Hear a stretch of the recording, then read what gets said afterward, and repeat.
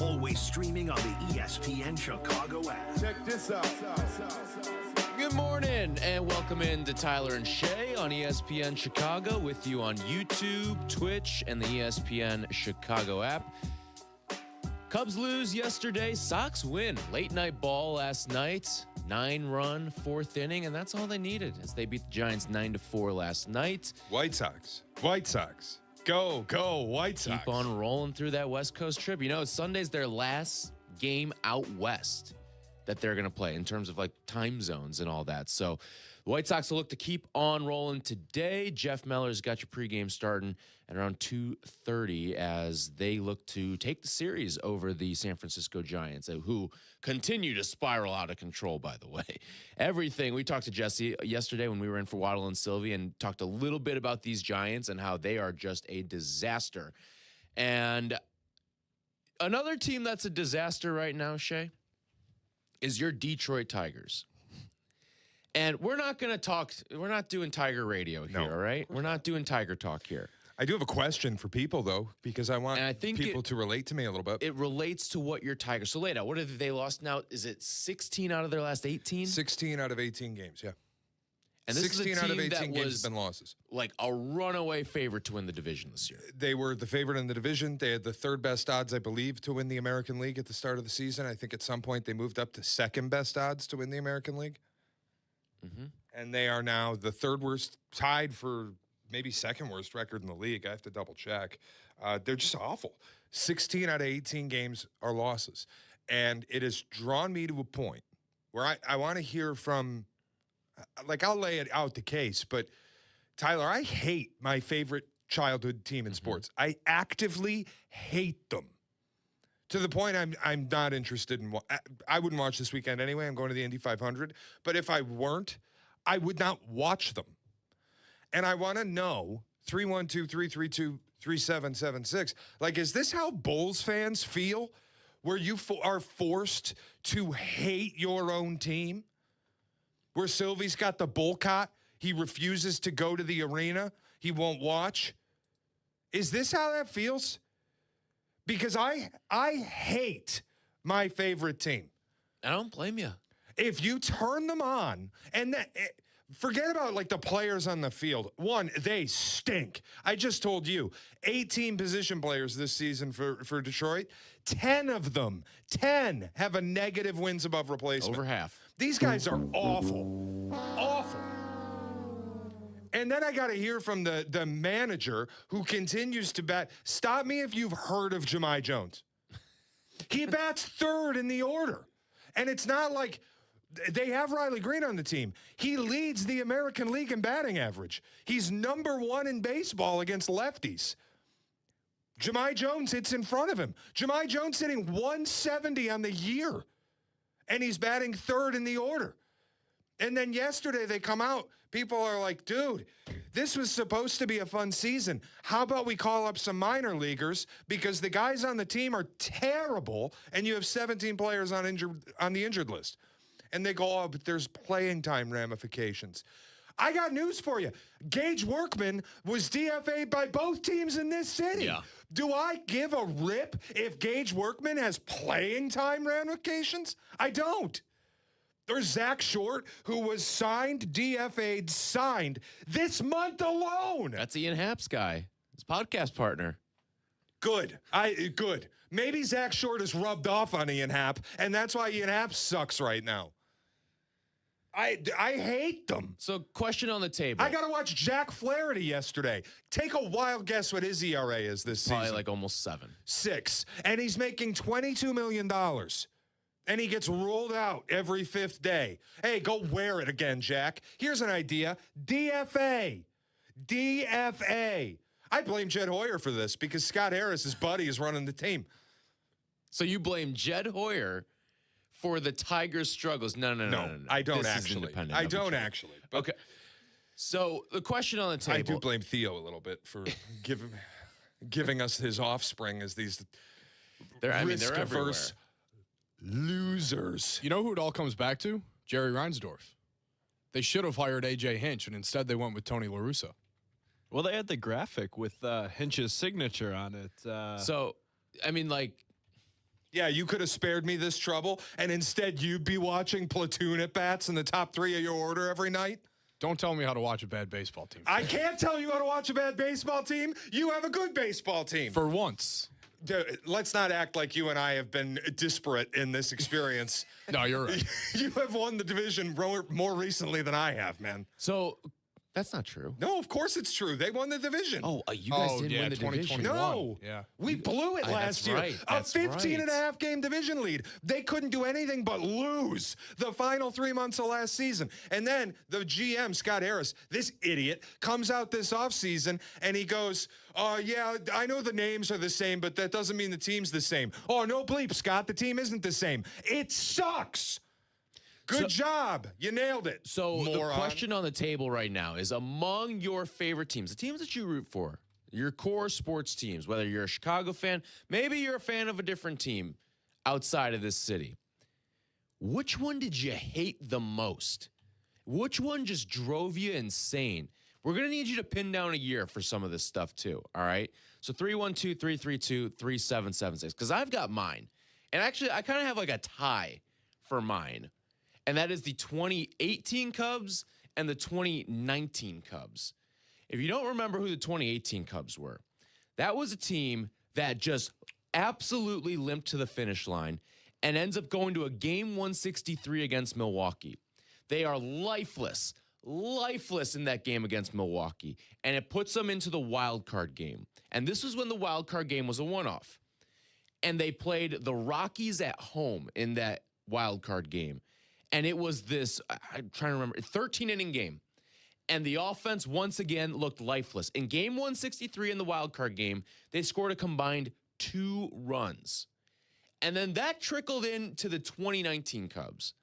And those 2019 Cubs were a dead ball club. Absolutely limp ball club. And they brought in Nick Castellanos, who actually has ended up becoming one of my favorite Cubs of all time. Even though he only played about 60 games here. But in those 60 games, posted almost 2 WAR and was the heartbeat of the entire team. And I loved Castellanos, but I hated the 2019 Cubs and everything that they represented. That was the demise of the core. And when you were coming off of years where you were going to the NLC, I mean, you went to the NLCS 3 years and won a World Series sandwiched in between. And then to put that effort out against the Brewers and Rockies, leading into the 2019 Cubs, who just flat out missed the playoffs, and it's like you saw the demise there. And then COVID happened, and then everything, and Madden was fired, and it was all just a giant cluster, you know what. And it was one of the most frustrating baseball watching experiences of my life. You might be a week away from the 2026 Cubs joining the rank. I mean, if this keeps going, you and I are going to be having very similar baseball summers. That Tigers Cubs pennant parlay that we put together could not be more dead right now. No, it's over. I mean, it's just over. And I walked in. My dad's in town. We're going to Indy together. He's picking me up from here right after the show. And I get home. And from work yesterday, we were in for Waddle and Sylvia. I get home, 6 o'clock. I walk in, and he's got the Tigers game on the TV. And 2 on, Jack Flaherty's on the mound. 2 on, Pete Alonso's batting. Tigers are up 2-0. And I said to my dad, he's about to blow this lead. The next effing pitch, Pete Alonso leaves the ballpark. I hate watching this team. I won't do it. At a certain point, and I think this is where a lot of Bulls fans wound up. At a certain point, you just opt out. You know what I'd say, though? I don't think Bulls fans hate this team as much. They just don't care, which might be worse. Apathy's worse. But they just don't care anymore. They're not subscribing to CHSN. They're not going to the games. Even though that building's still full, it feels like every time you flip it on. But I just think Bulls fans have gotten to a point where they don't care. And it's not a hatred of the team. It's just, I'm not going to spend my money on this team. Yeah, that's where I'm getting with my team. Like, I'd rather pay for a CHSN subscription than pay for MLB TV right now. It's probably more worth your time. I enjoy watching the White Sox. I think they're fun. I like them. I hate my own team so much that I would prefer to watch a team I grew up with as a division rival. I don't think I've ever hated a team that I grew up loving this much in my entire life. I loathe them. Like they exist to ruin my night 6 times a week. I'm so sick of it. And it's not even the players who are total bums. Zach Short's a bum. That's not being mean. It's just true. The guy exists to be DFA'd. He's a bum. Gage Workman is a bum. Jahmai Jones is a bum. But the problem is the management that keeps rolling them out as if somehow this will work. And the manager, who Aiden almost had on the South Side, going, yeah, bum, let's put him number 3. Three in the order. No, but okay, here, if we were to really inject some truth serum into Aiden, as much as you may love Will Venable, you would love if AJ Hinch was the manager right now, because it means he would have been the manager in 2021. And if he was the manager in 2021, because I bet you can have him. Those Sox fans out there, 2021 and 2022, even though that 21 team made the playoffs, not among the favorites among Sox fans. I think it was the team, and this is probably not the overall take of White Sox fans. If you asked everyone, I was fine with La Russa. It was Really? okay. Yeah, I didn't mind him. You're the one. Yeah, it's probably just me. The lone guy not wearing a bag over your head at the rate in 22. I am not surprised. He was fine. Why was he fine? Guy didn't know the freaking rules. He was sleeping in your dugout. He was resting his eyes. Okay. It's a long game. All right, give Grandpa. him a break.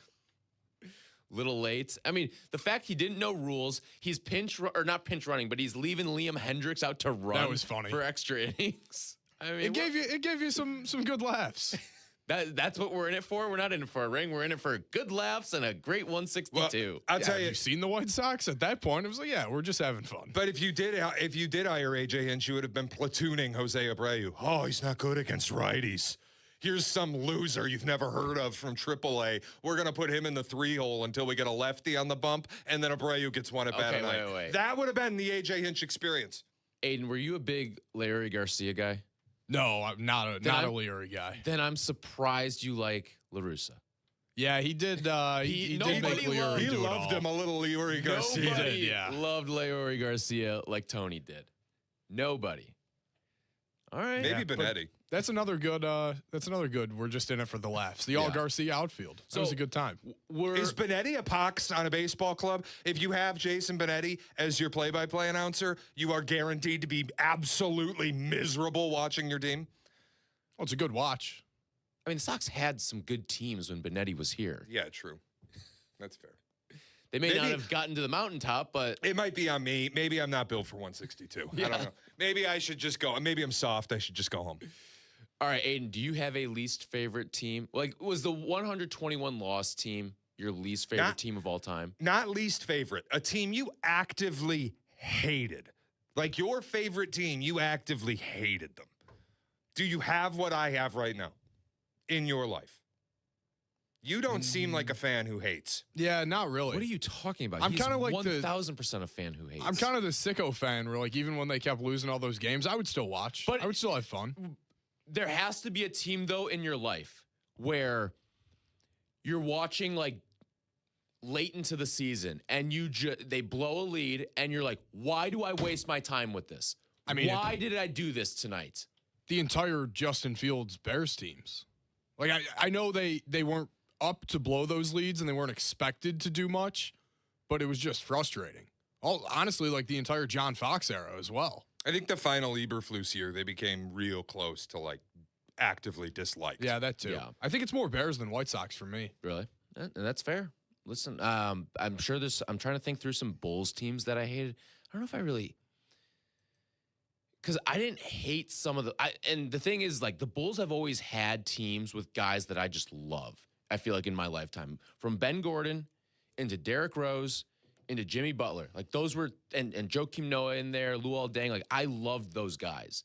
So it was really hard for me to sort of hate those teams. Like for you right now, your favorite player on the Tigers is Tarek Skubal, I'm guessing, right? Yeah. But he's not playing. Well, so it's an easy team to hate at this point. him or McGonigal. It's an easy team to hate because And McGonigal's been here for a cup of coffee at this point. they have 5 players OPSing north of 700. They've played 18 position players. 5 OPSing north of 700. The Cubs have 6 in their lineup yesterday, and we're talking about how terrible they are. So think back to some of your favorite teams, all right? The team that you root for, but which one did you just actively hate? 312-332-3776. We'll take your phone calls when we come back here. It's Tyler and Shea. This is Tyler and Shea. Tyler and Shea. I know you're gonna dig this. On Chicago's home for sports, ESPN Chicago. 2 to 6 in 2026. Waddle, waddle. The longest running show in Chicago sports content history, Waddle and Sylvie expand to a full 4 hours. Hear them weekdays 2 to 6 p.m. We are Chicago's home for sports, ESPN Chicago.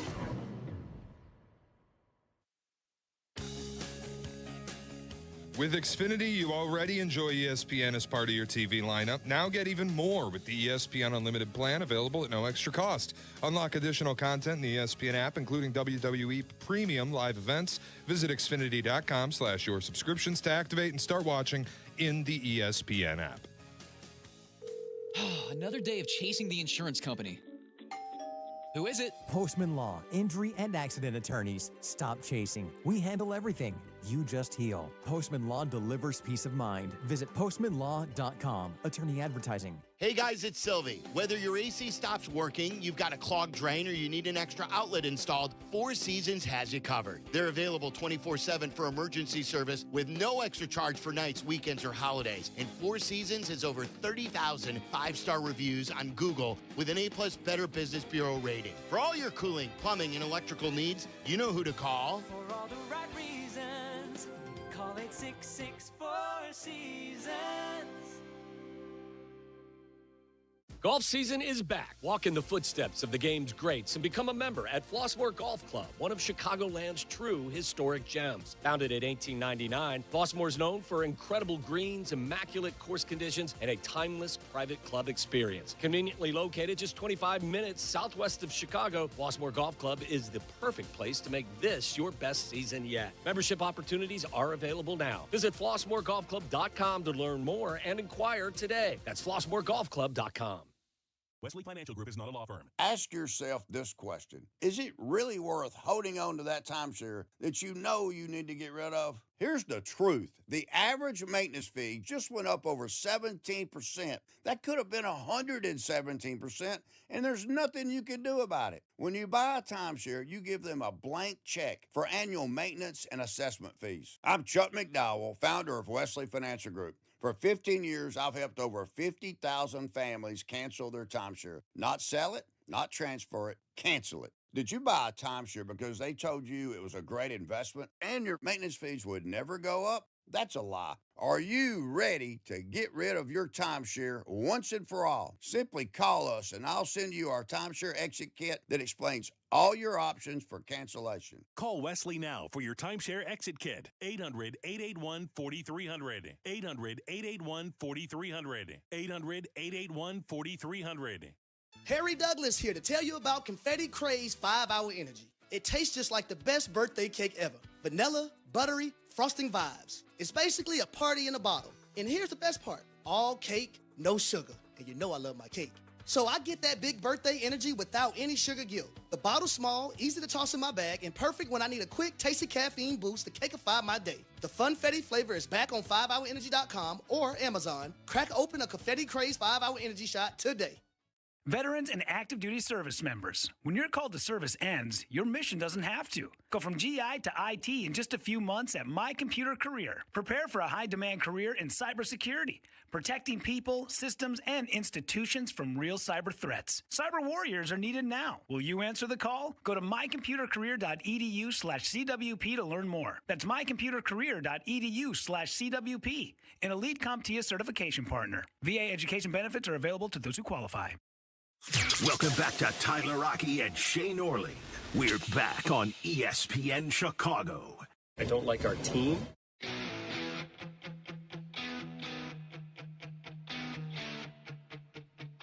little bit of news here, Cubs news. Kevin Alcantara being called up, one of the Cubs' top prospects. So in the back-to-back days, the 1 and 2 are up. Pedro Ramirez and Kevin Alcantara. We'll see what the corresponding move is. I'd imagine it's Moises Ballesteros going down to Iowa. Sounds like it's Moises Ballesteros being optioned and Alcantara being called up. He's been spotted walking into Wrigley Field. We are waiting official word.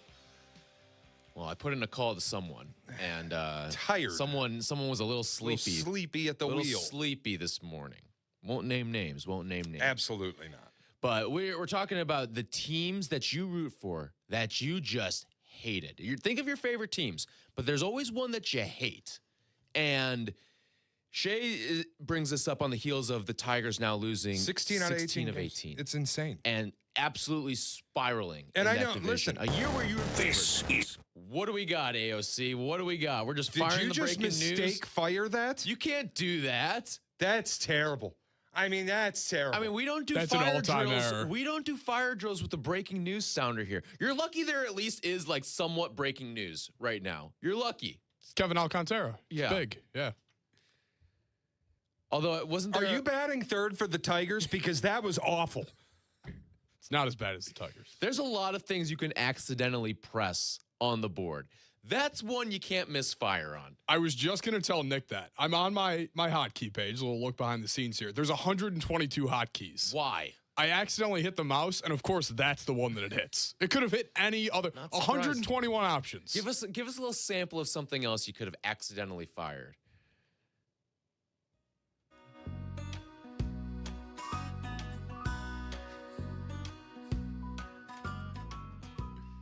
What else? Anything else? No, all right, that's enough. No, this morning Aiden was like, boys, I really got to clean up my hotkeys page. Like, there's too much on there. You can't oopsie hit breaking news. Yeah. By the way, there's like a community page that has that hockey on it. I like my own page.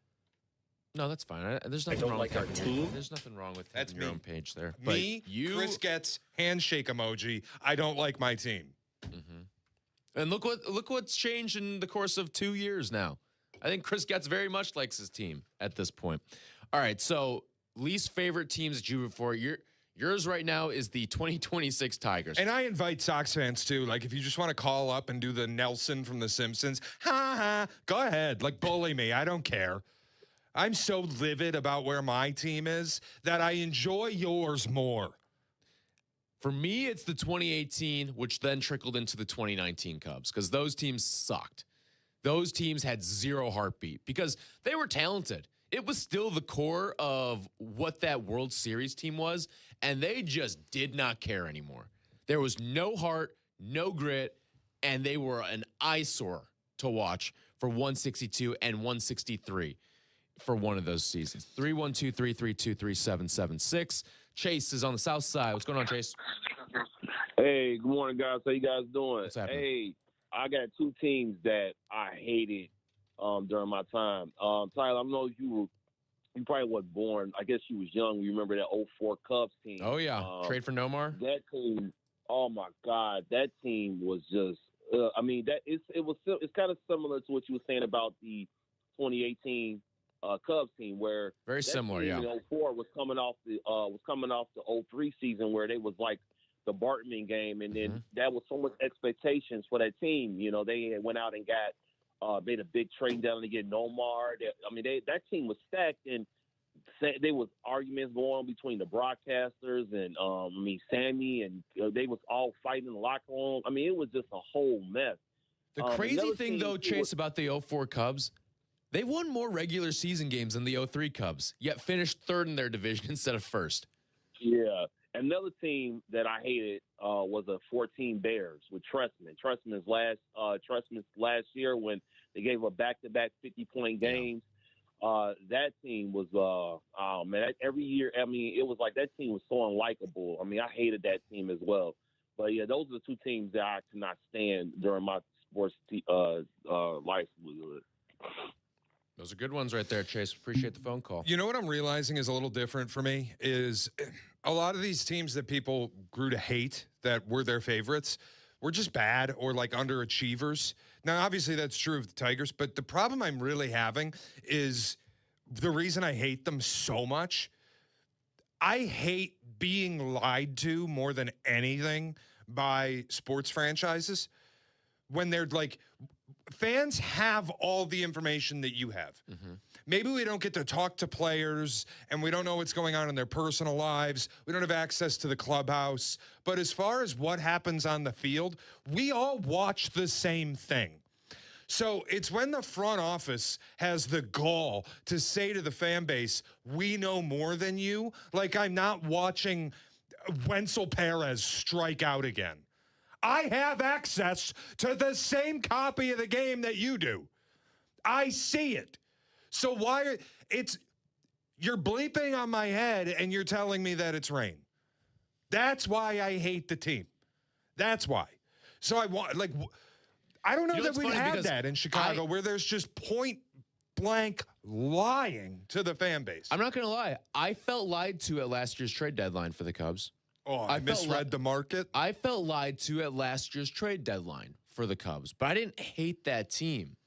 I didn't. I actually really liked that team, even though I'm sure there are some Cubs fans out there who did not like that team because of the Kyle Tucker experience, which I would tell them, you're not getting to the playoffs without Kyle Tucker. You should appreciate him a little more, especially when you see what's happening right now when you don't have a bat that can carry the lineup.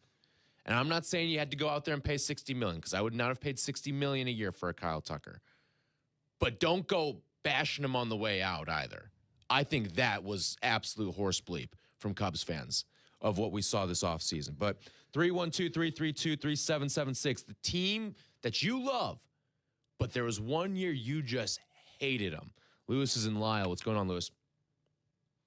Hey, good morning, guys. Great show. So I was going to say 2024 Bears until Shea said that, but the 2014 Bears team, that was embarrassing. We got blown out back-to-back. We got 50-point burgers dropped on us in back-to-back weeks, one against the Packers. That team was more interested in fighting themselves than actually playing the opposing team. I mean, I've never been more humiliated to be a Bears fan than after that, 6 touchdowns in one night or in one half. Yeah. Never been more embarrassed. No, that's listen, it's the same one that Chase had too. Thanks for the call, Lewis. I think the 2024 Bears are probably the Chicago team that I have most disliked. You know which one I think is sneaky up there too? And it probably goes more to like the just fell way flat on expectations, but the 2019 Bears also were just, you're coming off a 12-4 season. And I get life gets harder in the NFL after you make the playoffs.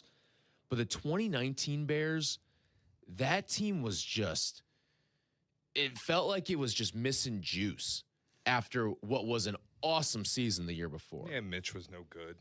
2024 was, again, it goes back to the dishonesty where I had to deal with every week. You'd watch the game and they'd be completely non-competitive. The offense was terrible. Defensively, they were garbage. And then you'd hear from the head coach, and it was like a folksy little routine of, ooh, just got to execute. We're doing everything right, putting our guys in good positions, just got to execute. And it's like, dude, we're not watching the same product if that's really what you believe, because you're getting your ass kicked on a week-in, week-out basis and doing idiotic stuff. That, again, Eberflus lied, basically. Hey, Matt, why didn't you call a timeout? Oh, well, I would do that again. I wouldn't call a timeout. We were all set. And Tyreek Stevenson's waving at a fan in the end zone. That was a very, very unlikable team. Because they were walking in with this bravado and swagger like they were the defending champs. Yeah. And no one had really been to the playoffs on that team. Nobody. The Bears hadn't been in the playoffs in years. I'm having like PTSD flashbacks. They all bellied up to podcasts so they could talk about the locker room. And I found that team totally unlikable. Thank God they hired Ben Johnson. Yeah. Because they were trending in a very negative direction. Yep. 312-332-3776. You got a team you love, but there was one year you just hated them. This on the heels of Shea's Tigers now losing 16 of 18. And the Cubs are starting to spiral a little bit too. I think you might be a week away from being a week away of hating your team as much as I hate mine. All right. I'll address that when we come back. What's it going to take for me to actually hate this Cubs team? I'm not there yet. In fact, I'm kind of far from there. But I'll lay it out how I will hate this Cubs team. That's coming up next. And if you've got a team that you want to join the conversation with as well, 312-332-3776. It's Tyler and Shea. This is Tyler and Shea on Chicago's Home for Sports, ESPN Chicago. That would be me. The CDGA Golf Show. It's the biggest names in golf, and it's the best news and information about Chicago golf. Host Mike Gilligan and Tyler Rocky are your starters for the golf weekend. The CDGA Golf Show this morning at 9 on Chicago's Home for Sports, ESPN Chicago.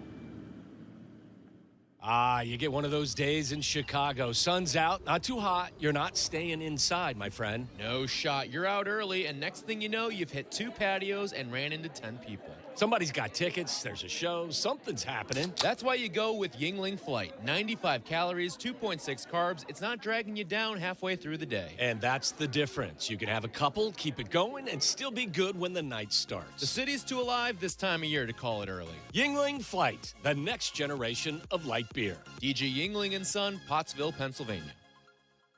Hey, it's Carmen, and I've got the golf course for you, a championship-style course, quiet atmosphere, unrivaled course conditions. I'm talking about Stonewall Orchard Golf Club. Stonewall Orchard's been one of my favorite courses in Chicagoland for years. Check them out up north in Central Lake County. Their pristine country club course conditions are a huge draw. They have been the host site for the Illinois PGA, several U.S. Open qualifiers, and currently the Korn Ferry Tour qualifier. Treat yourself to one of the finest must-play courses in the Midwest. Go to stonewallorchard.com and book a tee time today.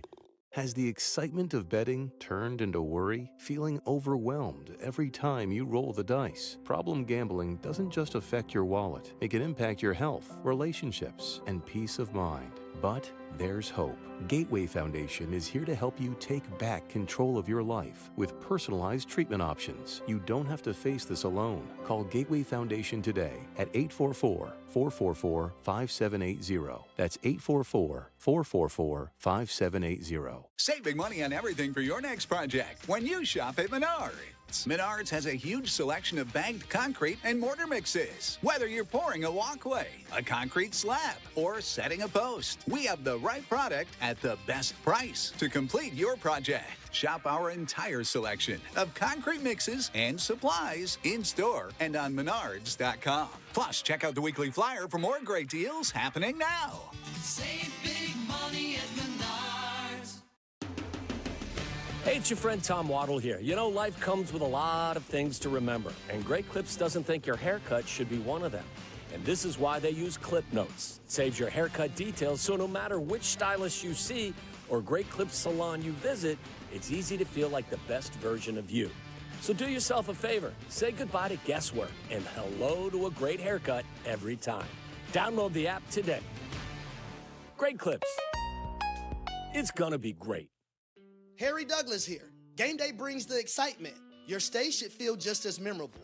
With Marriott Bonvoy, official hotel partner of the NCAA and U.S. Soccer, you're connected to a portfolio of brands designed for how you travel. Some offer complimentary breakfast, others give you room to spread out, space to stay productive, or extended stay comforts. So whether you're a traveling fan or part of the team, Marriott Bonvoy celebrates the moments that live on before and after the game. Marriott Bonvoy, where game day checks in. There he is, Mr. Big-Time Capital One Bank guy. Mom, please. Well, look at this Capital One Cafe. I just might move in. Or just drop by. Capital One Cafes are open 7 days a week. I could put my spoon collection right here by the ATM, yes. Wow, you weren't kidding, Mom. I never kid about the spoon collection, son. Oh, hey, what's that thing you always say? There's no fees or minimums on Capital One checking accounts. No, the other one. What's in your wallet? Oh, that's my boy. Terms apply. Visit CapitalOne.com/bank guide for details. Capital One and a member FDIC. Welcome back to Tyler Rocky and Shea Norling. We're back on ESPN Chicago.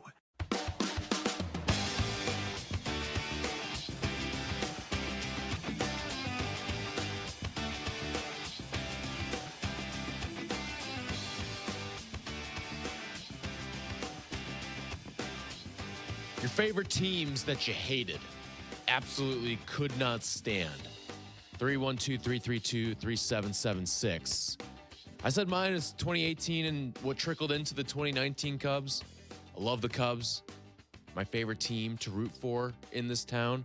But boy, I could not stand the 18 and 19 Cubs. And Shea believes this year's Tigers, that's his. As they've lost now 16 of 18. I'll get to what will make me hate the Cubs, this year's Cubs, in just a moment here. But first, your calls at 312-332-3776. Brian is in Lake Geneva. What's going on, Brian? Hey, guys. Thanks for taking the call. The two teams that, you can kind of interchange them, to me, is the 2011 and 2012 Chicago Bears teams where you had those second-half collapses. The one year with Jay Cutler with his thumb, and then it was just a downward spiral. And then the 2012, even with Cutler, and the second half of the season, they found a way to never make the playoffs. Those are probably my two teams. No, those are good ones, Brian. Appreciate the phone call there. See, I think the worst ones, though, are kind of what Brian's talking about, and then also the ones that I have, too, where it bleeds into the next season. Like, sometimes you see momentum, and it swings you into the next season. I think about the Lions. Remember the Lions team that knocked the Packers out on Sunday Night Football, knocked them out of the playoffs, and then you saw that momentum carry its way into the very next season. Won the division. And then, those are the best teams. And I think to a degree you're seeing that with this year's White Sox team. They caught a little momentum at the end of last year. You had some guys that were playing well, and you started to see a plan get developed. And then you have now seen that momentum carry its way into the 2026 Sox. And those are some of the more fun teams that you're ever going to root for, is when, all right, you see a little promise, you see a glimmer of hope, light at the end of the tunnel, at the end of a season, in what is in all likelihood a tough season, but there's a glimmer of hope at the end, and then it just carries its way into the very next season. And those momentum swing seasons are the best, but the ones where the blood at the end of one and it bleeds into the next one. Like what I'm experiencing? A little bit, yeah. Your team collapsed. 15.5 game blown divisional lead. 15.5 game division lead, and now this season looks like one of the worst teams in baseball. The largest blown division lead in history. They barely made the playoffs. They wouldn't have made the playoffs if not for expansion. And then, this season starts the same, where they just wake up and lose because they're losers. I hate them so much. I don't blame you.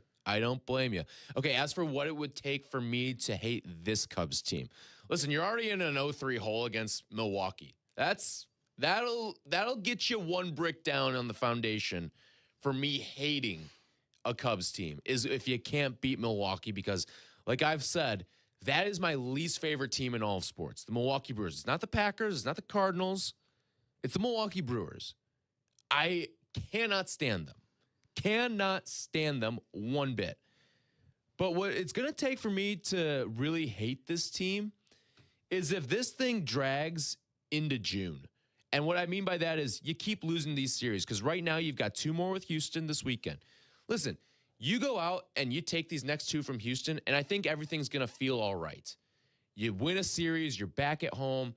Yeah, you stem the tide. Yeah, it feels like this could be the get-right type of series, especially against an Astros team that isn't very good. This is an Astros team that's 10 games under 500 right now. And then these next 2 series to close out the month, you're at Pittsburgh and you're at St. Louis. Those are 2 divisions, especially in the case of Pittsburgh, who you've already lost a series to, by the way, this year. You have to go out and take care of business against these 2 divisional teams, because right now you're ahead of most of the teams in the division. You're tied with the Cardinals right now for that second spot in the NL Central. But it's time to start swinging your weight in the division, because outside of sweeping the Reds, this team has not swung their weight in the division. I get it's limited. You haven't had many series to actually go out and do that. but you've lost a series against Pittsburgh and got swept by Milwaukee at home.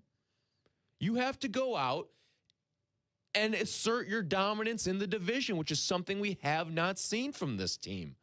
We haven't. I mean, you caught the Reds at the perfect time. Mm-hmm. In fact, you've caught a lot of teams this year just at the perfect time. And it's time for you to now go start pulling your end of the rope here, because you're not going to catch Milwaukee if you're not making up some of these games in the division itself. And it is big, sneaky big week next week. 4-game clip with the Pirates on the road, and then a 3-game set in the weekend with the Cardinals. Dude, if you get to June 2nd, when you get back to Wrigley against the A's, if you're looking up at Pittsburgh and St. Louis, you will become me. Mm-hmm. You will be Jokerfied the way I am Jokerfied about my favorite team. Yeah, like that stretch Where I against just want to see him Pittsburgh burn. has to be 5 of 7. Has to be 5 of 7. I'm not quite there, but I am very, very close to Spite Store, where I'm going to start actively rooting against them. The Cubs or the Tigers? The Tigers. Okay. Like Larry David, Curb Your Enthusiasm, Spite Store, where you were just actively rooting against them. I'm very, very close. And I don't blame you, man. Like, there's years where, and that's probably more tank related than anything else, but there's years where it's like, oh, you can't, if you're a Bears fan, you can't root for them this week.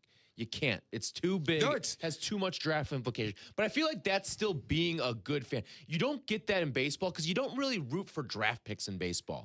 2024, it wasn't the Hail Mary that broke me. It was the Amari DiMercato touchdown at halftime against the Cardinals that just broke me, where I was watching that team and I'm like, I'm rooting against them the rest of the season because I want heads to roll. I want Eberflus gone.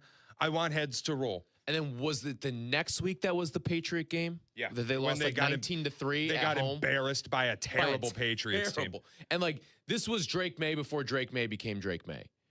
Drake May was not a good quarterback that year at all. And you got punked by him. He didn't even go out and have a great game.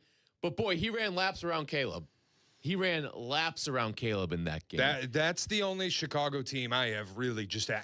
I hope they lose every week because I wanted Eberflus fired so badly. Eric's got a good one. He's in Tinley Park. What's going on, Eric? And this team has the same kind of vibe, it feels like, to that Bears team, the Eberflus Bears team. Go ahead, Eric. Hey, what's going on? What's happening, man? I'm just saying, like, the 2022 White Sox is where it all started for me. Yeah. Like, it's the most hateable team of all time. I don't Chicago. blame you. Listen, Eric, that's a good one. I remember I was doing pre and post for a number of those games too, and it was just like at the end of the season, it was just like, can we get this thing over with? It was something new every day with that team. And every single day, it was Tim Anderson and the rumors about him and his personal life. It was then he fought Jose Ramirez. Like every day, there was La Russa's sleeping in the dugout. And then every time they would win and lose a game, it was like they'd alternate. And somebody would post. They had a win total in the 90s. And somebody would post the White Sox, their last whatever games, 81 and 81. Yeah. 151 and 151. Yeah. And you're like, this is miserable. Yeah.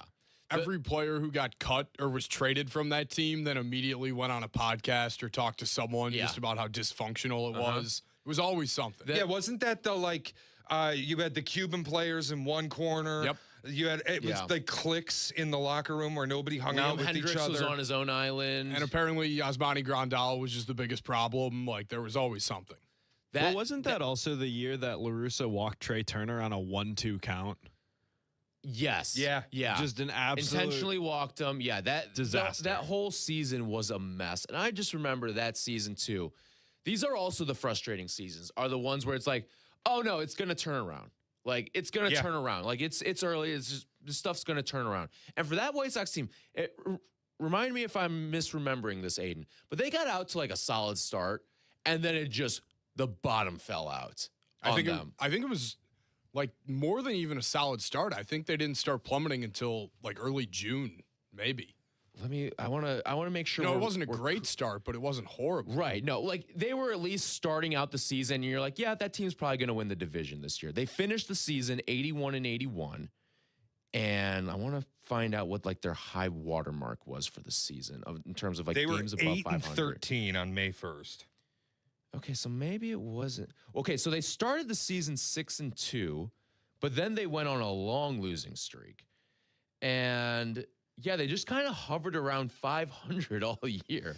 That whole year, I remember we'd come into work and it like they won a game impressively, and we'd go, "Is this the like?" There maybe an Andrew Vaughn walk off, and we're like, "Is this the turnaround moment?"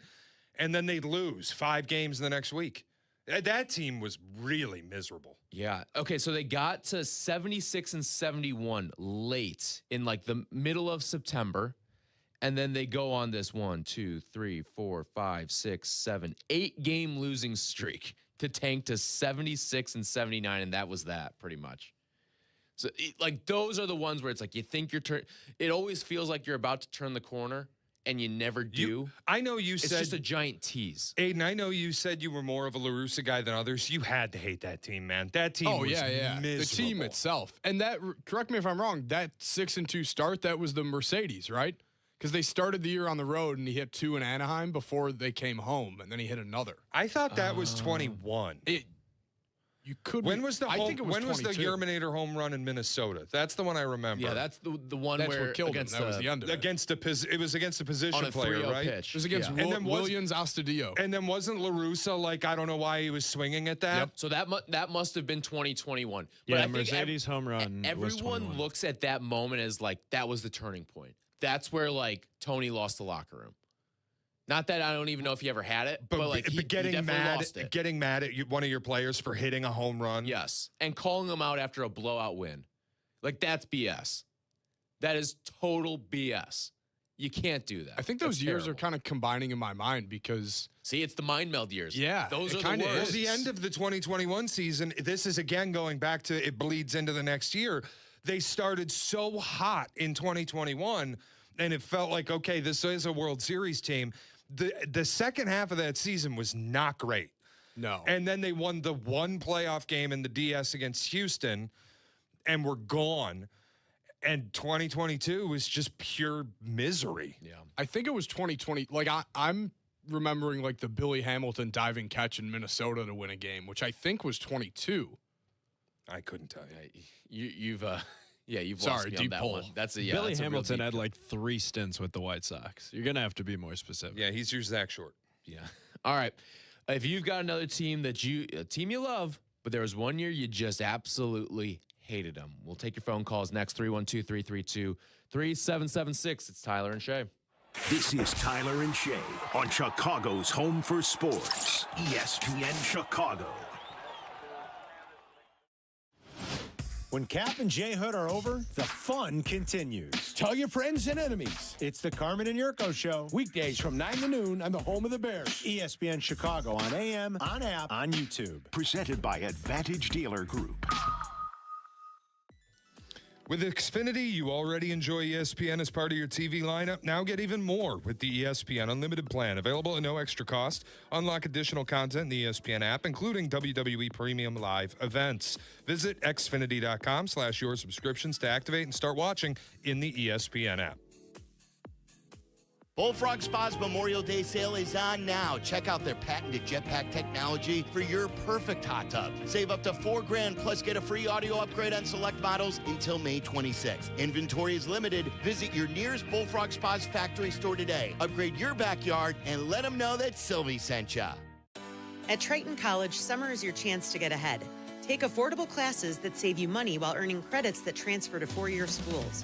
With convenient schedules and a campus close to home, it's easy to fit summer classes into your busy schedule. Whether you're starting a degree, finishing requirements, or building new skills, Triton helps you keep moving forward. If you want to save time, money, and get ahead this summer, there's a place for you, Triton College. Visit triton.edu/summer. Hey guys, it's Sylvie. Summer heat is almost here. Don't wait for your AC to break down. Call Four Seasons now for a complete AC tune-up for just $89.95. They'll back it up with a 1-year no-breakdown guarantee. This price won't last. Schedule your $89.95 AC tune-up today. For all your cooling, plumbing, and electrical needs, you know who to call. For all the right reasons, call 866-4-SEASONS. Harry Douglas here to tell you about Confetti Craze 5-Hour Energy. It tastes just like the best birthday cake ever. Vanilla, buttery, frosting vibes. It's basically a party in a bottle. And here's the best part. All cake, no sugar. And you know I love my cake. So I get that big birthday energy without any sugar guilt. The bottle's small, easy to toss in my bag, and perfect when I need a quick, tasty caffeine boost to cakeify my day. The Funfetti flavor is back on 5hourenergy.com or Amazon. Crack open a Confetti Craze 5-Hour Energy shot today. Veterans and active duty service members, when your call to service ends, your mission doesn't have to. Go from GI to IT in just a few months at My Computer Career. Prepare for a high-demand career in cybersecurity, protecting people, systems, and institutions from real cyber threats. Cyber warriors are needed now. Will you answer the call? Go to mycomputercareer.edu/CWP to learn more. That's mycomputercareer.edu/CWP, an elite CompTIA certification partner. VA education benefits are available to those who qualify. That's the ease at which you get information. You want it, you get it. Like that. Ask your phone. Group chat. Smartphone. You're always connected and informed in real time. No waiting. So if you're diabetic and still using finger sticks to read your blood sugar, what are you waiting for? Knowing your blood sugar levels instantly is important for managing diabetes. Call US Med at 888-665-0696. To learn more about continuous glucose monitors, a real-time instant method to track your blood glucose, US Med is an approved provider for Medicare and over 1,000 private insurers. And the best part? Call 888-665-0696 and we'll give you a free insurance benefits check today. So call 888-665-0696 today. That's 888-665-0696 and manage your diabetes as easy as... Welcome back to Tyler Rocky and Shea Norling. We're back on ESPN Chicago. We're watching for Meller. Oh, so much, man. It's Memorial Day weekend. You got to mention the Indy 500. No, you don't. You're not watching the Indy 500. Come on. Give me one driver. No way. Alexander Rossi. I don't even know if you're pulling a fast one on me. He hit his honors. Alexander Rossi. Grandpa Rossi. He just likes watching people drink milk on TV. I got a good feeling about Alexander Rossi. Alexander Rossi in the turn number 4 on fumes. He may have to coast it across the finish line. Alexander Rossi almost rolling to a dead stop. Twin checkers are out, and the rookie will win the 100 Indianapolis 500-mile race. Nostrameller there, my goodness. That is outstanding. What the hell is Sylvie's problem, by the way? How long ago was that? I heard Bleck on that. I'm trying to think of when Bleck and Meller were producing together. You can say it, Aiden. Who? Anyway, yeah, I don't know who you're talking about. I know Jeff. That would have been 2016. 2016, okay. Wow, all right. I was going to say the play-by-play sounded ancient. When was, you should know, you're an Indy head. When was Rossi's rookie year? 26. I just told you. Were you listening? Thanks for listening, AOC. What the hell's wrong with you? For some reason in my brain, you went back to look when those two would have been producing together instead of when Rossi won. How about Sylvie there? No, you're not. Nobody could be watching Indy. And then he bullseyes it. That's unbelievable. Absolutely bullseyes it. That's tremendous work. Yeah, Sylvie's just like, oh, you're full of it. Nobody's watching that garbage. And then Meller drills the winner. Think about a rookie too. Listen, I don't know what the context of the Indy 500 was around then, but if you're picking a rookie to win the Indy 500, you're probably getting some pretty long odds on something like that. Give me a driver. Well, I don't know if you're pulling a fast one on me. Like, you just made up a name. It's crazy. Bullseye. Sylvie, it's a huge event. 300,000 people in Indianapolis this weekend. You'll Sylvie's be one like, of them. Nobody's watching that. You'll be one of them. You better text Meller for your pick. Yeah, get a pick from Meller. No shot. I'll figure it out. What if he does on it my again? own. Do you have There's one? no chance. That was 10 years ago. He's due. Let's be real, dude. He also, that was a dart throw. I don't know. He knew he was a rookie, didn't he? In that cut? I believe he did. Is Meller a sneaky gearhead? Maybe. If he's sneaky gearhead? Jeff, if you're listening right now, text me a winner for Indy this weekend. You excited? You're excited for Yeah, of Indy course I'm 500. excited. Yeah. Can't wait. 6 minutes. I'm getting the hell out of here. I know. You're hightailing it down 65. 6 hours from now, I'm going to be wasted. This is tremendous. So what's on deck today? Is there anything that you're going to today, or you're just getting hammered? We're going to get there, pour ourselves some drinks, walk around, go-kart. Oh, that's right. Today's the go-kart day for you. Yeah, we'll hang out, get dinner. It's going to be great. Nice. That's a good time. Throw a football around a little bit, maybe, run some routes. So where do you go? Do you like hang out at the Brickyard or what? No, we just in the guy's yard where we park the cars. You go to the guy. So is it it's the same guy every year? Yeah, we got launch. Yeah, same guy. Do you know this person? As far as I know his name, and he lets us park in his yard. But yeah. like, was there a prior relationship for the guy that my dad goes with, who's been going for 50 years? So it's a friend of a friend. Yeah. Okay. So we sit out there. We'll pour ourselves some drinks, run some routes, hang out. Nice. That's It'd just like Dude Vana right there. Yeah, it's awesome. That's awesome. Those two sentences back to back. Pour some drinks, run some routes. I'm in. I don't care what follows that. I'm in. Do anything after that. AOC, did you know this about the Brickyard? Is that there's a golf course. You think I didn't listen yesterday? I never know with you. We assumed I never you didn't know with listen you. yesterday. Yeah. I was listening. All right. Thanks for listening.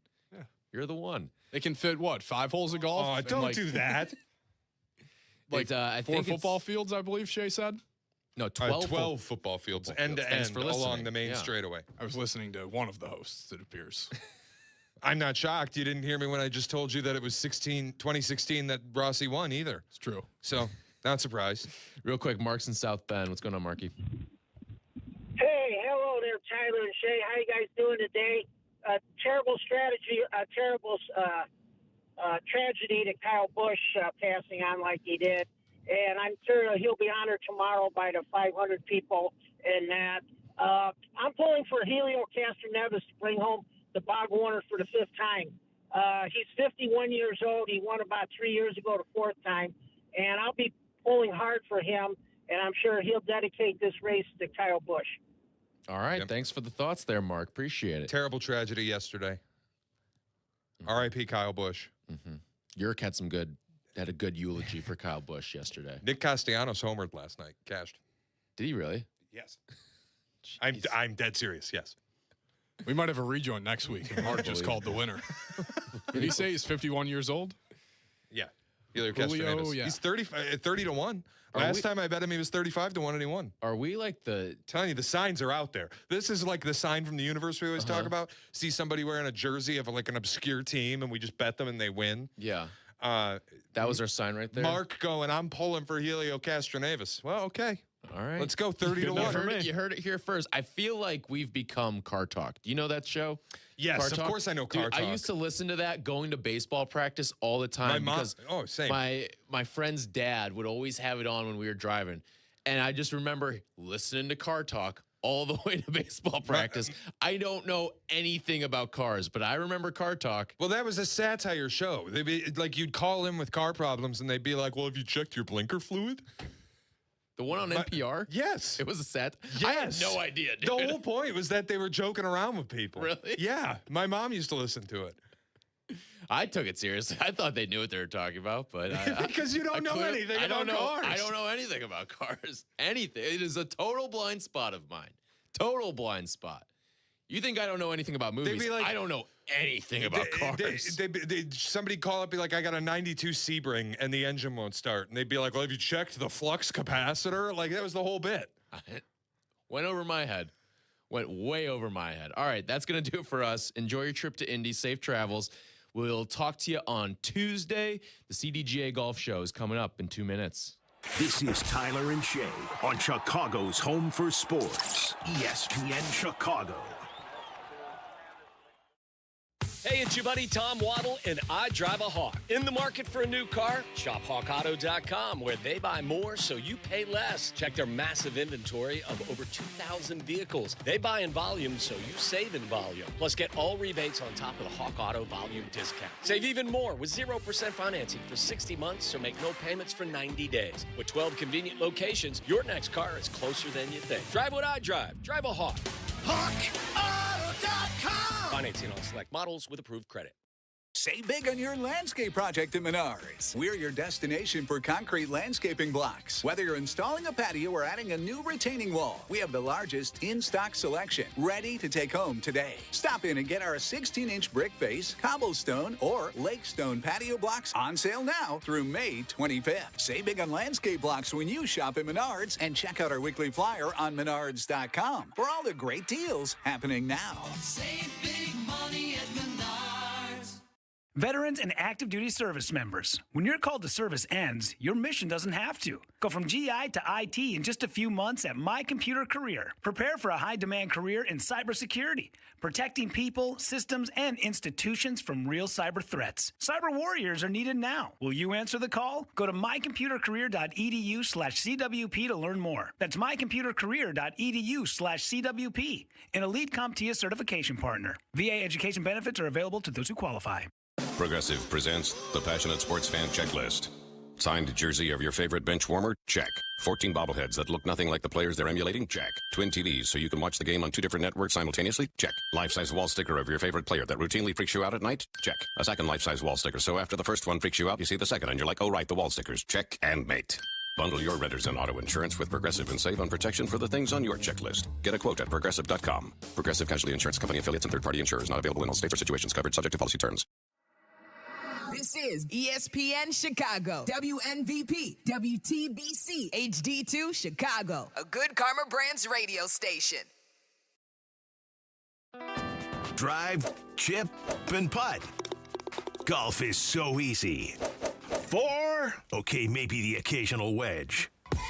Let's talk golf. It's the CDGA Golf Show on ESPN Chicago. Presented by the Glenview Park Golf Club. Now here are your hosts, Mike Gilligan and Tyler Rocky.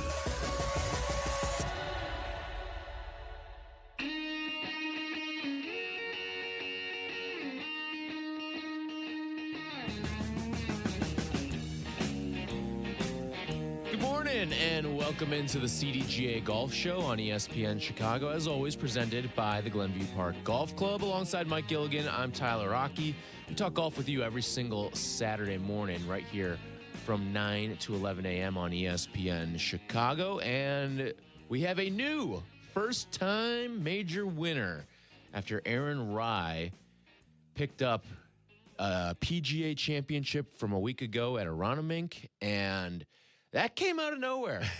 You and I were talking about it last week. We thought it was going to be some mix of John Rahm or Scotty Scheffler or who's the Ludwig Oberg. I mean, you had a lot of stars that were lurking in the water, and somehow the one that emerged victorious, and quite frankly, over the course of the final 2 or 3 hours of Sunday, just kind of ran away and hid. Yeah. It was Aaron Rai as he finishes 9 under, and once he drilled the 68-foot putt, you knew it was done. Yeah. You knew it was done. There was a chance it felt like, oh, John Rahm maybe could make a little bit of a push. But once that 68-footer dropped, it was over. It was taillights. Yeah, and first and foremost, good morning. And good morning to everybody out there going to your golf courses. We got some weather that's a little overcast, but very playable today. But getting to the PGA Championship, let me tell you, it was thrilling to watch. We looked like absolute heroes after we left Saturday. Yeah. We had called Ludwig and you had called Rahm, and the leaderboard had them right there at the top. And I thought we were going to see just an amazing Sunday run between those two and maybe another big name along the way. But like the PGA Championship has done in years past, it will at times identify that first timer. And the U.S. Open can also do that. But what I found with the PGA Championship, more specifically this year than in most, the championship played and felt like more like a U.S. Open because it wasn't a birdie fest. Yeah. And in fact, I would go so far as to say the greens, again, television makes everything look flat. These greens were diabolical. The way that they had them running, how hard and crispy they were, breaks that are 8 to 12 feet. And just to give you an idea of just how difficult these greens were for these guys, and you're talking about the elite player. Yeah. At Augusta for 4 days, 193 3 putts. Wow. Okay. That's over the course of 4 days. But at Aronimink, the first round, they had 127. And by the end of the second round, they were 300. Wow. 303 putts. Well, that's what they were saying about Rye's 68-footer was that he'll be lucky if he can get this in 2. Exactly. And he ends up in 1. And didn't that give you the feeling like J.J. Spawn? It kind of I was going to say the same thing. Very U.S. Open in that regard. And I almost felt like we were watching a carbon copy of the coming out of a J.J. Spawn, and now it's Aaron Rye. Now, I will say this. The one difference is that Aaron Rye didn't have someone to give him the line. Like, if you remember, was it Tommy Fleetwood or was it Victor Hovland? It was one of those guys that pretty much gave the line to J.J. Spawn on the putt before. Aaron Rye did not have that benefit. No, he really didn't. And again, to your point, with the amount of 3 putts, I mean, he 3 putts that thing, and things get a little bit more dicey coming down that last hole. Sure. It's not necessarily a gimme layup now at this point. But yeah, he shut the door. But you got to give the guy credit. I mean, he starts out with a few bogeys on the front 9, and to a certain degree, kind of expected it. You kind of expected him to go south with the rest of the guys. But then he eagles 9, and it was like the little spark that lit the fuse, and he ends up playing the last 10 holes of the final major in 6 under par over 10 holes. And if you just look at his score across the entire 4 rounds, 70, 69, 67, and 65 to finish.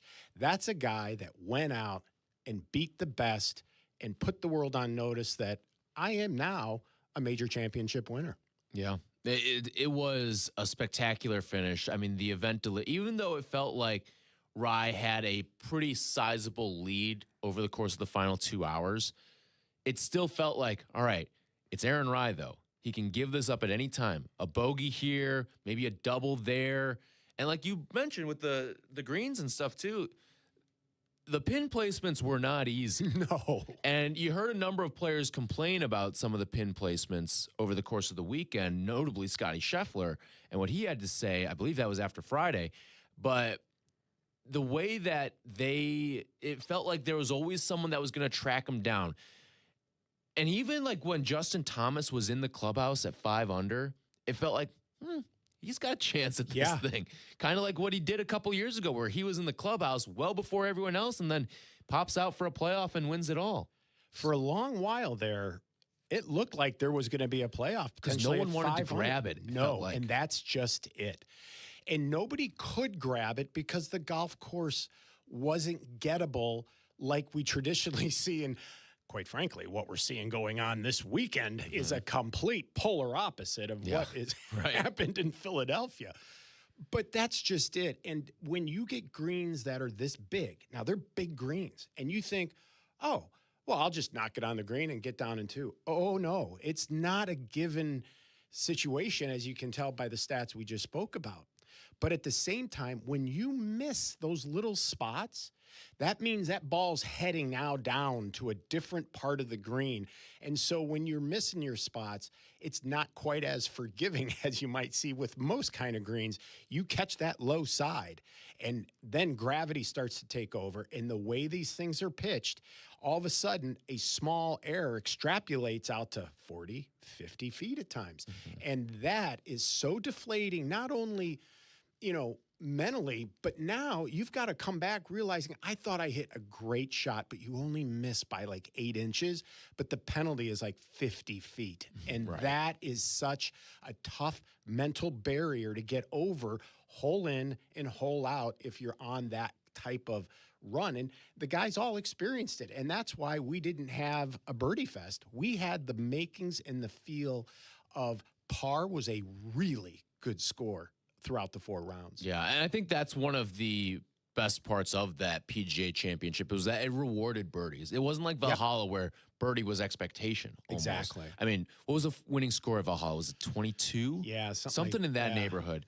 But you needed to see something like this where you're right. It did have more of a U.S. Open type feel where, to be honest, going into Sunday, if you told us that 6 under would have won this thing, I don't think that would have shocked you or I. No. 6 under, I think, was definitely a score that could have won this thing.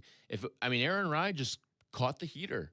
He was the only guy that, aside from the people who were way behind the pack, he's the only guy like that was in like the winner's contention circle heading into the day that caught the heater and finished 5 under. Like you had your JTs, you had your Cam Smiths who all had some really good rounds at the end, but it obviously wasn't enough because they had dug themselves too much of a hole days 1 through 3. But then you get to the 4th round and Rye's in contention. He's the one that finds the roll, and then all of a sudden he ends up with a trophy in his hands. And to me, I got to give a tremendous amount of credit back out to Kerry Haig, the best at setting these golf courses up for delivering what is one heck of an outcome. And the PGA Championship gets a lot of great finishes, whether they're high scores, low scores, mid scores. And I got to give the credit to the way the course is set up. And what happened is the guy that deserved to win pulled away from the pack that had the ability to be in a position to win. And I think that's what you want out of a major course setup. Yeah, to your point, the guys that were too far back are in that mode of, well, I've got nothing else to lose. Let's just freewheel it. That's not the attitude you had when you were on the first tee on Thursday. So completely different mindset, I think, as you start your Sunday in that regard. But to your point earlier, if you would have said, say 6 under on Wednesday afternoon after reading all the press clippings and listening to the pressers throughout the Monday, Tuesday, Wednesday, based on what the players were saying, I honestly thought this was going to be another double digit, maybe even 14, 15 under based on, when you look on paper, the yardage of the golf course, they removed all the trees. But I'll tell you, that rough, that cabbage, spinach, that leaf of grass was moist and it was thick and it was troublesome. And it was so cool to watch some of these guys battle like we do on a day in and day out basis with the different lies that we see. Because again, we don't necessarily play the greatest groom courses. Our balls will sit down in between 2 major clumps of grass and we have to play it as is. So it was fun every now and then to see these guys battle and have to get creative with shots that you just might not normally see them otherwise execute. And I think last week when we spoke, I think another telling tale of 2 courses between Augusta and Aronimink is the bunkering. And we had said Augusta's got 40, but this place had, I think it's 174 or 179 bunkers. That's almost 10 a hole. Yeah. And they did the clustering, and that in itself really puzzled some of the players, and they put themselves on a lot of down slopes in a lot of really awkward lies where if that instead of a cluster, it's one big bunker, well, now they have a much easier time of getting it out. So I think the golf course was penal and difficult in a way that required the winner to have all facets of his game on fire, and Aaron Rye did. He picked up I think it was 6.6 or 6.4 shots per round in his putting and strokes gained in his iron play. So his short game from the fairway in was better than anybody else's. And I think where he became a major champion is on the 12th tee when he didn't allow himself to get caught up in, that's one of the toughest fairways to hit. First off, these fairways were all very difficult to hit because of the way that they're so crowned. I don't know if you noticed, but a lot of balls would run down the fairway, get down towards the edge, and then they would trickle up into that first cut. I was going to say they peel right or they'll peel left. Yeah. Yeah. And what Aaron Rye did on 12 and on 16, instead of hitting driver, he cut what he calls a little cutty 3-wood, and he cut the ball back into the hillside so it wouldn't run down that hill. And on those 2 holes, he played those holes beautifully as a result, not having to play out of that tougher grass and maintain. So he had just better control of what he was doing. He was so much more tactical, and his execution was absolutely flawless the last 10 holes. And he's going to be a great champion. And what I loved, number one, was learning his story. Yeah. First off, his story's incredible, but it's also really cool when a player wins and the players genuinely are happy for him because you don't see that that often. Yeah. And especially in this case, he's from England. It's a whole different story, and we can get into that. But he's quite a guy. No, let's do that when we come back because you're right. And I think part of what the charm is the quirks that go with his game. And I want to hear from golfers out there as well. What are some of the quirks that you have in your game? We'll explain what those are for Aaron Rai when we come back, and also dive a little bit deeper into the story because he is clearly one of the more likable guys on the tour, and it's been displayed as a result of the way that the reception of what the champion is. And also, that's now 2 Europeans that have won our majors so far this year. And you're starting to see the Ryder Cup trickle into the major season. What does it mean? We'll get into all that when we come back. This segment's been brought to you by our friends over at Fox Bend Golf Course, the home of the Adaptive Open. This is the CDGA Golf Show on ESPN 1100.3 HD2 and the ESPN Chicago app. Sometimes the conversation can get away from the team on ESPN Chicago's Cap and J Hood Show. Fortunately, there's always room for a sidebar. Just a quick sidebar, may I approach? Sidebars on the Cap and J Hood Show are presented by Ankin Law. Village Links of Glen Ellen provides a country club experience at a public golf facility in Glen Ellen. With a top-rated 27-hole complex that's proudly hosted 48 PGA Tour and USGA qualifying events, Village Links is considered one of the premier golf courses in the Chicago area. Conveniently located near I-88 and 355. After your round, dine on the spectacular patio at Reserve 22 Restaurant, Bar, and Banquets, overlooking the pristine 18th green. Go to villagelinksgolf.com and get ready for a great round. See you at the links. Injured after hours? Don't wait. The all-new IBJI Access app gives you immediate orthopedic help wherever you are, whenever you need it. With just a few quick steps, you can chat directly with an IBJI clinician. Tell us what happened, and our clinical team will review your information and respond as soon as possible. It's fast, it's easy, and it's for new and existing patients. Download the IBJI Access app today. Just search IBJI in the App Store. Hey, Chicago golfers, experience pure golfing enjoyment at Fox Bend Golf Course. Fox Bend Golf Course offers playing conditions and the amenities of a traditional private club, but is open to the public and just 45 minutes from downtown. Visit foxbendgolfcourse.com.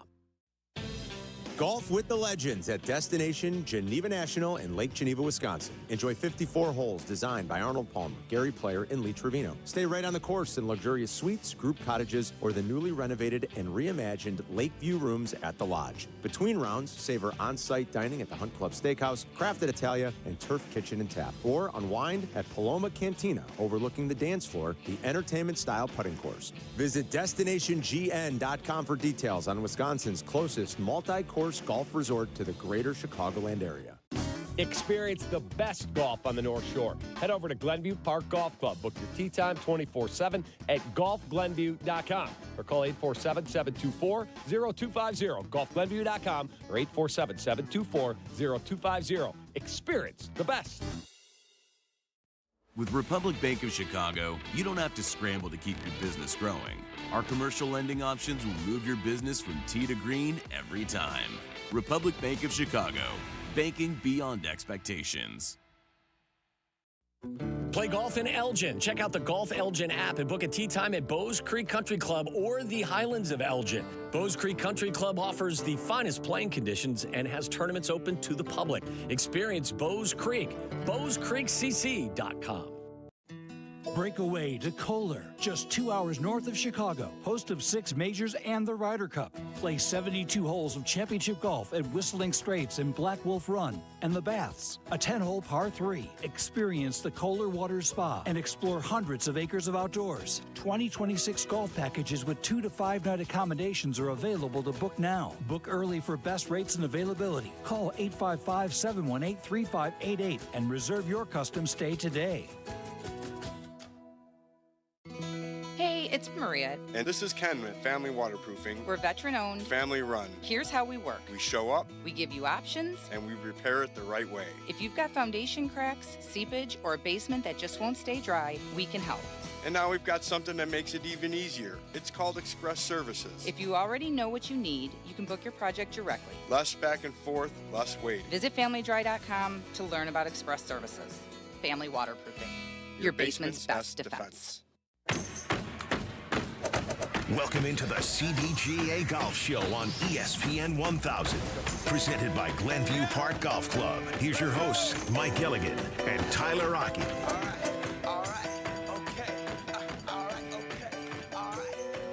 This segment brought to you by Geneva National. You were just telling me during the break you were experimenting a little bit with the Ask Andy AI caddy.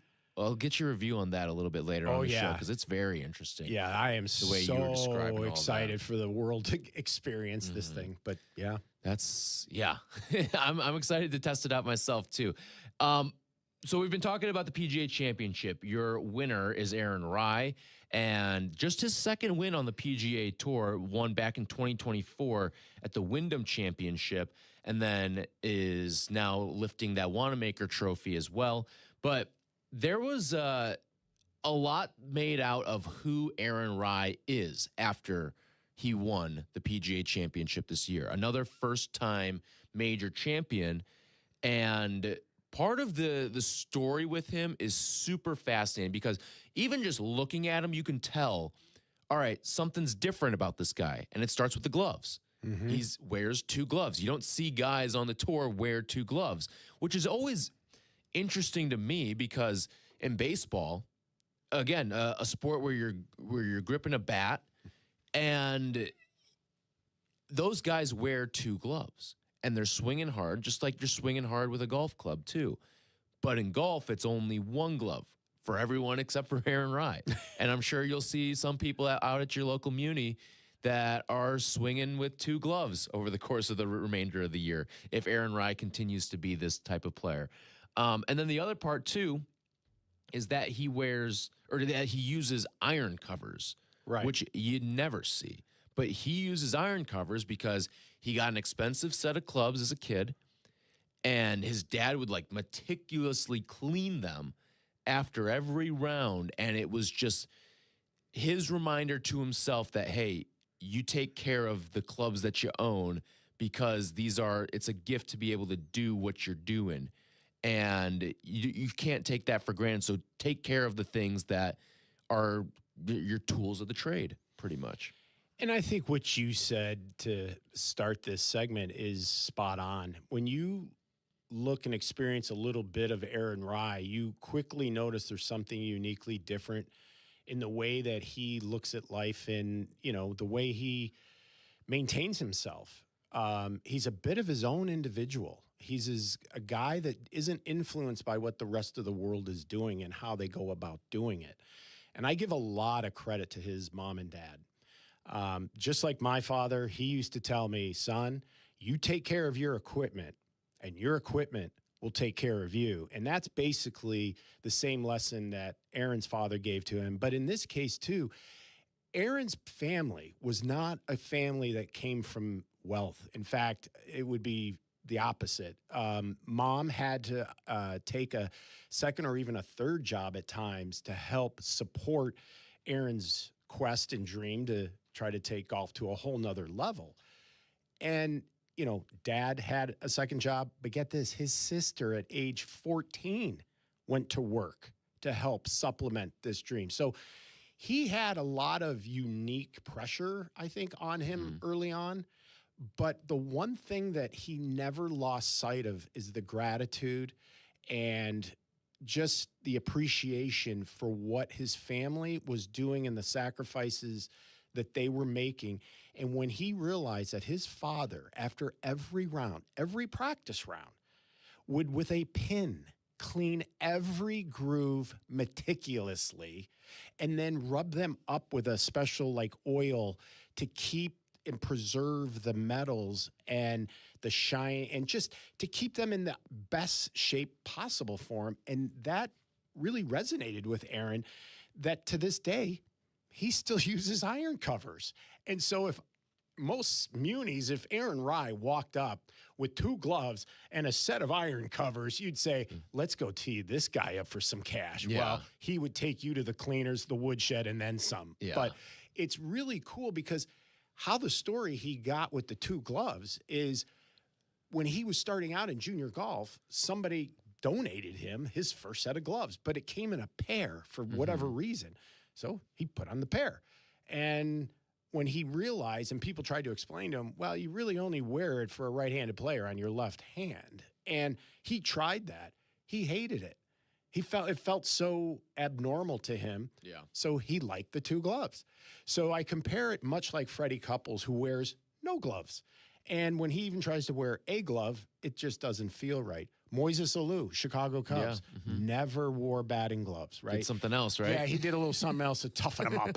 But, but in this case, Aaron was, And now you can only imagine growing up junior golf and what those little snots are saying about, I mean, because kids are cruel, right? Oh, yeah. But you know what?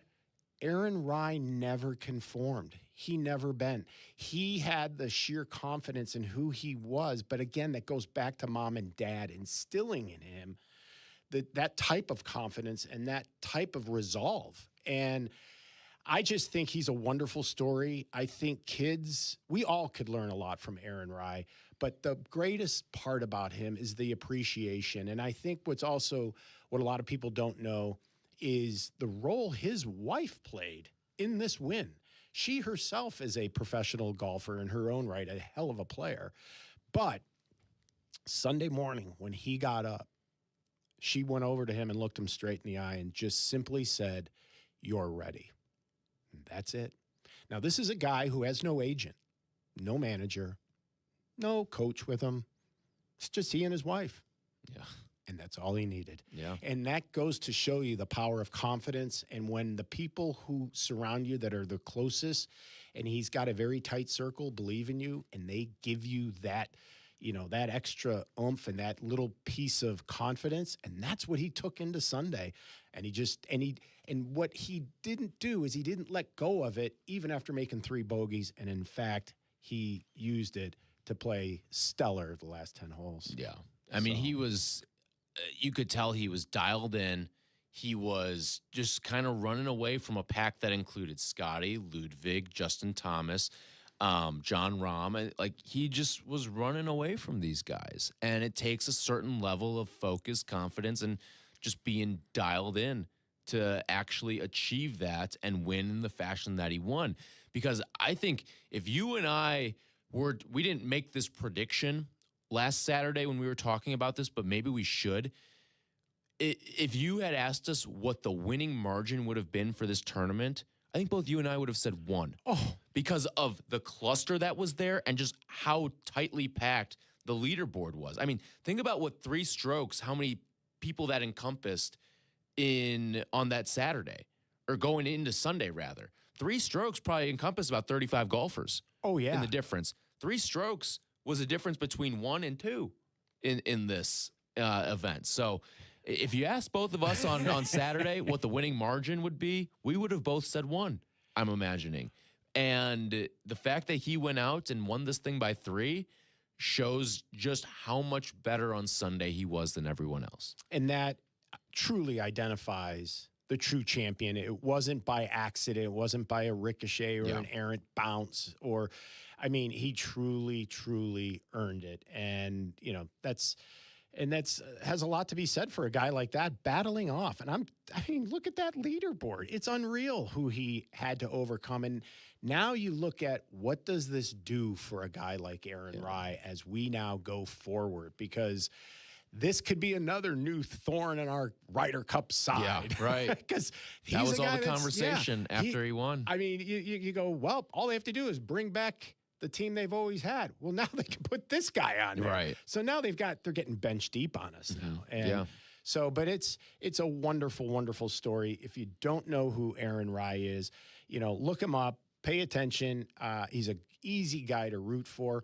And if you've got a son or daughter learning to play this game, have them, learn about Aaron Rye and let him be a good example for your kids in the way they conduct themselves. To your point, too, about how Aaron Rye earned this major. And, this was clearly he won the tournament.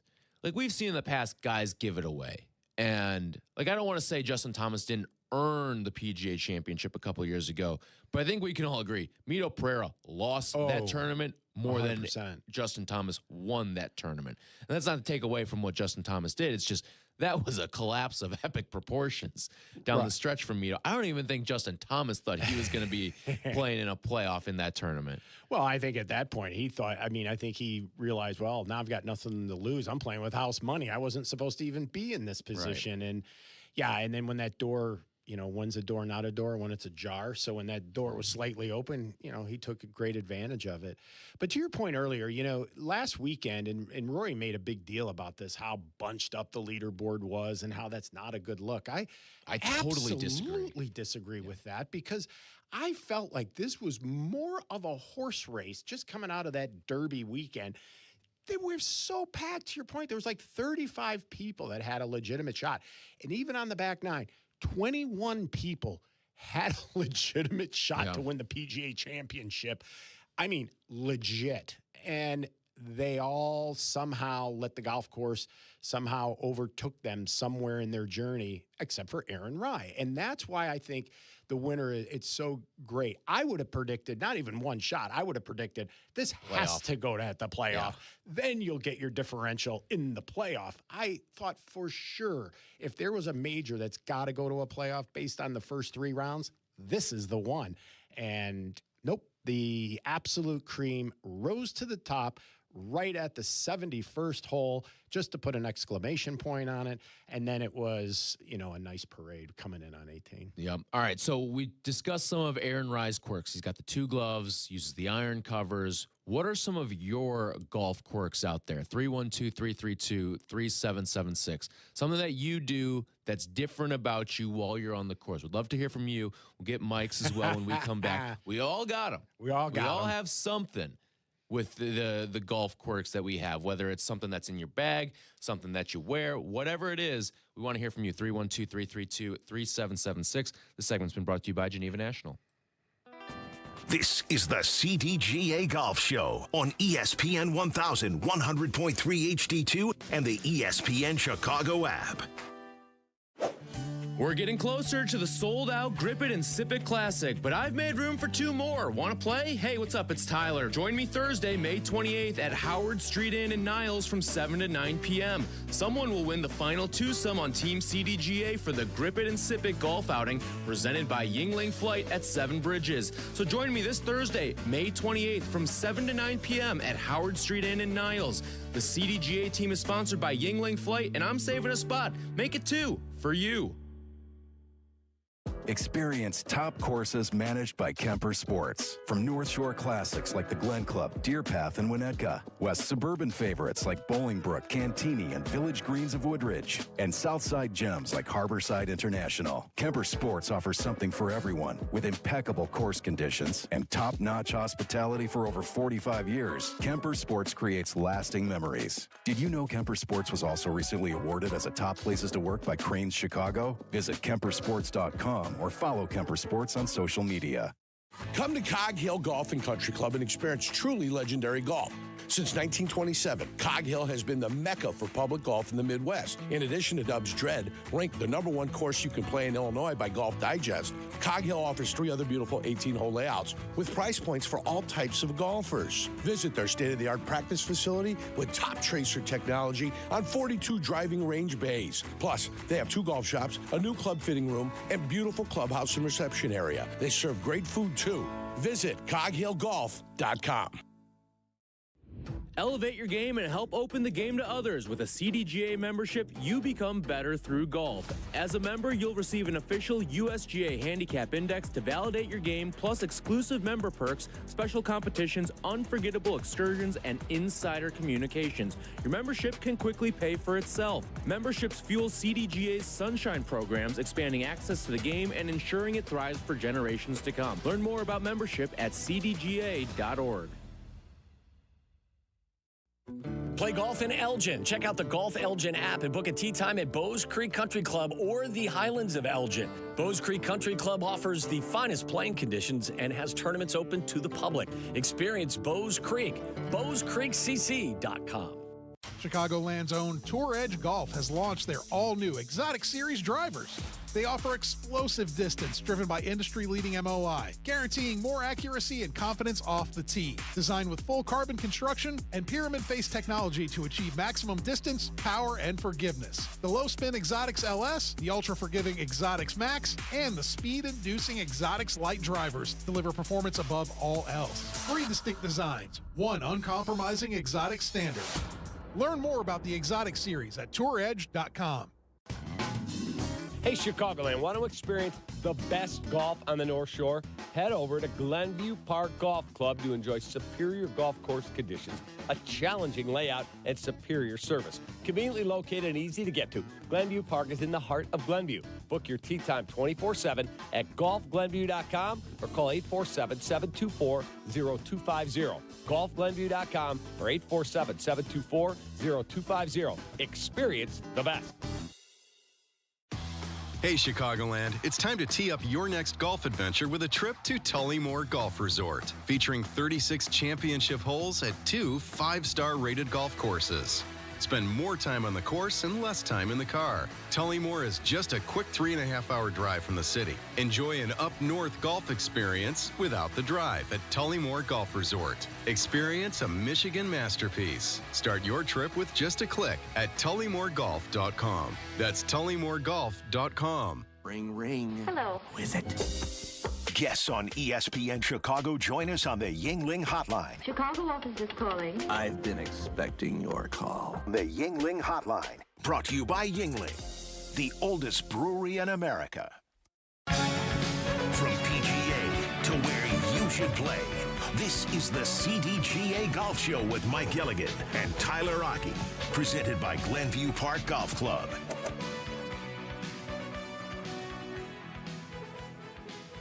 It's the CDGA Golf Show here on ESPN Chicago with you every single Saturday morning, 9 to 11 a.m. Don't forget, you can always watch the show as well on YouTube and Twitch. This segment brought to you by Tullamore Golf Resort, up North Michigan golf without the drive. So we've been talking about the PGA Championship, Aaron Rise victory last week at Aronimink just outside Philadelphia.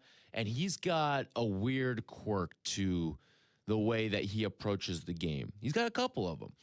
He has the 2 gloves that he wears, and he also has the iron covers that he puts on his clubs, which I can't tell you the last time I've seen an iron cover on a course. I think if you go into like a PGA Tour Superstore, you'll see a set or something that maybe has some iron covers on it or something like that, but you don't see it. You really don't see the iron covers anywhere. And when you do see it on a course, you're probably making fun of that person too. Like, it's such an odd thing. But is there a quirk that you have in the way your bag's set up or something that you have to do during your round that you think makes your game a little unique from others? Yeah, I guess my quirks are a little bit more, I think, that fall along the lines of being more superstitious, I think. Yeah. And I think some of that comes from my days of playing hockey, because hockey players were very superstitious on the way things are in the locker room and that kind of thing. So for me, it starts with how I get myself set up to play the game when I get down to the first tee. And so for me, I have to have a few tees, and they got to be a special kind of tee that I like, and only one ball mark. And it's of a particular color or theme, if you will, and it's in my right pocket, never in my left, always in my right. I've got the same thing. And then I take the golf ball that I'm playing, and to identify it across where it says, Pro V1, I take a Sharpie and draw a line through it, but I make an arrow out of it, just a very neat little, one-way arrow. And then I use that as my guide as to how I'm setting up, because I want to hit my driver on the seam in the way that they construct golf balls, because allegedly you get a few extra yards when you do that. So I set the ball on the seam, and I use that as my guide both on the putting green and on hitting tee shots. So that's just to get to the tee. Now, when I now pull the driver out, the driver head cover always has to go on the tee box on the ground. Okay. Always. And if somebody picks it up, that bothers me. It's like, no, just leave that right there. That's great. And then I just scoop it up with my driver and away I go. And I do the same thing with the putter cover. And I leave that right there on the green too. And it's just, I don't know why I do it. I just do. It's just the way it's always been. It's the way it's always been. Yeah. You know what's funny is I'll take my driver cover and my putter cover off. And once they're off, they stay off the whole round. Unless it's raining. That. I know that would drive you insane, probably. No. It stays off the entire time. And then, like, with a 3-wood or with a hybrid, like, I keep the covers on until I need to use it. And then once I use it, it goes in the cart, like, little pouch, I guess it is, like, and it stays there the entire round. Oh, no, because see, what I like is it's got the head cover on it, because now if I need to hit the hybrid or whatever, it's like Christmas Day. I'm peeling a new club, new experience. It's all shined up because either me or my caddy properly put it away. It's not sitting there with dirt, uncovered. It looks ignored. Your clubs look like you didn't care about them, and so they're not going to be nice to you. I just, that's how I look at it. And the other quirk, and I don't know, it all started in Hawaii in 1988, I believe it was. And I'm at Wailea Golf Club, and I'm having a difficult time getting the club back. And for the one time, I didn't ground my driver. I let it just hover, and I had the ball teed up pretty high, you know, almost like a scorecard pencil. But I just and I took it back in one piece. I have yet to ground the driver since 1988. I don't ground any of my clubs anymore. Like, I don't let the club touch the ground. Like, I have it up just above the grass before I take it back. I don't ground anything anymore. And it stopped in 88. So people go, why do you do that? I'm like, I don't know. It's all I've known. Yeah. For the last, 40 years at this point. Yeah. Wow. The other one that I always have to have, either gum or sunflower seeds. I need, that stimulation to focus. I need something like that. I don't know what it is. I was the same way in baseball. I always needed something to focus. Right. And it helped me it probably doesn't do anything, but it's the placebo effect, if you will, of I tell myself this works, so it works. Well, I used to chew a lot of chewing gum only because my idol Payne Stewart did. Yeah. He would wear out a piece of chewing gum. He'd get 5 miles on one stick, and but he was incredible about that. He would just go about, but he said the same thing. It helped him with the nervous energy, and it allowed him to be more calm, especially as it got into the tighter moments. And he told me, if you watch my jaw, it will go even nuttier as the stakes go higher, and But I can see that, and a lot of people have. I mean, there are just a number of odd quirks out there. I've seen people marking balls with some form of currency that's halfway around the world. Yeah. Because, well, my wife and I got married there, and the first thing we bought, and this was the change given to me, so I use it as my ball mark.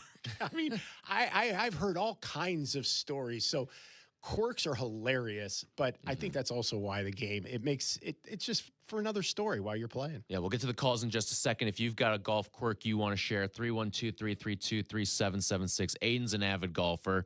He looks like he's got, Aiden's a quirky fella as well. What do you got? Oh, yeah. I have a few weird ones. The first one is, no matter what, my golf glove has to match the shoes I'm wearing. Oh. So, you got to go FootJoy, or what? No, colors? My red, white, and blue golf shoes, okay. I have a red, white, and blue glove. If I wear my white shoes, I have a white glove. I've even gone as far where, I have an all-black glove. I don't know. I started it one day, and I can't get rid of it. He's the Doug Sanders of the modern day era. He used to do that. And this guy would have, lavender shoes and a lavender glove. What do they say? Your leathers have to match, your belts and shoes. If you're going and wearing a suit or something, so you're the same way. Your glove and your shoes got to match. Well, I'll tend to, if I go white shoes, I'll go white hat. If I go dark shoes, it's a dark hat. I have another weird one. All my woods, I can only hit the 3-wood off a tee, Like, I can hit it just off the deck. I just don't. I only hit driver off the deck. Yeah. And, when we were playing Point of Woods, I pulled it a few times. Yeah. And I'm actually not half bad with it either. I know. I was like, why wouldn't you just hit the 3-wood? Now I know, because you can't. The funny thing is, like, if I connect, I can hit it good, but I just know I hit driver. And then I have a hybrid that I don't hit from any further than 10 yards. I only use it if I have a weird lie around the green. Do you carry multiple hybrids in your bag, like one for distance and then one for 10 and in? Yeah, 2. My putter hybrid and my normal hybrid. That's insane. That is hilarious. Well, I don't know if it works because I'm not that good, but it works for me. Dude, you're pretty damn good. I thought you played very well when we were at Point of Woods. I was mildly impressed. I'll say that. All right. The scorecard might not reflect that, but I appreciate it. Yeah, but you know what? It's too early in the season. It's and we were playing, a place that was playing exceptionally hard. Yes. Wind, I mean, you go play that same golf course in July, and it's an infinitely easier. I mean, it's still a difficult golf course, but we saw it flexing its muscles to us. But yeah. Another thing that I'll do is on the putting greens, when you're like practicing, I have to hit an even number of balls. Like, it doesn't matter if I hit 20 or 30 or 34, but it has to be an even number. It can't be an odd number. It has to be an even number. That's another one that I have. You're like my daughter. Just a weird one.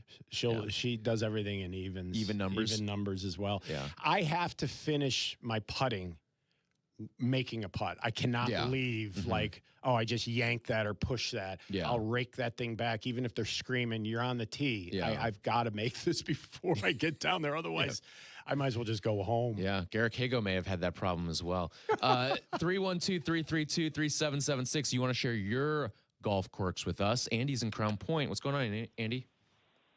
Hey, good morning, gentlemen. How are you? Good. How you doing, What's going on? Good. So I just got a little quirk. I'm not a warm-up swing guy. I just go up to the tee. I do about 3 waggles and then let it rip. And I'm a fast player, and I get real anxious when like people are behind me.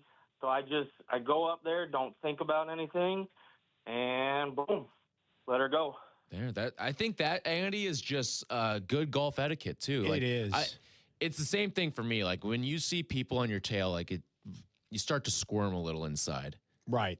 And, that's the thing. The people always think you're well, I'm not holding anyone up behind us. No, you got to stay up with the people in front of you.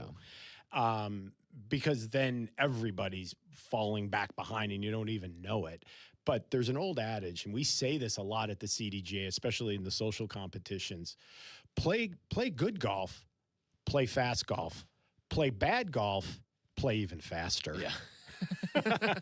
That's the kind of person I love to play with. When they know that they're not playing well, they actually play quicker, and they don't get in the way, and it's not about them. And so, especially when others might have a good round going, to have to find, the third ball you lost on the hole, which if you find it, you're going to make 12. So you want to put down 12 or 13. I mean, let's just move on. Yeah. And I think players that are conscious of that, I'll play with those type all day. When people tell me, I'm a high handicapper, do you like to play fast? Yeah. Then I'll play with you. Yeah. No, I think that was one of the things when I started playing more, especially started playing with people that weren't my friends and just playing with good golfers. Right. It was intimidating for someone like me who's a higher handicap. And it's like, I don't know, like, if they'll want to play with me. But then you quickly learn they don't care how well you play. No.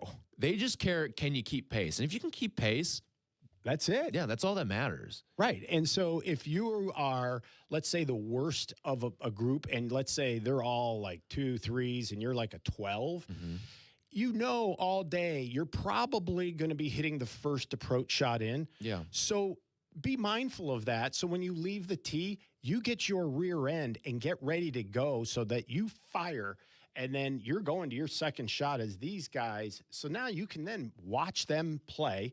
And as soon as that third ball is launched to the green, you're off to your ball. Yeah. These guys will ask you to come back and play all day, because what I find is when I have what I call a good rabbit, somebody who is pacing along with me, but isn't ahead of me and isn't behind me, isn't holding me up, and isn't like pushing me out of my comfort zone. Like if I've got a rhythm and a thing going, I will not have any idea what you shot first off. Yeah. But I will know that you affected my round if we find that we're spending an inordinate amount of time because of your inability to find your ball, you're not ready to play when you're supposed to be ready and all that. That's what will drive the good players nuts because we can't get into our rhythm. Right. And you don't know that that's what you're causing. So it has nothing to do with your ability. It has everything to do with your golf course awareness and, you know, where you need to be and when it's your time to hit. Yep. All right. When we come back, we'll continue to take your calls. If you got a golf quirk that you want to share with us, 312-332-3776. And also tell you what's going on at the Byron Nelson. That's coming up next here on the CDGA Golf Show. This segment brought to you by Golf Elgin. This is the CDGA Golf Show on ESPN 1100.3 HD2 and the ESPN Chicago app. This weekend marks the unofficial kickoff to the best season in the best city in the world. Summer sunshine, patios, lake views, and good times lie ahead. Chicago. Crack open the Yingle and enjoy responsibly. Memorial Day weekend on ESPN Chicago is brought to you by Yingle, the oldest brewery in America. Like a good caddy, the Treasury Management team at Republic Bank of Chicago is ready to carry the load and provide the advice and solutions your business needs to succeed. Republic Bank of Chicago, banking beyond expectations. Golfers, go north to Wisconsin and experience the Club at Lac La Belle, voted a top 10 most fun golf course in the country by Golf Digest. The Club at Lac La Belle is now accepting tee times. Take advantage of same-day replay rates. The Club at Lac La Belle is at the heart of the Wisconsin Golf Trail, featuring a majestic, redesigned course and beautiful clubhouse. Schedule your tee time now at theclubatlaclabelle.com. A historic past meets a vibrant future. Go to theclubatlaclabelle.com to start your journey.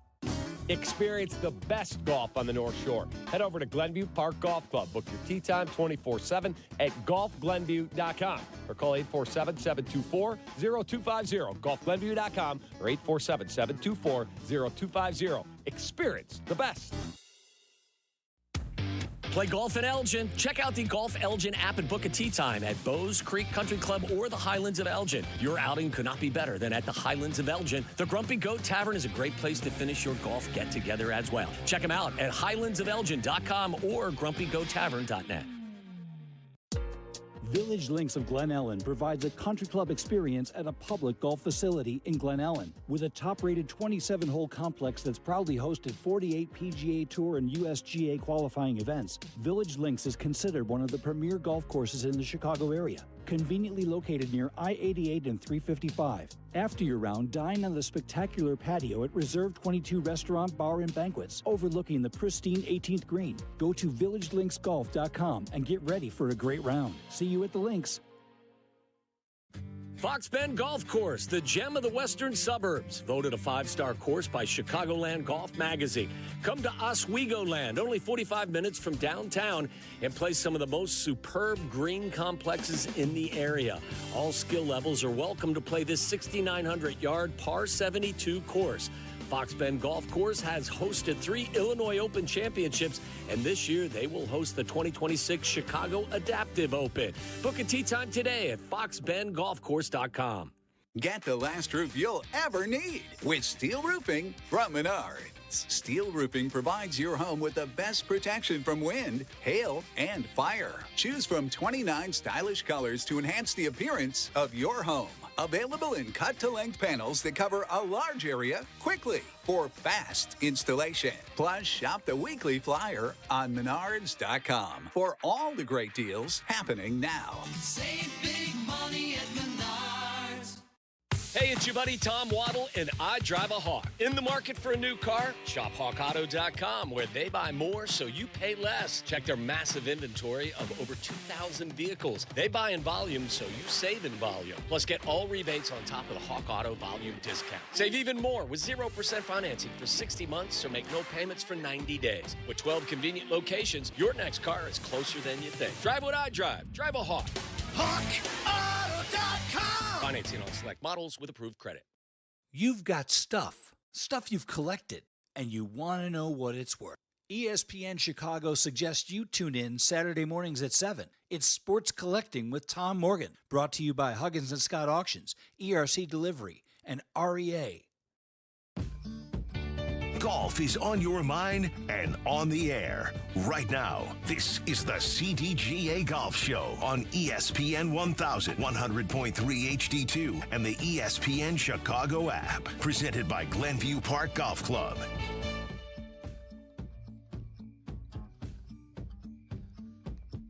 This segment brought to you by Tullamore Golf Resort as we update you on the PGA Tour leaderboard this week. CJ Cup, Byron Nelson, as Siwoo Kim with a 60 yesterday. He was on 59 watch for a long time yesterday. He had himself a whale of a day, but he is 18 under. He is well out ahead of the pack. 5-stroke lead over Sungjae Im, who found himself an ace yesterday. That's one of Aiden's guys. Aiden loves him some Sungjae Im. He bets him like every tournament pretty much. One of these days he'll win. One of these. Kensei Hirata also at 13 under, as is Scotty Scheffler, Wyndham Clark, and the young Jackson Suber. Then in a cluster of 7th, you got guys like Jordan Spieth, Keith Mitchell, Tony Finau are all among that crop.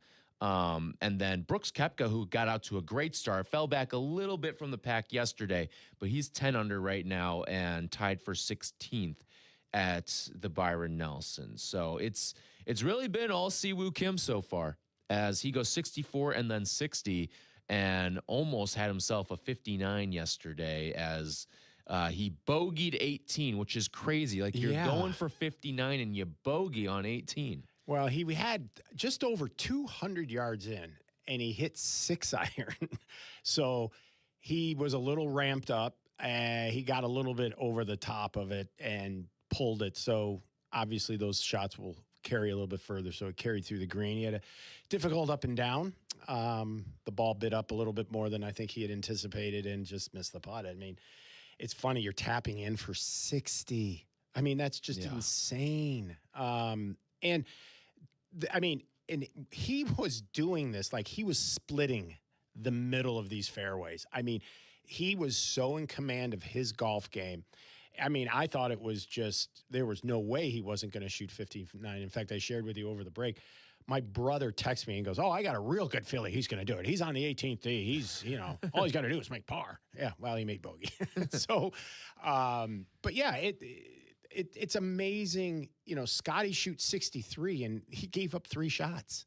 So it just goes to show you what a difference a week makes in the venues and the type of, play that is required. It's a different mindset when you have got to go out there and make birdies. And a guy like Brooks Koepka has a wonderful first day and round and all that. And I'll tell you, he's a guy that keep your eye on him at Shinnecock. Yeah. I'm going to tell you right now, he is got his tee to green game in a place that is really in a good place. And his putting is starting to come around. And if those two go together, he'll be a force to be reckoned with at Shinnecock for sure.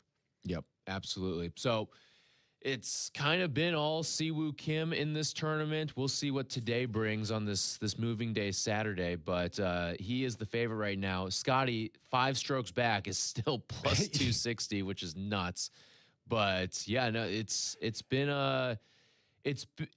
looked like this was going to be a much closer tournament after the first day. And that's what I guess I want to ask you as a fan.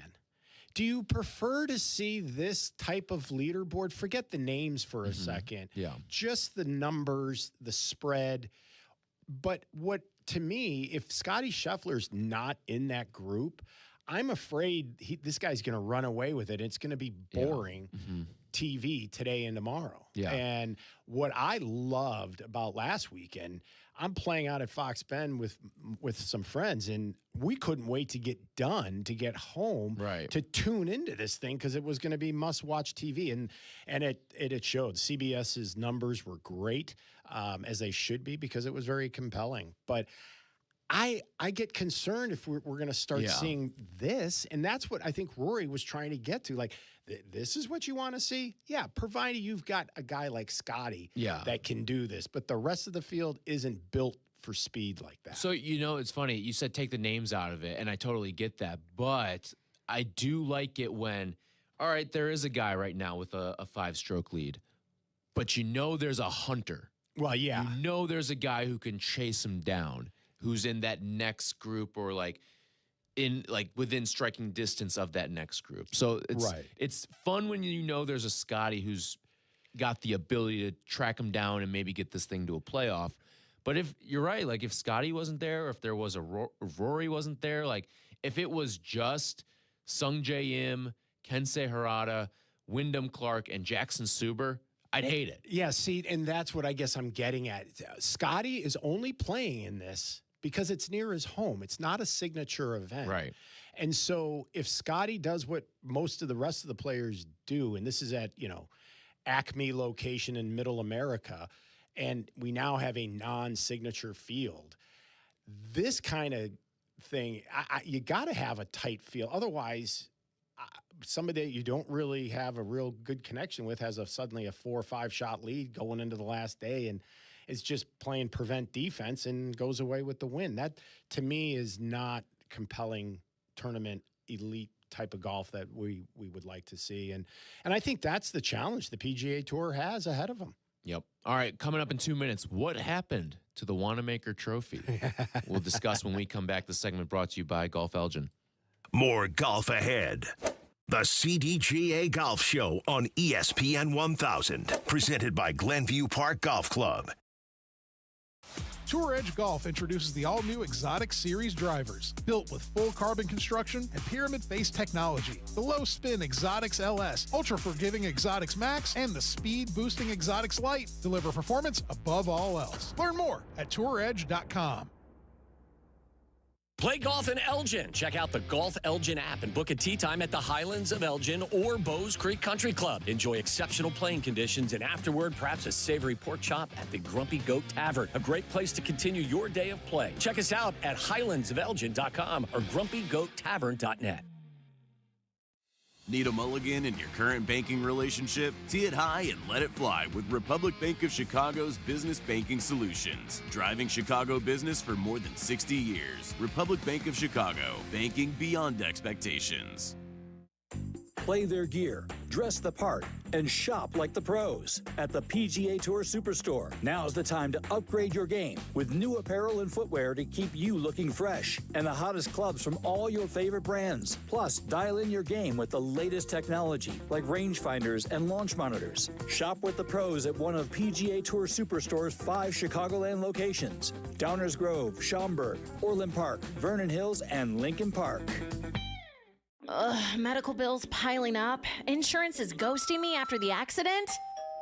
Who is it? Postman Law, injury and accident attorneys. We handle it all. Postman Law delivers peace of mind. Visit postmanlaw.com. Attorney advertising. This is ESPN Chicago, WNVP, WTBC, HD2 Chicago, a Good Karma Brands radio station. Welcome into the CDGA Golf Show on ESPN 1000, presented by Glenview Park Golf Club. Here's your hosts, Mike Gilligan and Tyler Rocky.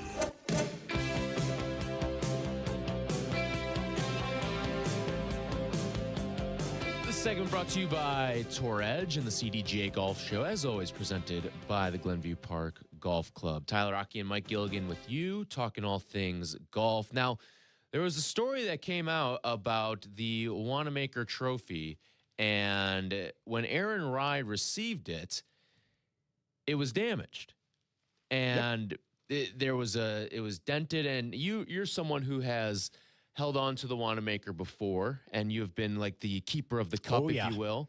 And this thing can get a little flimsy. But yeah, Aaron Rai said a couple days ago that he actually hadn't received the trophy yet because it's been damaged and it's been sent off for repair right now. Yeah. So what happened was they realized that the lid on the Wanamaker Trophy was dented and it wasn't in alignment and it wouldn't really stay on. It would just sort of pop off. So let's just say the cup was out of round. The cup itself weighs 29 pounds, I believe, 28 or 29 pounds. It's 28 inches tall, 27 inches wide. I know it very intimately because back in the day, before they allowed the players to now take the cup and have it for a whole year, the cup would just stay at the PGA. And being an on-site tournament director, we would often receive the cup to use it as a way of promoting, into the community that that the event's coming, that we need volunteers, we need corporate partners, ticket sales, all that. So we'd be asked to go speak to Rotarian groups and Lions clubs and different organizations. And to make a dramatic appearance, you bring that big trophy in and let everyone see it and take pictures with it. It was always a fan favorite. But back in the day, they didn't really have a case for it. So we had Oldsmobile at the time was our official car, and we had these Cutlass Supremes that we would drive around as tournament directors. I would put that thing back in the trunk, and as I would drive around, the community of Toledo and, and Wingfoot, I'd hear the trophy just rolling around back there, just boom, boom, and then I'd hear the lid fly off. And yeah, that trophy has been through literally the war. I mean, there was a time that Walter Hagen, in fact, Walter Hagen was the last Englishman to have won the event. And Hagen Jim Barnes back in 1916. So Aaron Rye becomes that next Englishman. But Hagen won it 5 times in a row and actually lost the cup. Yeah. He lost it because of his infamous ways of celebrating. Let's just say that. He liked to have the adult beverage late into the wee hours of the morning. And fortunately, the cup reappeared because there was a tavern owner that realized that it was down in his basement. That when he was on some pub crawl going from pub to pub, he left it in one of the pubs. And fortunately, one of the owners eventually returned it. And that's how the Wanamaker Cup came back into circulation. It was actually gone for a couple of years. So, yeah, Aaron Rye will get used to this thing, get to play with it for a year, display it, take it wherever he wants. And then he gets a 90% scale replica made and given to him that he gets to keep then forever. So, yeah, the Wanamaker Trophy is a very storied trophy, and it's got engravings all over it.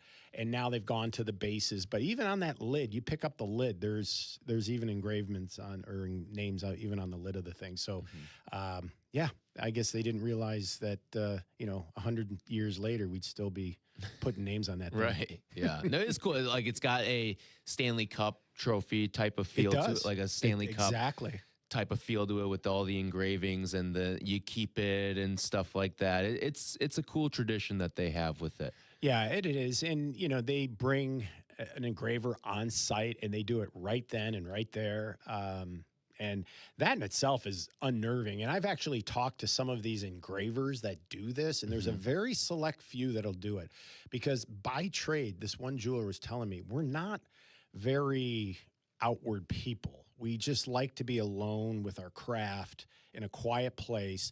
And now you're being asked to do some of your greatest work with a camera hovering right over your shoulder, knowing tens of millions of people are watching your work. Right. And if you mess up, there are ways to fix it, I found out. But that they say there's a lot of people that just will not do that. They turn the USGA and the PGA down. It takes a certain type of individual to accept that job. There are very few people that are willing to do it. Yeah, that's interesting. No, it's a cool trophy. One of the better trophies that we have, I think, really in sports, not just golf. I would agree. Just golf. Like, it really one of the best in sports. It's and like the size of it is like it's got like a prestige to it when you're holding up that Wanamaker. Even though we always talk about the PGA Championship as being the 4th major. Like, it's got this prestige as a trophy. And I feel like a lot of other golf trophies, if you go into like different clubhouses and stuff like that and see trophies, like, it feels like a lot of them try to take things from the Wanamaker. Yeah, I would agree. And in fact, when that cup is shined up, ready to go, when it sparkles and shines, I would only put the Stanley Cup ahead of it, really. It's really a beautiful a beautiful trophy, all in the way that it's displayed. But the trophies, I think it's taking on the look of the cup now, or the Stanley Cup, because of the bases that they now have to go to. So it's a great honor to win that. It's the heaviest, it's the biggest of them all. And it's interesting too, as you go back in history and look at how it's been displayed. Jack Nicklaus, when he won at Southern Hills, back when the event was back in August, picking that thing up after it sits out in the sun for a while, there's pictures of a lot of the guys have to hold it with a towel because of the silver and the heat and of all that. So, right, yeah. It's just got a lot of cool, iconic pictures. It's just a wonderful trophy.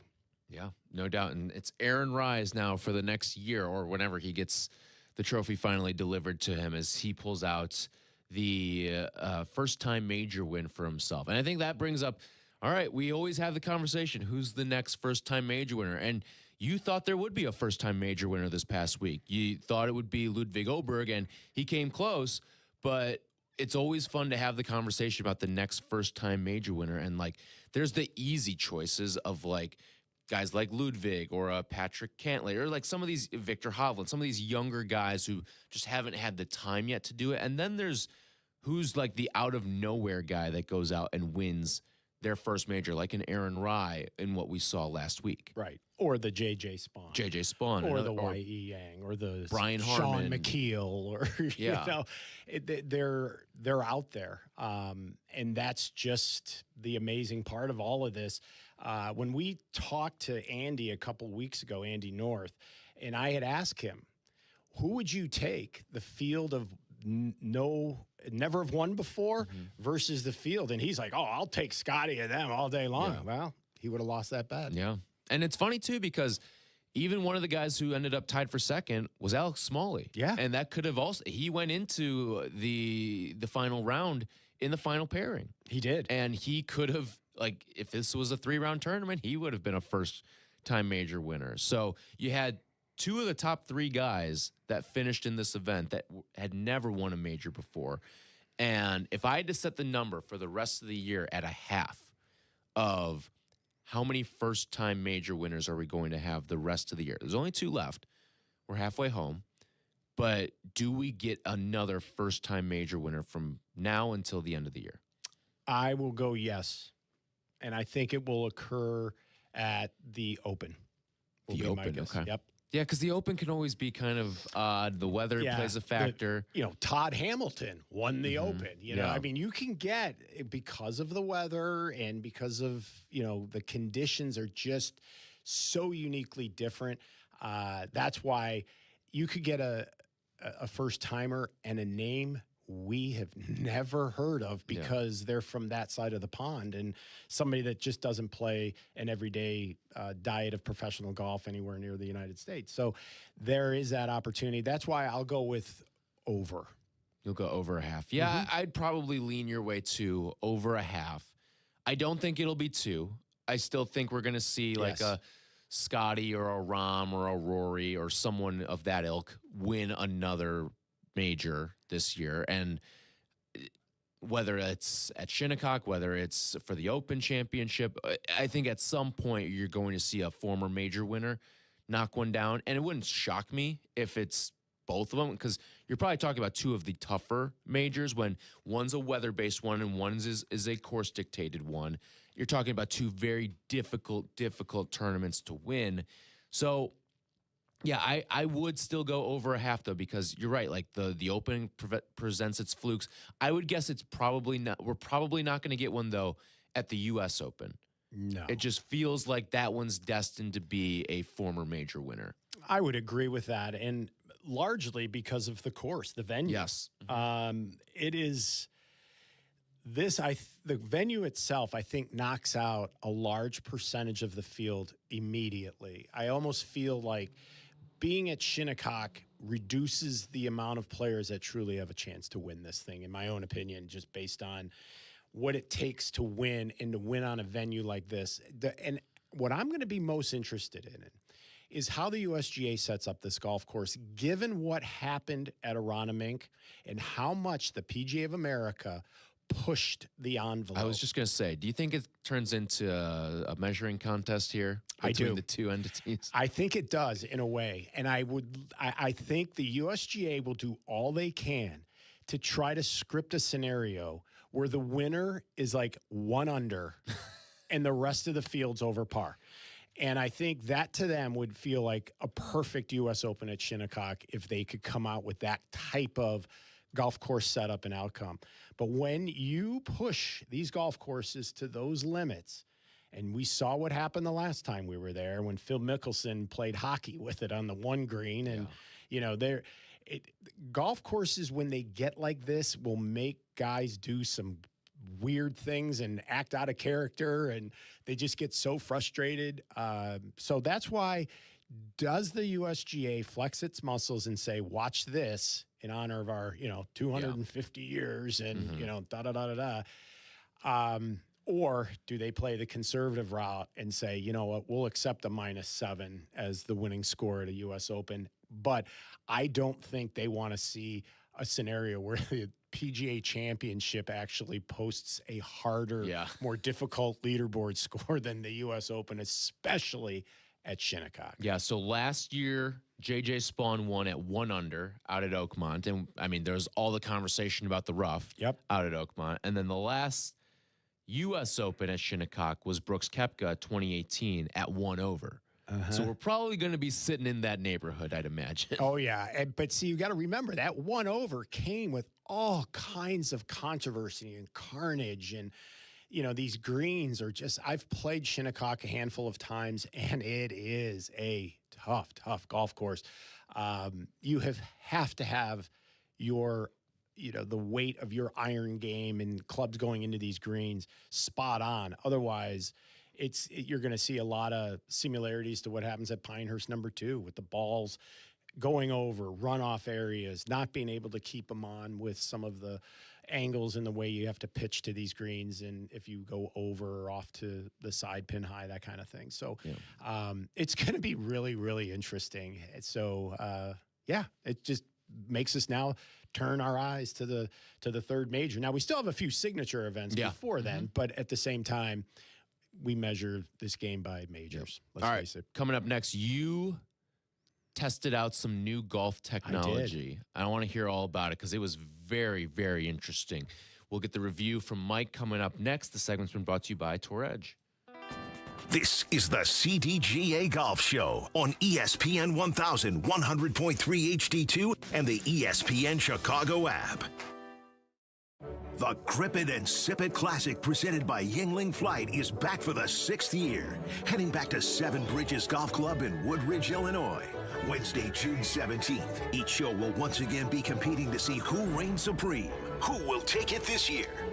Sponsored by Yingling Flight, Seven Bridges Golf Club, Blue Chew, Great Clips, Republic Bank, and Advantage Dealer Group.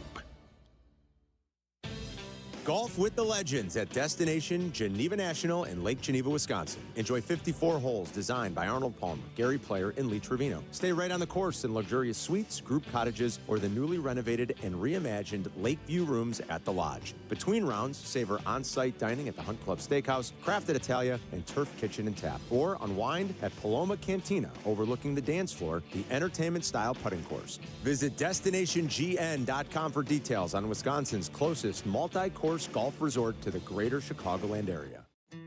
Break away to Kohler, just 2 hours north of Chicago, host of 6 majors and the Ryder Cup. Play 72 holes of championship golf at Whistling Straits and Black Wolf Run and the Baths, a 10-hole par 3. Experience the Kohler Waters Spa and explore hundreds of acres of outdoors. 2026 golf packages with 2 to 5 night accommodations are available to book now. Book early for best rates and availability. Call 855-718-3588 and reserve your custom stay today.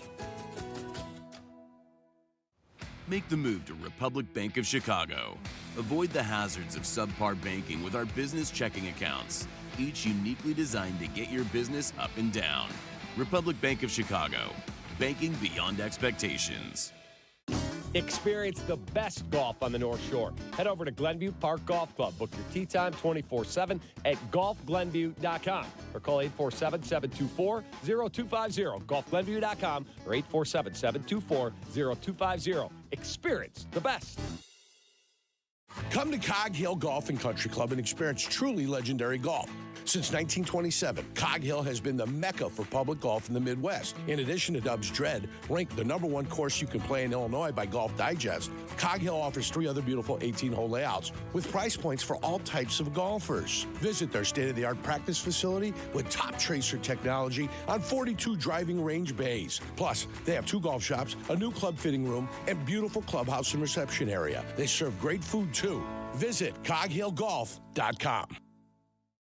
Check out the new clubhouse at Wing Park Golf Course in Elgin. Brand new this summer with new Chip Shots Whiskey Bar ready to serve food and drink. It is a great place to eat, play, and repeat. Check it out at wingparkgolf.com.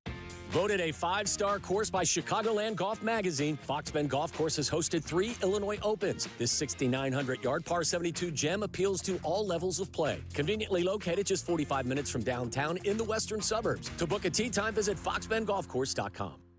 When pain holds you back, you deserve expert care you can trust. At Illinois Bone and Joint Institute, our orthopedic specialists help people get back to moving comfortably. Whether you're dealing with joint pain, a sports injury, or an everyday ache that just won't go away. From diagnosis and treatment to physical therapy and recovery, IBJI offers comprehensive orthopedic care all under one roof and close to home. Visit IBJI.com for more information. Are you looking for a future that's a home run? ETI School of Skilled Trades can help you get started in a great new welding or HVAC career fast. With a focus on hands-on learning, some of our programs can be completed in as little as 7 months. That means if you enroll now, you could be wrapping up your training before the next season rolls around. Visit eticampus.edu or call 888-830-7678 to learn more. ETI, it's your future. Own it. From PGA to where you should play, this is the CDGA Golf Show with Mike Gilligan and Tyler Aki, presented by Glenview Park Golf Club.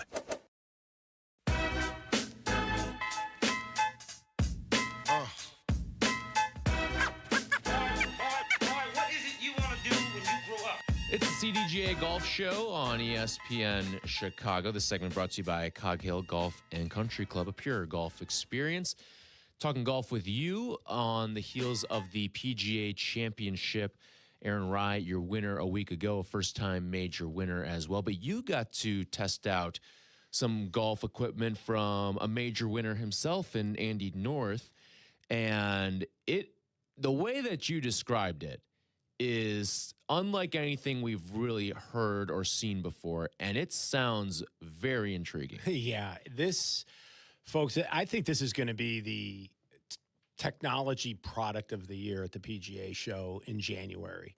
This thing is absolutely amazing. It all works off of, obviously, the AI technology, but the guys from Northway Technology flew in from California. They're in town this week, and Andy's in town. In fact, they're over at Rich Harvest Farm. They played there yesterday, and I think they're out there again today with some of the other investors because they're really starting to roll out this app, and it is now going out to be tested. And for anyone who wants to test it, and you're not a CDGA member, if you go to northwaytech.com and you can click and enter in for early access to this thing to get a preview of it. But CDGA members are all going to get a chance to have this, and I believe have the premium version of it. And basically what this is, it's a voice-activated app that works off of the technology of AI as it relates to the weather, GPS, and a litany of other types of algorithms that are loaded into this thing so that heat maps, everything. And so you literally have a conversation with whatever type of Andy you decide you want to have with you at that round of golf. There's the comedic, humorous version, very sarcastic Andy. And then there's just straight to the point Andy with no opinion or humor to him whatsoever. And he will address any question as it relates to the game of golf, instruction, factual, tournament, result. But where this thing is uncanny is when you're on the golf course. So we played Dubs Dread on Thursday, and we had a chance to finally preview this thing in its absolute glory. And the thing that blew me away, okay, first off, when you hit your tee shots, it logs your golf shots. If you have it programmed to track shots, and if everybody has the phone, even if the groups are in front of you like we had and groups behind us, if they are all on the app themselves, what is really cool is the first person that gets to the green, all they have to do is walk over to the hole, point their phone right over the golf hole, and hit the button. It's called Pin Hole. And really what all you're doing is you're basically taking what would be, a pin sheet and making the dot, identifying, or like on your cart sign where the flag is, you're doing that manually now for the app. It knows now exactly where that hole is cut in relationship to the rest of the green in its way of being measured in the way of a heat map. So all you do then is you go back to where your ball is and you just stand there, and it will immediately show you the contour of the green and all the arrows, which way everything's going, bigger arrows showing bigger, undulation, little arrows, little undulation. Here's the wildest part. Then you just say, hey, Andy, how does this putt break? And he'll say, you've got 12 feet, 4 inches. It breaks 3 inches from left to right. So play it out 3 inches to the left. And it's wild. I mean, it's literally like having a caddy reading your putt for you.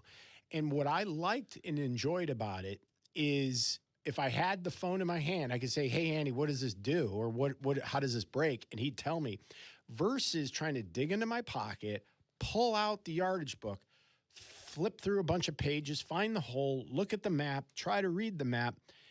In that instance, that will speed play up. I get a bit concerned, though, is you could use this thing and overuse it in the round for sure. And I think that becomes somewhat of the issue. But I will say it is just uncanny where you could be in the middle of the fairway, and after it's logged the number of shots that you've put in, and you can say, well, Andy, how far do I have? And he'll tell you exactly what you have. He'll tell you the wind, what it's doing, and it'll tell you whether it's crossing or it's behind you because of what literally AI weather is telling us, right? And given your location from a GPS perspective, he can calculate all that in a fraction of a second. And it's just amazing. So it's just like having a caddy telling you got 155, wind helping. It's just that there's not a human there. It's just coming out of your phone because he knows. And I just found it interesting. So I cannot wait to try this tomorrow at Fox Bend with the guys and to see what their reaction is to it. We were sitting here shaking our head going, I can't believe this is actually legal. I don't think you can use it in its glory in a true tournament setting. You would have to have a regular caddy. But I think during the break, like we were talking with Aiden, if I'm a caddy anywhere, I'm getting this thing just because I'm going to be a better caddy for my client. Whether if I'm trying to be an Evans Scholar, I put that thing in my, pin the hole. And now, how about that? Now you're telling your member you've got 20 feet 2 inches, and I can actually nail exactly what you're supposed to do with this putt. There is no more guess, if you will.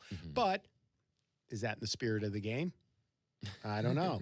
I mean, part of it is you should be able to figure this out on your own. That's part of the enjoyment and the puzzle of the game. So are we removing some of that with some of this technology? But I've never seen anything like it. It's just wild. It's like having a honor caddy in your group, and it doesn't matter which golf course you're at. You'll always have an honor caddy because it's that good. In terms of like the actual profession of caddying, like obviously this app's not going to carry your bag for you, but do you think it could wipe out 4 caddies? No, 4 caddies are basically spotting your ball a lot. That's their job, and to rake bunkers and all that. I don't think this will ever replace the modern day caddy as we know him today. In fact, I think it only makes him better. And, you think about a Gen Z young man or young woman who's getting into golf. They are so advanced technologically speaking than we ever were. So for them to be able to use this and do it in a way that is without even knowing you're using your phone is going to be, I think, the trick for the caddies to do that. See, they have those pouches where they'll put like their little the gun or their little range finder and maybe the yardage book. Well, now they just stick their phone in there, and they just, first caddy who gets there, go up to the hole, and if the rest of the caddies have the app, once somebody takes that picture, your guy, you can get that same reading because it speaks to anyone that's in the app in that round on that day. So it's crazy. And I can't wait for it to be available in the App Store. And I think it's going to happen within the next week or so, maybe even 2. I don't know. But it's very close to the finish line. And it was the first time I got to actually experience it. It was very, very cool. Yeah, no, it's definitely sounds different. It's something that we've never really seen before, and it's just like a pocket caddy that you bring with you. Like there's 1,000 different like GPS apps out there now that you can use. There's different sort of golf tools that you can use on your phone, but this is definitely something that feels different when it's taking into account all of the different like you said, the weather conditions. All right, what's the green look like? And that's something that I feel like a lot of these GPS apps don't bake in. And it just gives you, it takes out of, I didn't consider what way the green is tilted and stuff like that. Well, and then the other part about it is it logs, I think it's at least 10,000, and maybe the number is even more than that. It will log 10,000 and have memory and all your statistics on 10,000 shots. So when you are standing in the middle of a fairway and you saying, hey, Andy, what should I hit here?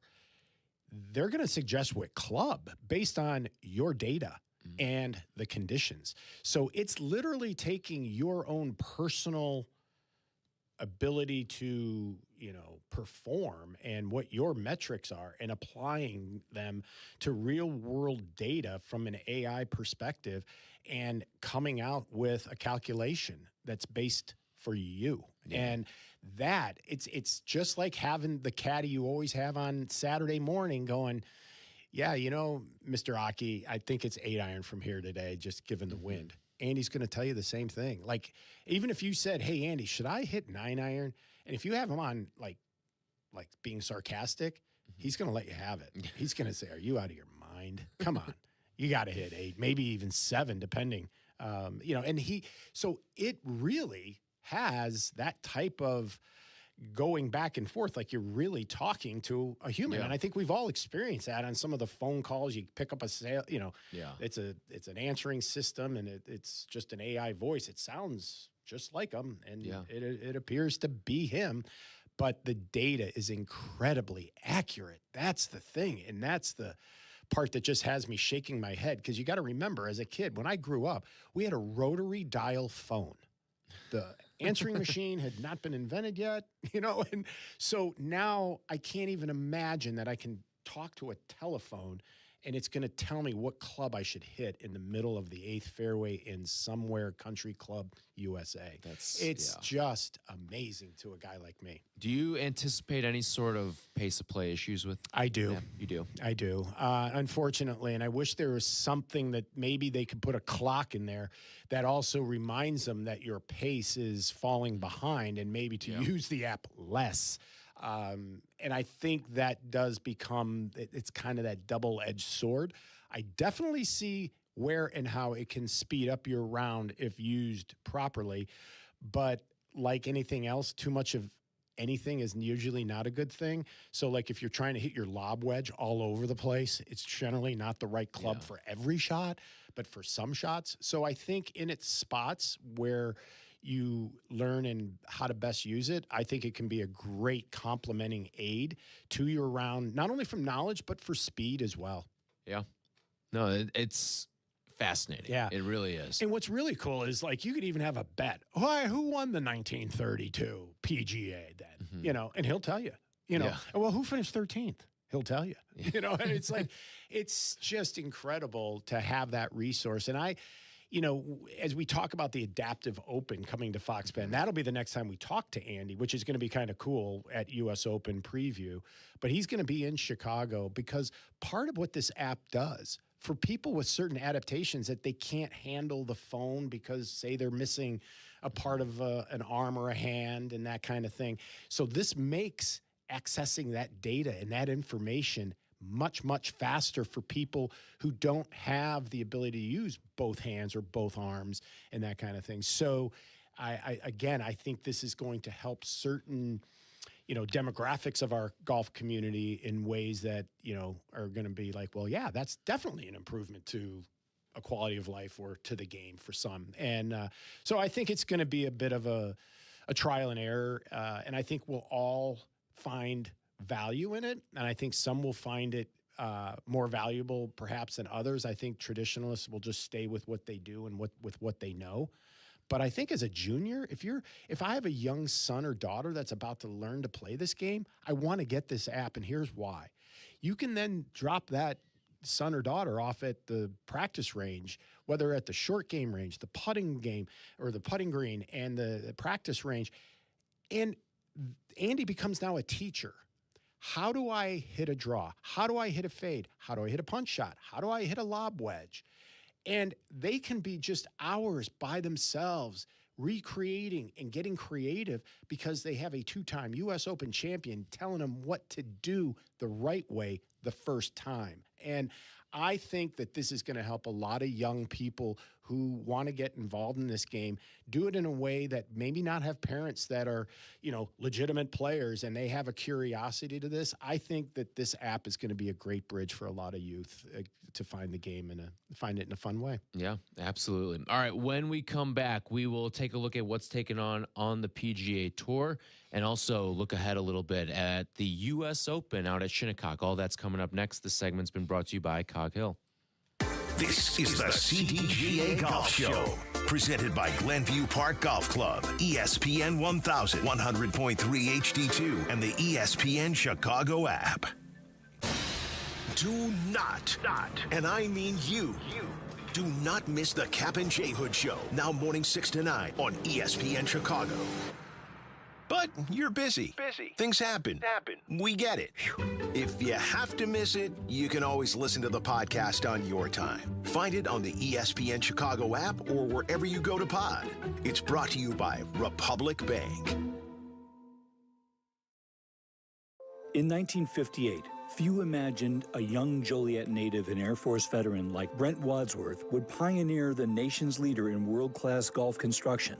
Wadsworth Golf Construction was founded on his vision of leading with integrity, service, and quality. With over 1,000 golf courses built or renovated, including 110 in Illinois, Wadsworth Golf has left an indelible mark. Yet it's more than just construction. Wadsworth's philanthropy, embodied by Wadsworth Golf Charities Foundation, has donated over $12 million to nonprofits using golf to uplift children, veterans, and the underprivileged. Projects like Youth Links at Cantini, CDGA Sunshine Course, and newly renovated Canal Shores in Evanston have benefited. Wadsworth Golf proudly supports the CDGA and looks ahead to further collaboration in enhancing the golfing community. Explore their projects and foundation at wadsworthgolf.com. Hey Chicagoland, it's time to tee up your next golf adventure with a trip to Tullymore Golf Resort, featuring 36 championship holes at 2 5-star rated golf courses.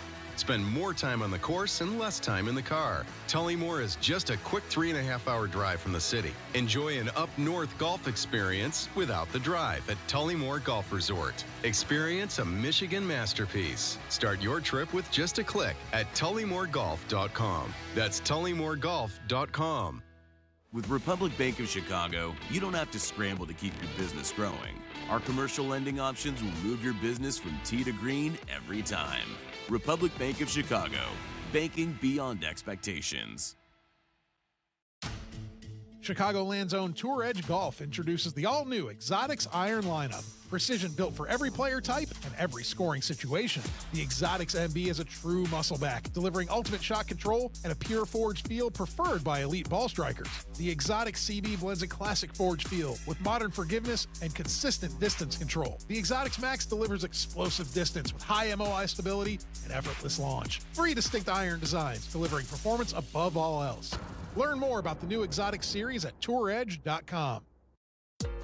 Village Links of Glen Ellen provides a country club experience at a public golf facility in Glen Ellen. With a top-rated 27-hole complex that's proudly hosted 48 PGA Tour and USGA qualifying events, Village Links is considered one of the premier golf courses in the Chicago area. Conveniently located near I-88 and 355. After your round, dine on the spectacular patio at Reserve 22 Restaurant, Bar, and Banquets, overlooking the pristine 18th green. Go to villagelinksgolf.com and get ready for a great round. See you at the links.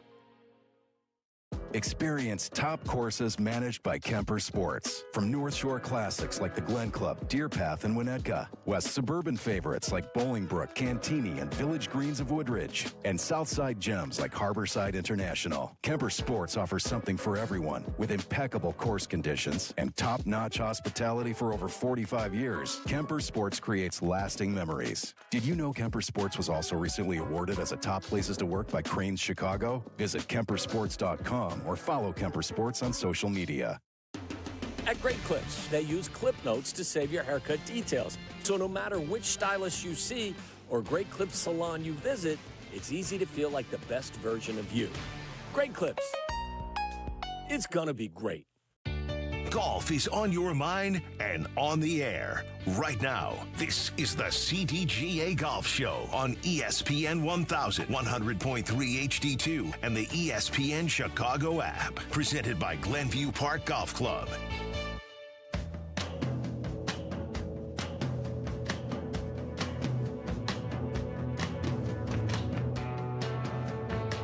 Segment brought to you by Republic Bank. Tyler Aki and Mike Gilligan with you on the CDGA Golf Show.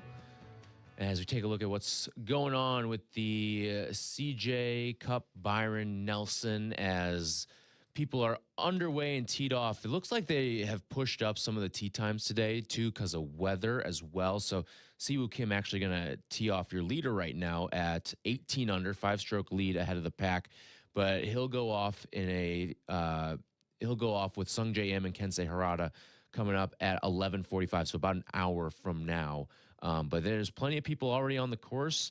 Nothing crazy so far taking place. I did want to give a shout out too. We did not talk about the performance that we saw from Doug Gim, who is playing in this event. And Doug had a really strong Thursday.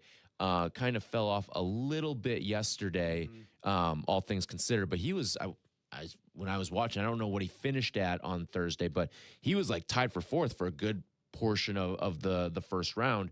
But he currently sits tied for 39th. He is off and running right now, and even through 2. He's teed off on the back to open up today's festivities. So Doug Gim trying to climb the leaderboard. Also, a friend of the show, Nick Hardy, played in this event, unfortunately just missed the cut.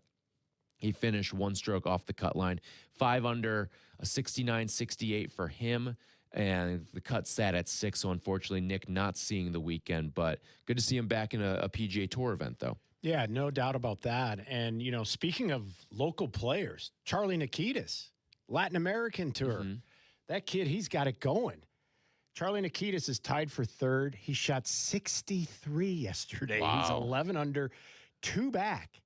This would be huge for him. Yeah.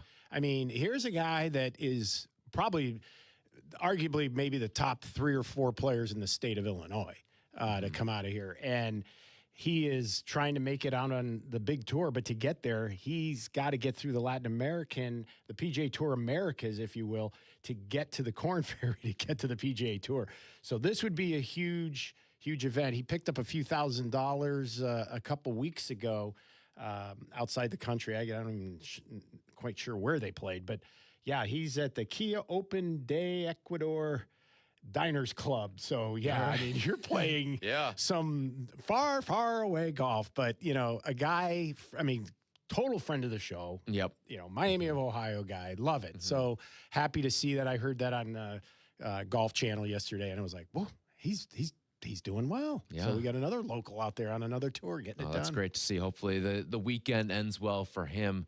But yeah, no, it's been an interesting leaderboard. There's certainly some names that people are familiar with. Scotty hovering around there, Wyndham Clark. You got Tony Finau, Jordan Spieth, all sort of hovering around. And then this is always an interesting, or these type of events are always interesting to me when you get some of the younger guys out there too, like a Luke Clanton, Jackson Suber, Blades Brown, where you kind of get to see the old guard, but you also get to see some of these young guns that are really up and coming guys who are like not even able to legally drink yet that are out there and playing in some of these events.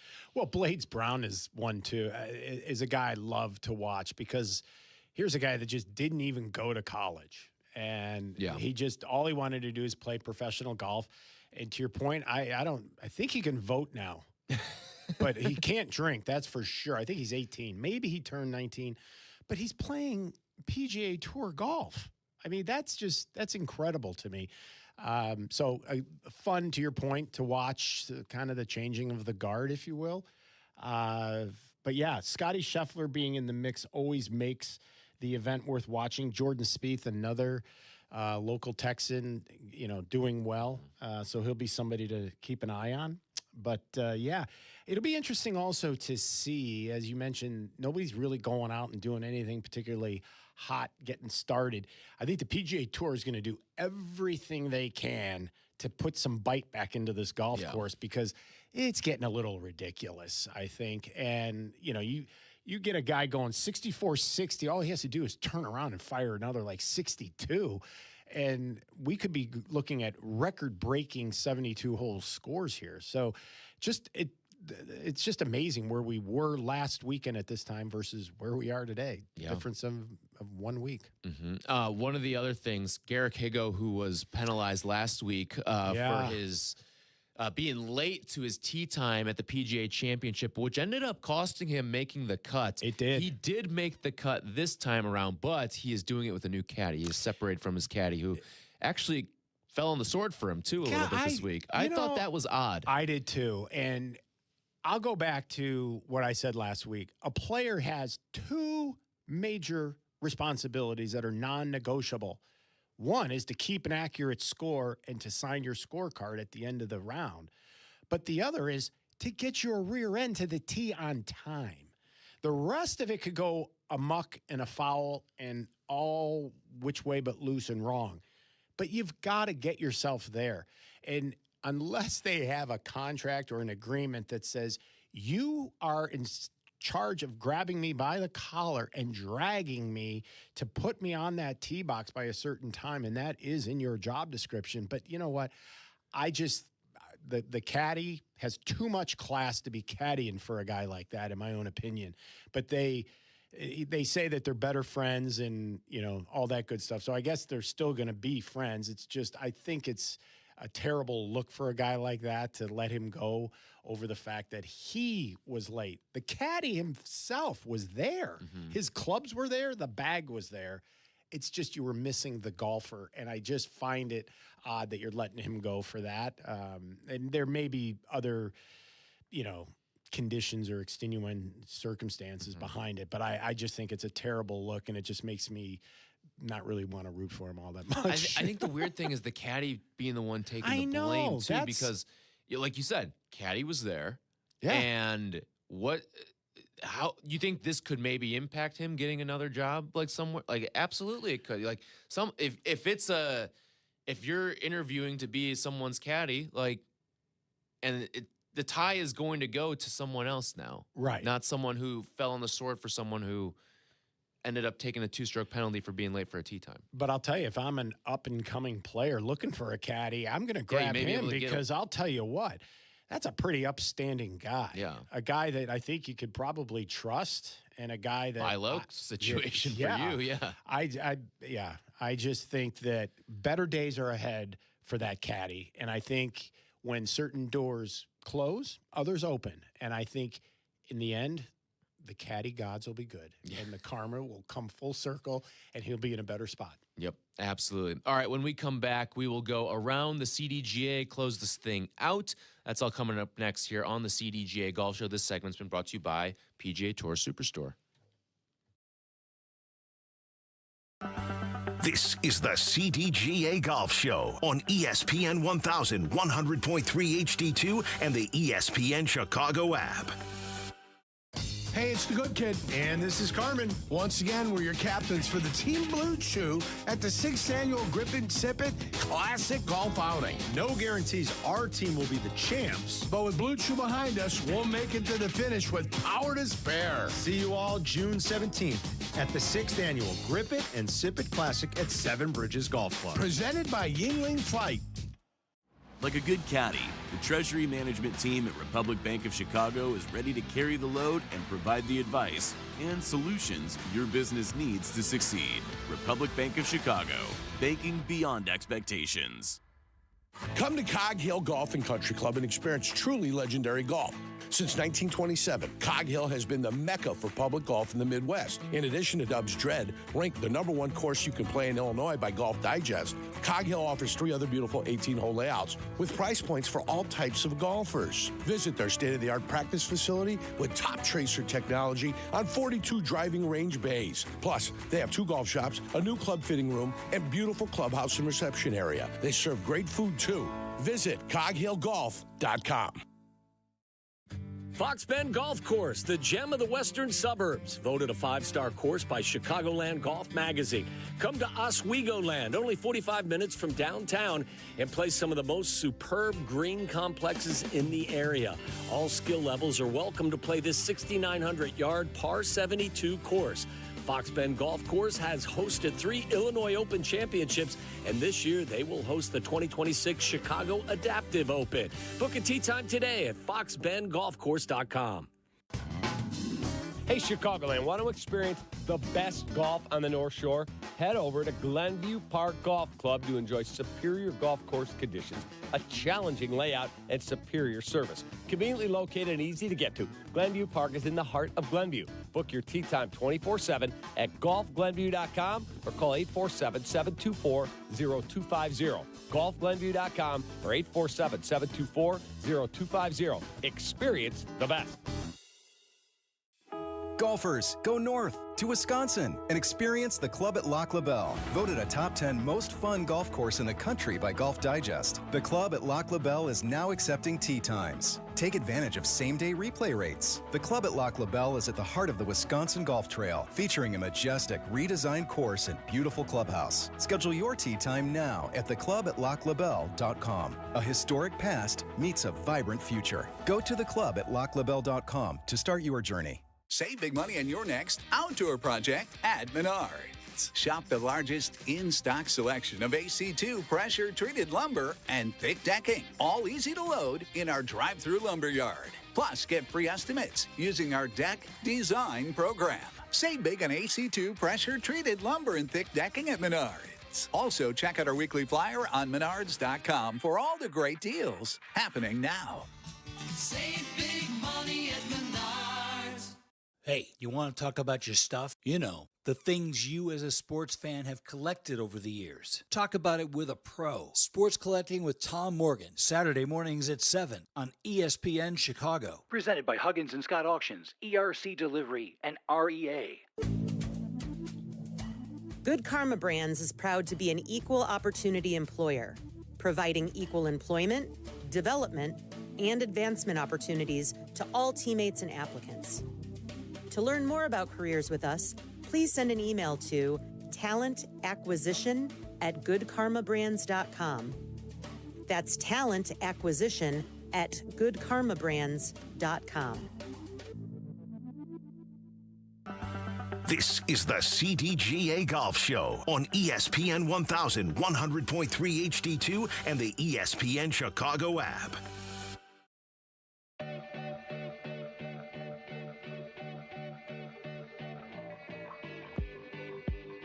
Thank you to Aiden O'Connor and Nick Palzola for producing today's show. This segment brought to you by PGA Tour Superstore. Visit any of their Chicagoland locations today. I love the one out in Lincoln Park, right off the Fullerton Highway. Stop there. At this point of the show, every single week we go around the CDGA, tell you what's going on. You were out at Ziegfeld Troy last weekend doing the show for the Better Through Birdies Challenge. Looked like an awesome event, and it seemed like a great success from everything you were telling me. It really, really was.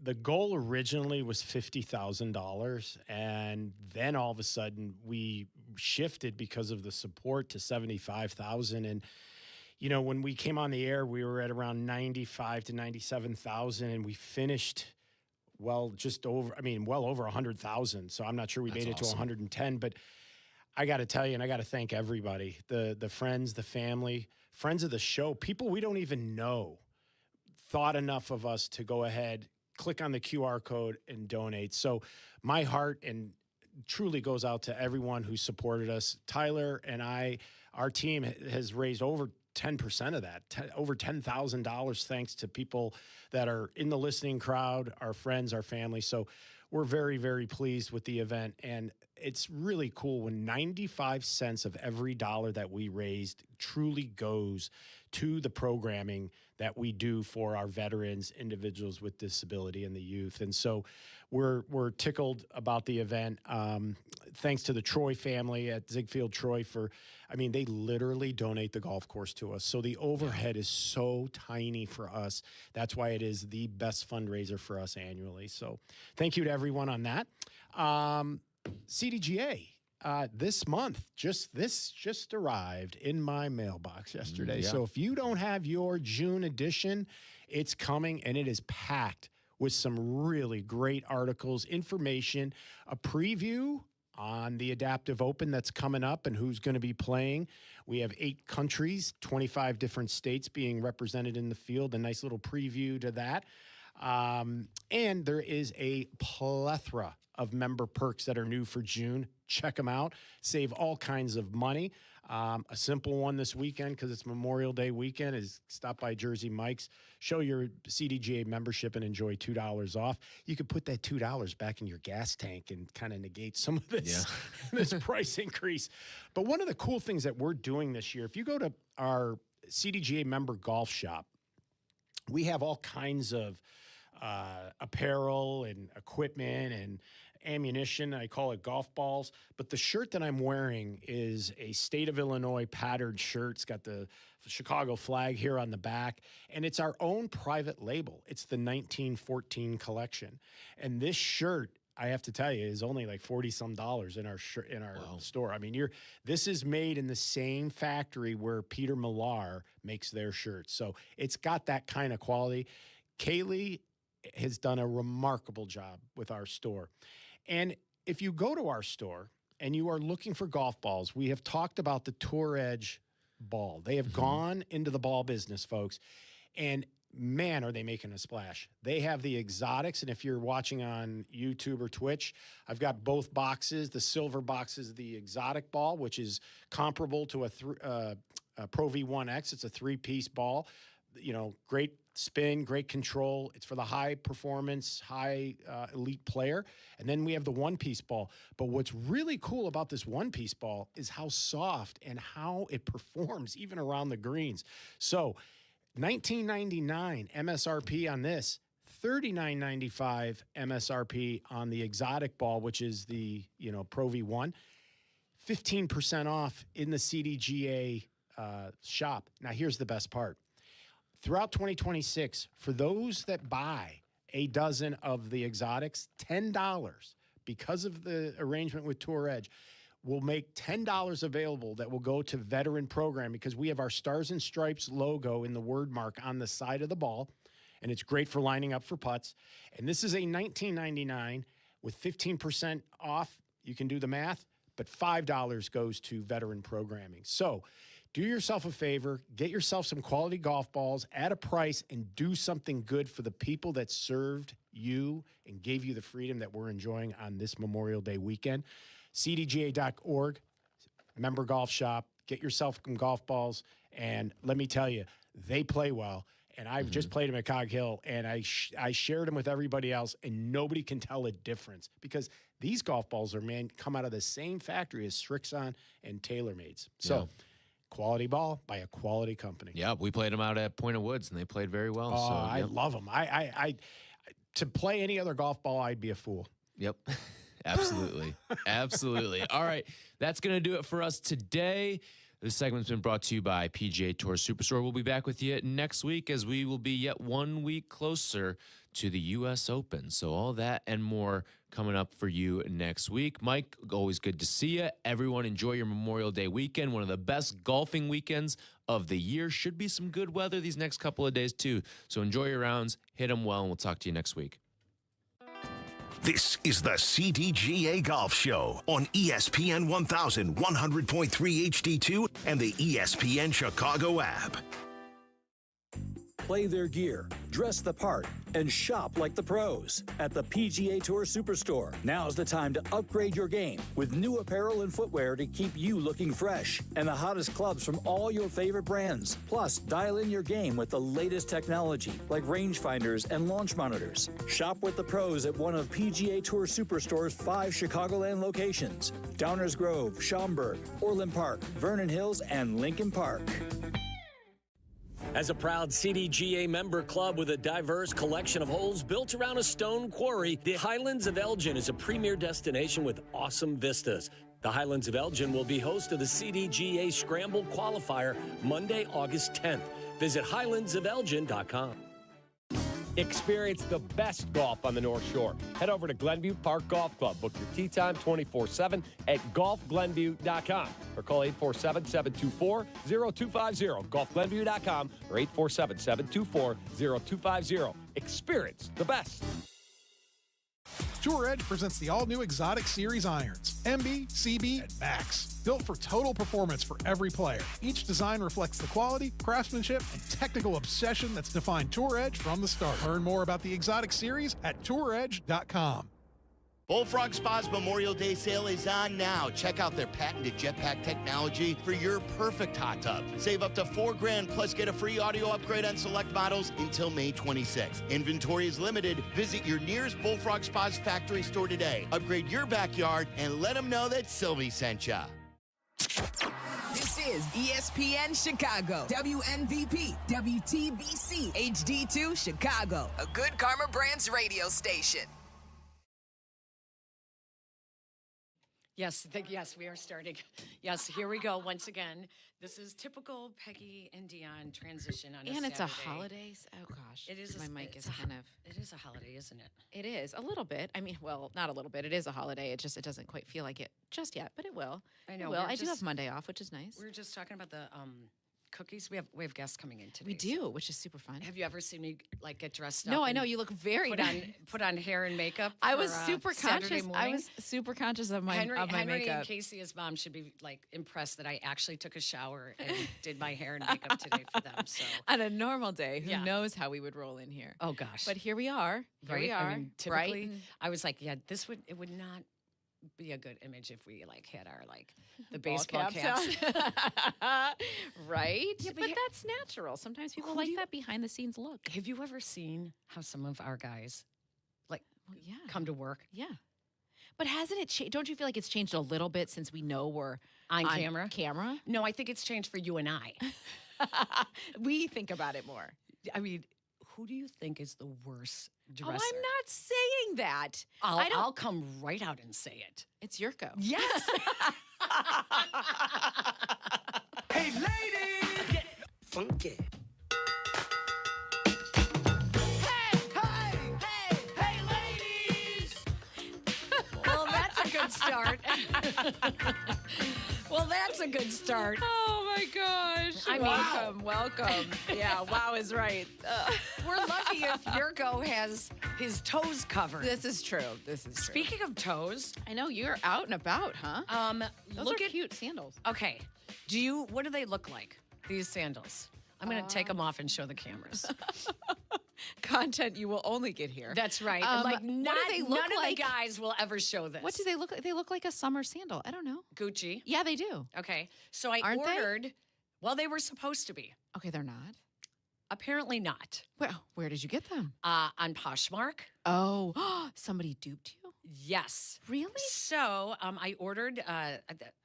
there was a girl that had these sandals on, and they were so cute. So Yeah. I took a picture, and I did the Google image. Reverse image search, and whatever. I'm like, okay, they're Gucci, and could not get them anywhere. Like even on the Gucci, like No way. no, they're like sold out. They're so cute because Super cute.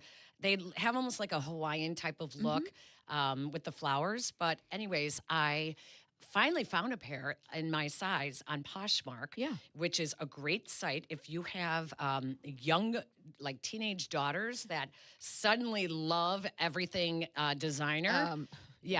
Go on Poshmark and just buy it slightly used, and you'll feel so much better. Anyways, I ordered them. I was so excited. 2 weeks go by, they still did not come in, and all of a sudden, I got my money refunded from Poshmark. What? And I was like, oh, the next day, the slides came in. What? And so I emailed Poshmark back, and I said, hey, I got refunded, but my sandals just the came shoes are in. here, yeah. And they said they were not authenticated. So I opened up the box. Sure enough, it smelled like spray paint. So they were painted. Oh my God. Yeah, so they're knockoffs, and it smelled like they were fresh. That's why it took 2 weeks, because, she was painting them. Well, she was. Yeah. Or ordering something from Temu and switching it up on you. Yeah, exactly. Well, see, that is where I get real sketchy with stuff. Now, But they caught it, just like that's StockX. amazing. StockX will do for the same gym thing. shoes. Correct. Like same correct. thing. But But call them sneakers or gym shoes. probably sneakers. I don't know. I don't Call them think gym about it that shoes. much. Okay, well, I don't think it's right or wrong. They are, in fact, gym I'm shoes. dating myself. No. They're called gym shoes. Okay. You're Are right. they? Yeah. Thanks. Well, young why are people called sneakerheads? Gen then? Z or whatever you are over there. Yeah, he's Oh, I not have even no Gen idea. Z. I He's know, like, I you're know, I like couldn't think of it. Gen Op or something. What Like, are you? What are you? I think What are Gen you, Z, Aiden? right? No. Aren't No? You? I don't know. 2002? I'm too tired. I don't know. Anyway, thank you for yeah. letting us know that we can say sneakers. That makes us feel a little bit, or gym shoes. Gym shoes. Whatever. yeah. No, but you're right. StockX will do that. I get weirded out on Facebook Marketplace because I feel like it's phony. And every time I see a really good deal, and then I'll look at the profile and they'll say they've been a part of Facebook since 2026. Well, that's not a real account. Right. Because we've all been a part of Facebook since Aiden was born. Yeah. I mean, like, Facebook's been around forever. Like, that's no one's joining in 2026 like it's a new phenomenon. Exactly. That's how but I do question the authenticity of their Lululemon and their. Do you So really? I do. I totally do. I feel like like it's up to the platform to make sure everything's authenticated. I don't think you should be able to be selling unless it has been I authenticated. don't think already. Zuckerberg is worried about that right now. No, Maybe he is. I Who know. knows? I don't think so either. But anyways, hi. How are you? I'm okay. This week has been super busy. This whole month. I heard Mike saying as the golf show ended, he was like, "You have been everywhere." And one of the reasons like the mics were open and literally the conversation was still going, he was still listing all the places you that I were went. this week. It is the off season. Okay, so during Bears season, I have pretty much one solid assignment, and that's to drive from my home to Hallis Hall and back. Like that is what happens during Bear season. Well, when Yeah. it's the off season, we jump and bounce around to all the different things. So, like on Wednesday this week, I went to the Sky to do pregame because they had their home opener that night, and then I was at Wrigley for pregame there. Then on Thursday, I went to the Bears for assistant coach availability. Then went from there to Northwestern Women's Lacrosse because they're hosting the Final Four this weekend. Oh, and so yeah. that was in 2 days. That was just 2 days. So lots of driving, lots of bouncing around, and an enthusiastic photographer who's like, "All right, let's do it." And like, what's next? What's Where next? are We'll we just off to go. next? We'll go next. And then when you get there, you can easily, you can easily write a story. Everything's got a story to it. So I just do it. But it's been very, very busy, and that's fine. The mayhem of May.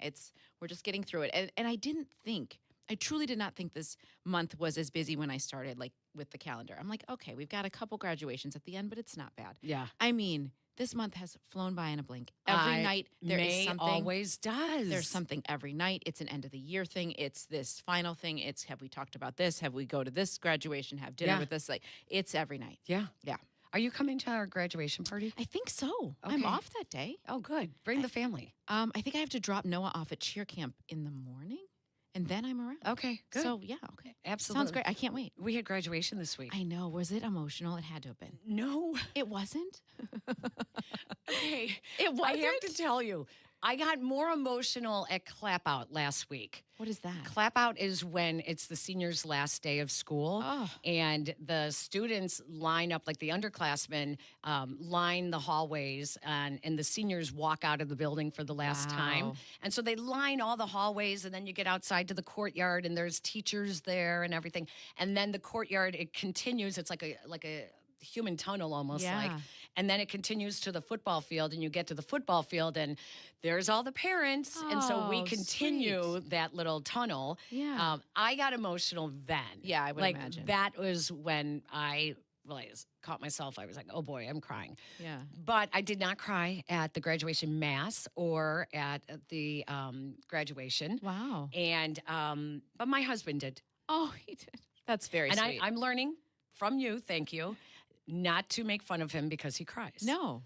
You have told me numerous times that I am emasculating him when I make fun of him. Let him be. When now he looks at me and goes, go ahead and say it. Go ahead and say it. And the phrase in our house is, are you crying?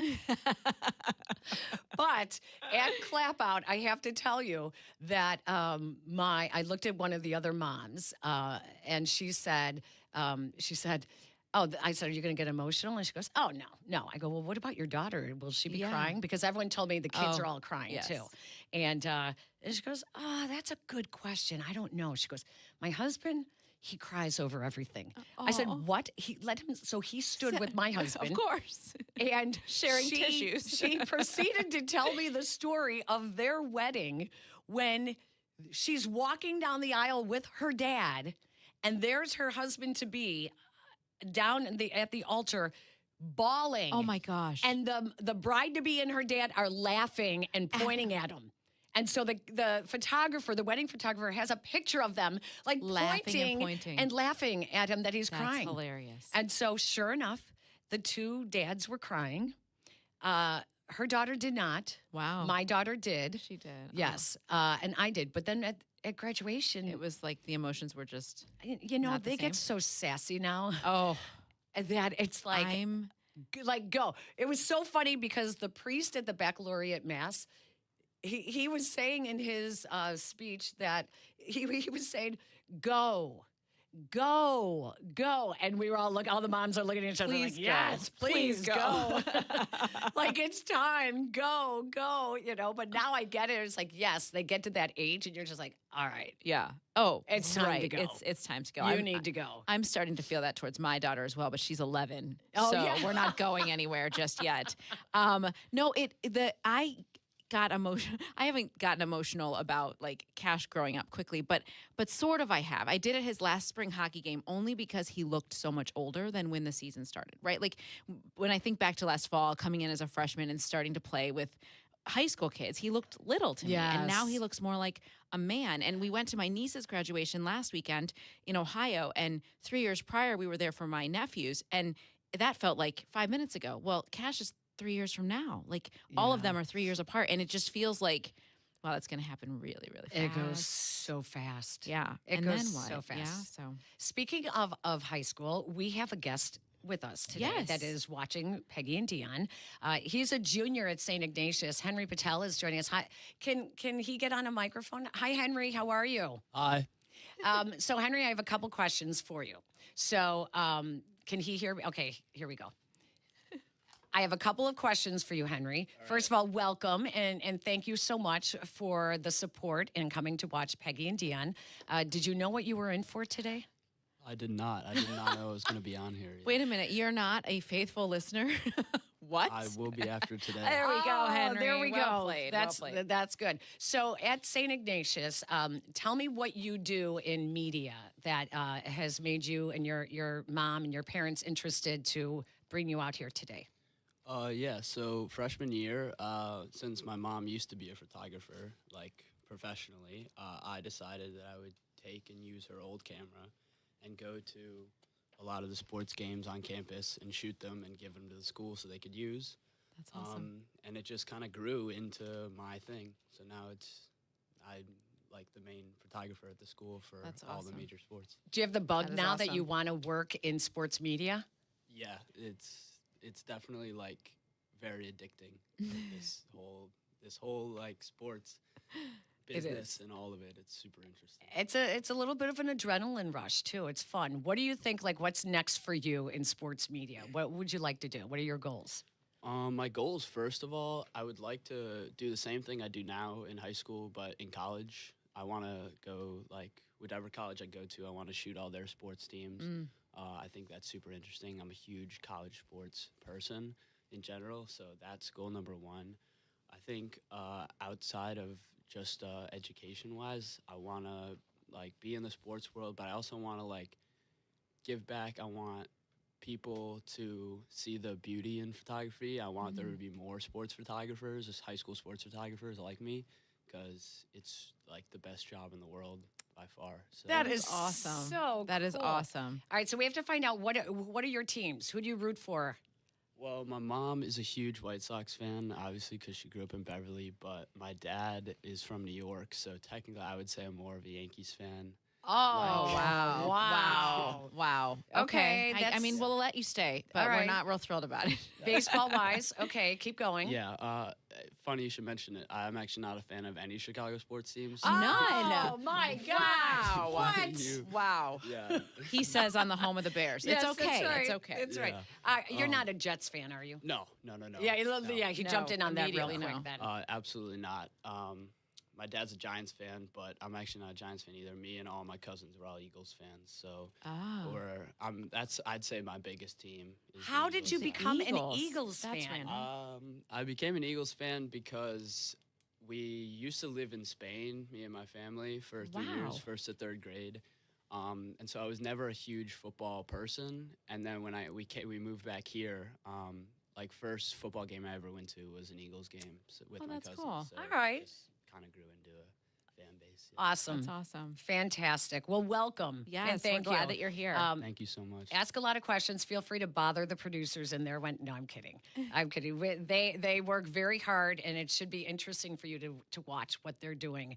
You know, flipping so many things at once, all at the same time. So welcome. Yeah, this is super interesting. I can't wait to watch the rest of it. Awesome. Thanks Thank you so much for being here. Thank you, Henry. And welcome to your mom, Casey, as well. We have a lot to talk about today. We have, what do you call it? A little taste of Peggy and Dionne today.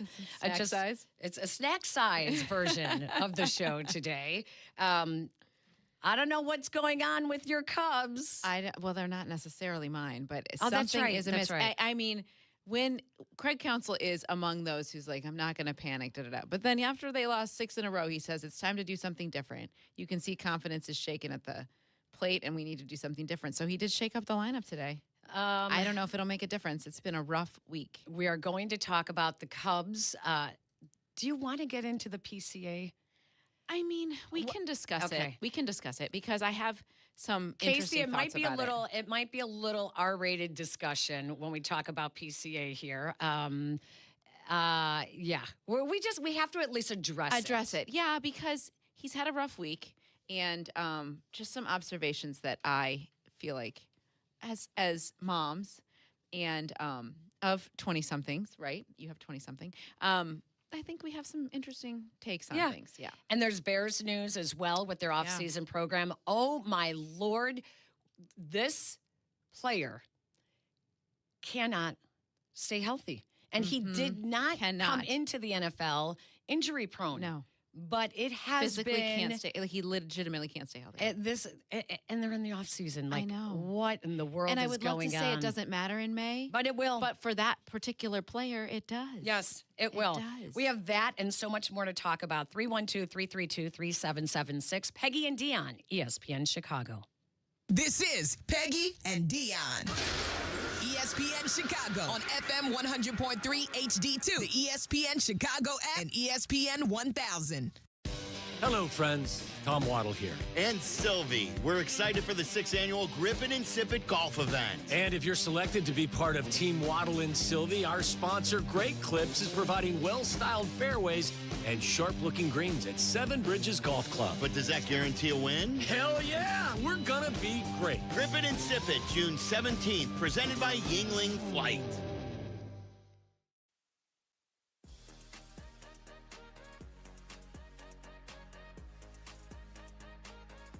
There is nothing better than opening your windows and letting the fresh air in during summertime in Chicago. But if your windows need replacing like mine did, you can't open them until you call the Chicago Window Guys. This past year, I had a desperate need for new windows, so I connected with Russ Armstrong and the Chicago Window Guys.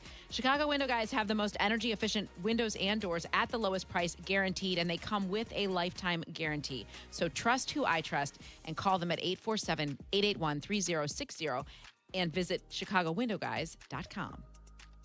You feel that, Tyler? That's Chicago waking up. Golf course is packed. Lakefront buzzing. This is the season. Yeah, and you're trying to walk 18 like you're still in your prime. I am in my prime. I just need the right beer to keep up. That's why you go with Yingling Flight. 95 calories, 2.6 carbs. It's built for days like this. Exactly. You can hit the course, hit the patio, keep it moving all day, and not feel weighted down. Spring in Chicago doesn't wait, and you shouldn't either. Yingling Flight, the next generation of light beer. DG Yingling & Son, Pottsville, Pennsylvania. Guys, this is Courtney Cronin. Let's be honest, most of us aren't great at saying what we feel. That's where jewelry does the talking. And nobody does it better than Rogers & Hollins, family owned since 1910. From engagement rings to stunning jewelry and watches, whether it's a gift that speaks for you or something that elevates your look, they've got it all. Jewelry says it best. Rogers & Hollins makes it last. See the Rogers & Hollins difference at a store near you or go to fornowandforever.com. Spring is sprung, and big savings are in full bloom at Menards. Visit Menards Garden Center for everything you need to get your garden growing. Choose from hundreds of beautiful, colorful flowers, lush trees and shrubs, and everything in between. Menards Garden Center is back in bloom. Stop in today to get your garden on. Check out fresh deals happening now at Menards. Save big money at Menards. Hey guys, it's Tyler Rocky. Golf should be comfortable, it should look good, and it definitely shouldn't feel stiff. That's why Pins and Aces works for me. Their apparel is made with premium materials that are lightweight, breathable, and actually move with you through your swing. The fit is clean and modern, not baggy, not tight, and the designs are stylish enough to wear on the course and keep on afterward. From gloves to head covers to apparel, Pins and Aces brings comfort and confidence to your game. Upgrade your golf gear for this season. Check out pinsandaces.com. Premium golf gear with an edge. Bundling your home and auto with Progressive could help you save without sacrificing quality. It's the smart thing to do. And as a hockey fan, you always know the smart thing to do. Shoot the puck! And you let the players know it. Shoot the puck! All game. Shoot it! Come on, shoot! And sometimes even after. Man, rough game, huh?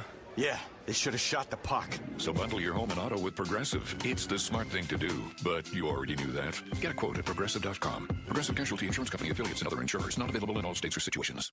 Less than 4 in 10 kids aged 6 through 12 are playing sports regularly. 4 in 10 kids? Let it sink in. Just 4 in 10 kids. ESPN is building a nationwide coalition powered by Disney called Take Back Sports, with the purpose of training more coaches, expanding access, and creating community-driven sports programming that puts kids and fun first. We're working on that story. We hope you'll join us. Visit takebacksports.org to learn more. Follow Chicago's Home for Sports on Twitter at ESPN 1000. This is Peggy and Dionne. On Chicago's Home for Sports, ESPN Chicago. Freelick drills that one out towards right center field, and PCA, oh my goodness, it's off his glove. And Freelick into second. Out into center field, and it gets under PCA. In to score is Freelick. Ortiz on his heels. Hamilton can absolutely fly. He's coming to the plate, and he's in. What on earth is going on? Well, that question has been asked on repeat for the last week, not just about PCA, but for the entire Cubs team, as they have dropped 6 in a row and fallen behind the Brewers in the Central. Not very much looking like the team that won 20 out of 23 and moved into first place. It's the curse of the White Sox. I'm sure it's something like that. It's the curse of the White Sox. It is Southside. Stand up. I think it's. God, don't stop. I think it's. I know that there are ebbs and flows to every baseball season, and it's super long, and you don't want to ride that roller coaster. And I don't think that Craig Counsell ever does. However, there has to be some urgency to what they're doing here. They have to correct things. With Pete, I do feel like, I know that Cap talked about it a lot this week. I feel like they should have probably given him the day off after everything that went down on the South Side on Sunday. But then it would have looked like a suspension. Of course. And then, maybe after what happened on Tuesday, so that he wasn't out there to have what happened on Wednesday. Right. Is that right? Or was it? It was Tuesday to Wednesday, right? Yeah. Because they were all off on Monday. Yeah. It's easy when he did it in back-to-back games, too. Right. Yeah. And you could, like give him some time to breathe. Now, instead, and he admitted that. He said it like was everything that had happened. He's young, 23 years old. But guess what? You have to grow up fast. Yeah, agreed. You are getting paid the big bucks. I said this when Derrick Rose was with the Bulls. I know you're young, but when a corporation is paying you the big bucks, you have to be able to perform. Yes, you have to be able to perform. And I guess I have some grace because of his age, and knowing that his brain is not fully developed. What he said was inappropriate. He chose the wrong words, and I know that he felt bad about it. It was an interesting juxtaposition on Wednesday when I was out at Wrigley. I was out at Wrigley, he hosted some kids from the Boys and Girls Clubs of Chicago. Lovely. And was sitting in the dugout talking. I just thought that was an ironic moment. Yeah. That was before what happened on Wednesday night, but it was just kind of ironic to me. Let's hear what PCA had to say himself. Yesterday and today are genuinely laughable. One thing I can fall back on is that it's never really a lack of focus, but trying too hard and trying to make up for the lack of production that I've given this team and this city, and not acting how I should. And anything physical usually starts mental, and I think that's just what I'm showing everybody right now. So I just show up and keep pushing, but that can't happen. That kind of stuff, that just can't happen. He's right. He's right. He's right. You're known for your defense, and you made little league errors. Yeah, correct. And even when the ball went past him on Wednesday, and he knew how fast, I can't remember who the player was. I'm sure someone in the producer knows who it is, but he knew how fast he was. Even the way he threw the ball in, relayed it in, was just like very lackadaisical. Very lackadaisical. Yeah. Not with zero urgency, more frustrated. You could tell he was just frustrated. Yeah. And I feel like at that moment, maybe you make a change. Well, at that to moment, get his attention. Right. To get his attention, I do think that's when Craig Counsell should have been like, just, you know what? If someone exhale. doesn't run out, like you don't think they're all over them? Yeah. And how about when he gets in the face of his teammates, because they're not telling him that he's supposed to slide, get down, the next batter up. I can't remember who it was. Yes, you're right. And Conforter or whoever it was. And he's, he's getting in other guys' faces. Who's going to get in his face? Well, who's going to get in his face and say, unacceptable. Get it together. I was trying to think of who in that clubhouse would do that. Out of your ass. Who would do that? I don't know. Do they have someone like that? I don't know. It's certainly what they were missing last year. Would Bregman do something like that? That's why not? Why you paid Alex Bregman, no? I think so. That's what I think. But I don't know that he would do. I don't know that he would do that. I don't know him. He's not in the clubhouse very often. I will let you know that. When we're in there, Bregman is not in there. He's doing stuff. He's rarely in there pregame. So I don't get a lot of observation. But I would think that's why you're paying him. You're right, Aiden. You're paying him to be that voice and to be that accountability. Well, we're not paying him to hit or play defense either. You might as well do something. Yeah. That's true. Yeah, you're right. Exactly. You're right. Listen, the Cubs right now, whether it's true or not, are playing like a very overrated team. They are playing so average. The whole, I listened to our shows throughout the week, Waddle and Sylvie and Carmen and Yurko and Cap and Hoodie, and their lack of urgency, this whole sense of, it's only May, it's, we're only 1/4 into the season. It's a long season, all of that. Yeah, but you know what? You're showing a trend.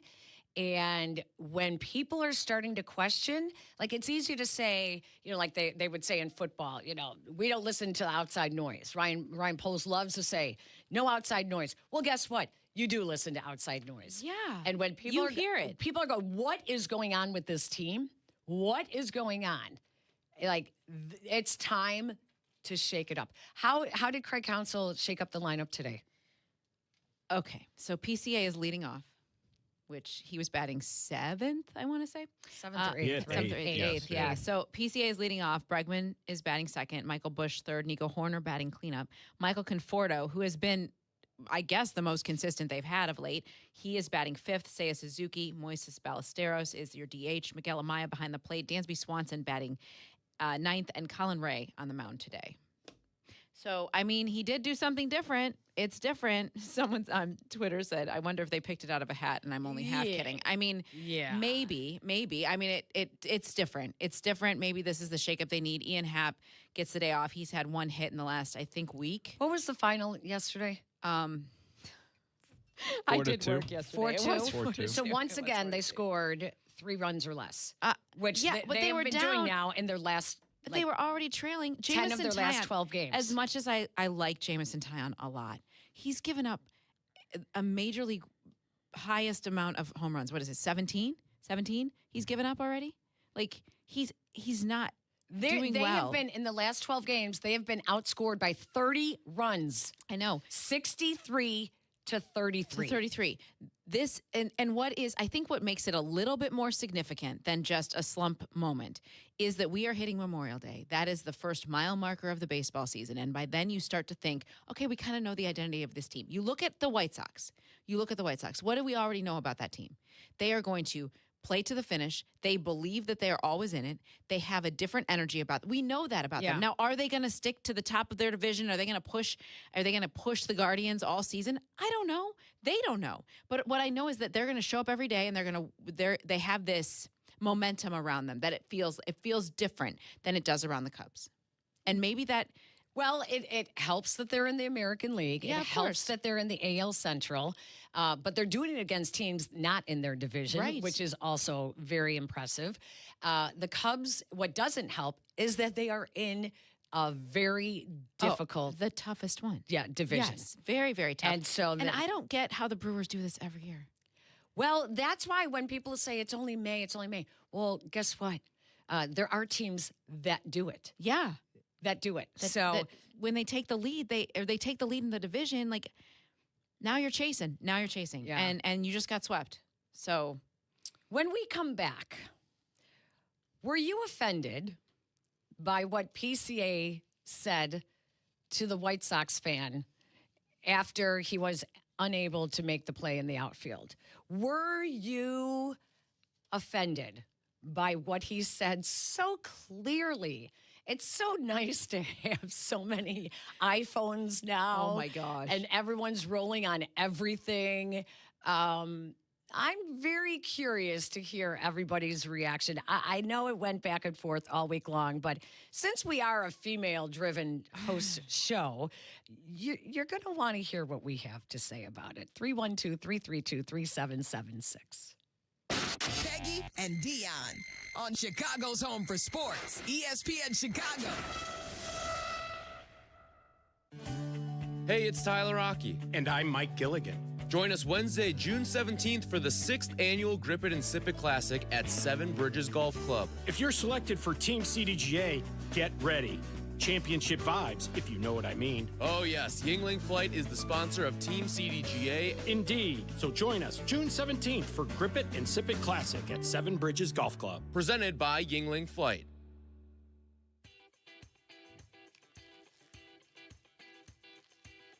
You guys know that I am in my car a lot between work, kids, life. I basically live in it. So I needed something that felt safe, reliable, but was also super fun. That's why I went with an Acura from Advantage Acura of Naperville. I had such an incredible experience. The team made everything super easy. They answered all my questions and never made me feel pressured. And they didn't just do that for me. They want to do that for you. I love my Acura. It's comfortable, handles great, has all the tech I didn't even know I needed, but now I refuse to live without. If you're thinking about a new ride, check them out at AdvantageAcura.com or stop by Advantage Acura of Naperville. Precision crafted performance. White Sox fans, don't miss out on our great promotions during the Tigers series, May 29th through the 31st. Between Reggaeton Night and a post-game fireworks show on May 29th, the Teal and Caro bobblehead presented by Binny's Beverage Depot on Saturday, May 30th, and Southpaw Birthdays on Sunday, May 31st. There's sure to be something for everyone. To purchase tickets and for the entire promotional schedule, visit whitesox.com/promos. Woodford Reserve is more than just a spirit. It's a spectacle. With more than 200 flavor notes, Woodford Reserve wows your senses, delights your palate, surprises you with every new sense and sensation. It elevates an evening into an event, giving you a new experience with every sip. So yeah, Woodford Reserve is more than just a spirit, it's a spectacle for the senses. Kentucky Straight Whiskey, 45.2% ABV, the Woodford Reserve Distillery, Versailles, Kentucky. Please drink responsibly. Woodford Reserve is a registered trademark, 2026, Brown-Forman Distillery, Incorporated. Hey, it's your friend Tom Waddle here. You know, life comes with a lot of things to remember, and Great Clips doesn't think your haircut should be one of them. And this is why they use Clip Notes. It saves your haircut details, so no matter which stylist you see or Great Clips salon you visit, it's easy to feel like the best version of you. So do yourself a favor. Say goodbye to guesswork and hello to a great haircut every time. Download the app today. Great Clips. It's gonna be great. Hey, soccer fans, if you're headed to a match at Soldier Field, the CTA is your best way to get to the game. $5 covers your entire trip, and with tap to pay available on all CTA trains and buses, riding is a breeze. CTA buses stop just steps outside the north side of the stadium, and the Roosevelt train station is a short walk away. Avoid the hassle of traffic or expensive parking. Let the CTA be your driver. Find the best route for you at transitchicago.com/plan-a-trip. Save money, do more, ride CTA. The NFL schedule dropped, and it is time to settle up, people. There's road trips to plan, hotels to book, tickets to split, tailgates to cover, scores to settle. All the things for the season. But now, when you send $10 or more to a friend with PayPal by May 28th, you could win 2 tickets to every home game of your favorite team. Yep, the whole season. Visit paypal.com/P2P sweeps. No purchase necessary. See website for details, including how to enter by mail. Brought to you by PayPal, official peer-to-peer payment sponsor of the NFL. Veterans and active duty service members, when your call to service ends, your mission doesn't have to. Go from GI to IT in just a few months at My Computer Career. Prepare for a high-demand career in cybersecurity, protecting people, systems, and institutions from real cyber threats. Cyber warriors are needed now. Will you answer the call? Go to mycomputercareer.edu/CWP to learn more. That's mycomputercareer.edu/CWP, an elite CompTIA certification partner. VA education benefits are available to those who qualify. Follow ESPN 1000 Chicago on twitch.tv or the Twitch app. Welcome back to Peggy and Dionne. On ESPN Chicago, Chicago's home for sports. Tying run at third. Caro hits a fly ball out into deep left center field. It's back there. It is gone! Edgar Caro wins it! Shut up! Yes! The young man deserves it. Some lady just decided to start talking and felt the need to say it back. Felt the need to say it back. Well, there's no way she told him to do what he told her. Absolutely not. Absolutely not. And also, like, he said, I was very aware. I knew the cameras were rolling on me. Of course. Well, that's when you have to bite your tongue, dude. Okay. Like, you just have to. Now, let me give him credit for one thing. Okay. Who was in who was the outfielder that kind of came to his aid right when it was happening and kind of grabbed him to walk away from it? I don't remember. Wasn't it Shea? Or Conforto, maybe? Conforto, maybe? I don't remember. I think it was say, Shea, actually. I think you're right, Dionne. He was ready to do the motion that comes with that phrase, and his hand started heading in that direction. And I was watching, like, I saw it go right away. I go, oh, something just happened in the outfield with PCA and someone in the outfield. But when you see it from the reverse angle, and you're like, oh, no. If he had actually grabbed, he would have been suspended. Oh, totally. And someone would argue it was so clearly articulated what he said that he should have been suspended anyway. But okay, so remember when Tim Anderson flipped off the fans? Yes. And we were like, well, that is so you're in your car and you're flipping off people now. Right. And F-bombs fly all the time now. Yeah. You're so desensitized to it meaning anything. Sadly. Right? Yeah. That I was like, when he said what he said, I actually laughed because I was like, oh, wow. Yeah. Oh, wow. He really went there. He did. At a woman. My first question was, what did she say? What did she say? She yelled, "You suck." Was that it? I'm pretty sure that's it. That's what I heard.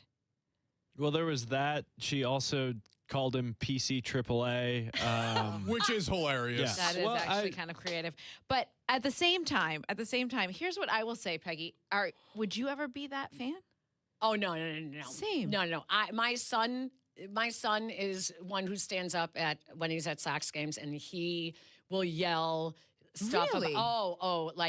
Yes, there have been a couple of instances where fans of other teams and I'm like, oh God.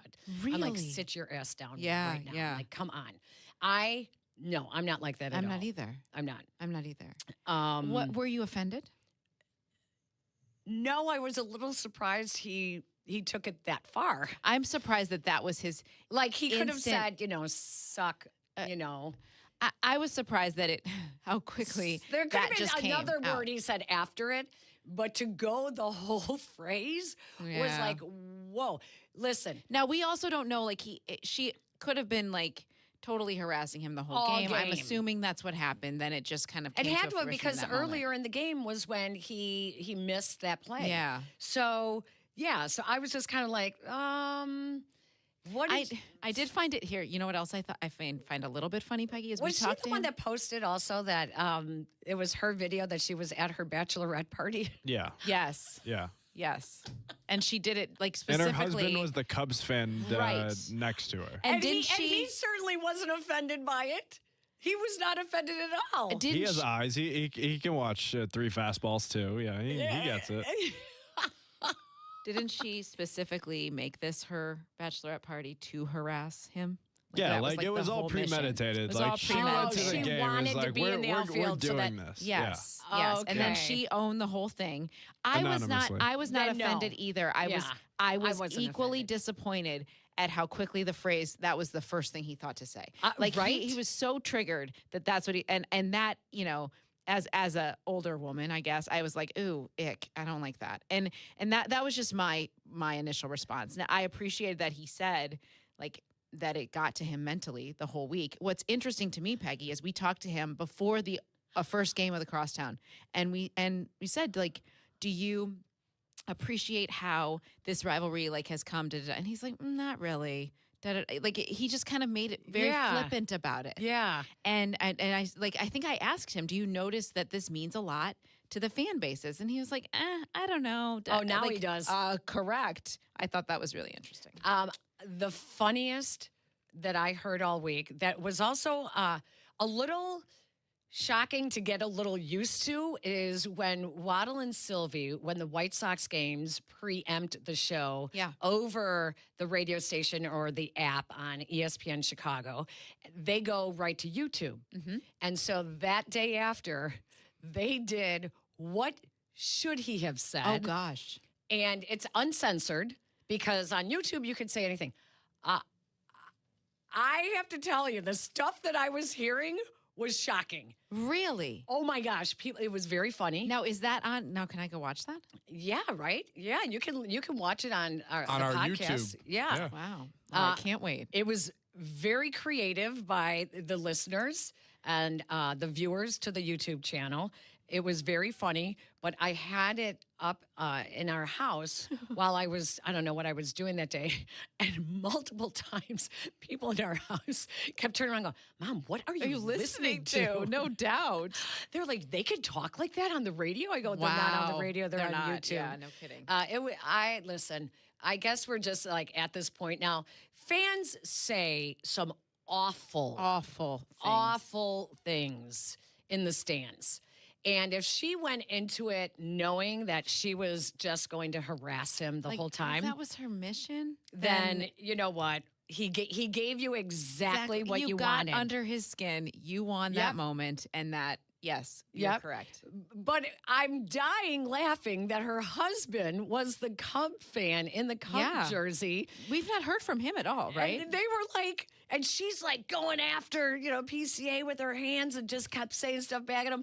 And the husband's not doing anything. It was like they were like, that is one marriage that is going to be like lucky. That is going to be one hell of a relationship. I am really interested how the conversations went once everyone sobered up. Yeah, right. That's what I'm interested in. Tom is in Evanston. He's joining Peggy and Dionne on ESPN Chicago. Hi, Tom. Hey, Tom.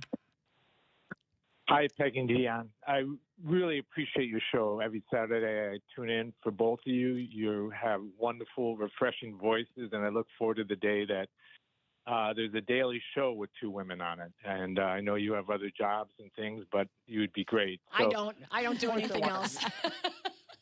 I love both of you.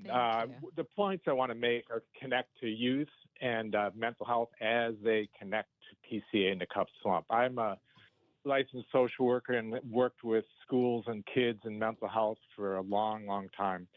And what happens on the sports field does influence a lot of young kids. And I love PCA.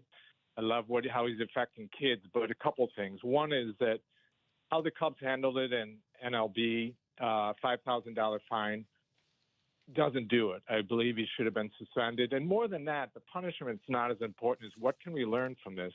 And he has a chance to repair this. And it's always, we all make mistakes, and we all have space to grow our social emotional intelligence. But the Cubs and PCA aren't handling it well. At least I haven't heard of it. What is he going to learn from it? His passion is great. The temper, when it goes to insulting women and doing what he did, that's just not okay. And so I think I'd love to see the Cubs use this as an example, because there's a lot of young kids watching. How does the PCA handle his temper? What's okay and not okay? How can I grow and become a better human being and develop my emotional intelligence? And the other quick point I want to make, because May is Mental Health Month, and the more and more that athletes speak out about their challenges, it really impacts young people. Really does, and brings out that sense of shame and stigma. There's so many doing it these days. And the Cubs are going through a slump, and there's a mental part to this. And I'd love to hear some of the athletes come out and talk about, do they work with coaches, mental health coaches? Do they work with therapists? How do they handle their mental health challenges? Because there's a real opportunity here, both with PCA and the Cubs slump, to use as a teaching moment for youth and make this, mental health more of a topic we all talk about. And even our temper. How do we develop a better way of handling our emotions? So I think a lot is lost. It's fine to punish him, suspend him, but what is going to be learned from it, and how can we share that with you? So Tom, thank you. Really good points. Very important point. I think the teams talk a lot about that they all have sports psychologists. I was going to say, this is and therapists on staff. I'll be honest, Tom, I am so intrigued by the psychology of it, because as fans, we certainly think about, well, just go out there and do it. Like, you're paid to perform at this high level, and we don't know all the other things that they're carrying to the plate, right? Yeah. It's the same in our jobs, right? We could have a fight with our spouse, or something didn't go, we're worried about something else, or whatever. A parent is sick, and no one knows that. And then fans are jumping on them because they can't perform it the right way, and it gets in their head. I think that's an important aspect of the game that we don't talk about a lot, because we're so focused in our world on the numbers and the standings and all this stuff, and letting that define how we view these kids, some of them kids, right? I think there's a lot to the sports psychology of it. I mean, you remember, I just saw it yesterday. I don't know why it popped up on my Twitter, but when Caleb jumped in the stands and started crying, and his mom was there. Remember this? When he was at USC? And people ripped him to shreds. Right. They still do. Heavens. They still talk about they still do. Like, we're still human beings. So let's do this. I want to throw a new topic out when we come back, because Tom brought this up, that it is a reflection. The kids are watching. And I know PCA did say that that's the one, one of his regrets is he knows that kids watch what they do, and now they're going to repeat some of that stuff. And that is actually very, very true. What happened in a Little League game in Idaho went viral. and it was how a teenage umpire handled one of the coaches. It is so, it's such a great story, but this is an example of how you should handle things, not what you see on TV. We'll talk about that when we come back. You're listening to Peggy and Dionne on Chicago's home for sports. This is ESPN 1000. Hey, this is Cap. Join me and Hoodie for the 2026 I-94 trip to Milwaukee to see the Northsiders. You can register to win now through May 24th at IKEA Schaumburg and IKEA Bolingbrook during the annual IKEA Sidewalk Sale. Score great savings for your home and have a chance to win a trip to see some rivalry baseball. You and a guest will win tickets and travel with us, the Cap and J Hood Morning Show, to Milwaukee. Get to root for your favorite baseball team. For rules and details, go to ESPNChicagoContest.com. Hurry to IKEA Schaumburg and IKEA Bolingbrook and register to win the I-94 baseball trip to Milwaukee with me and Hoodie.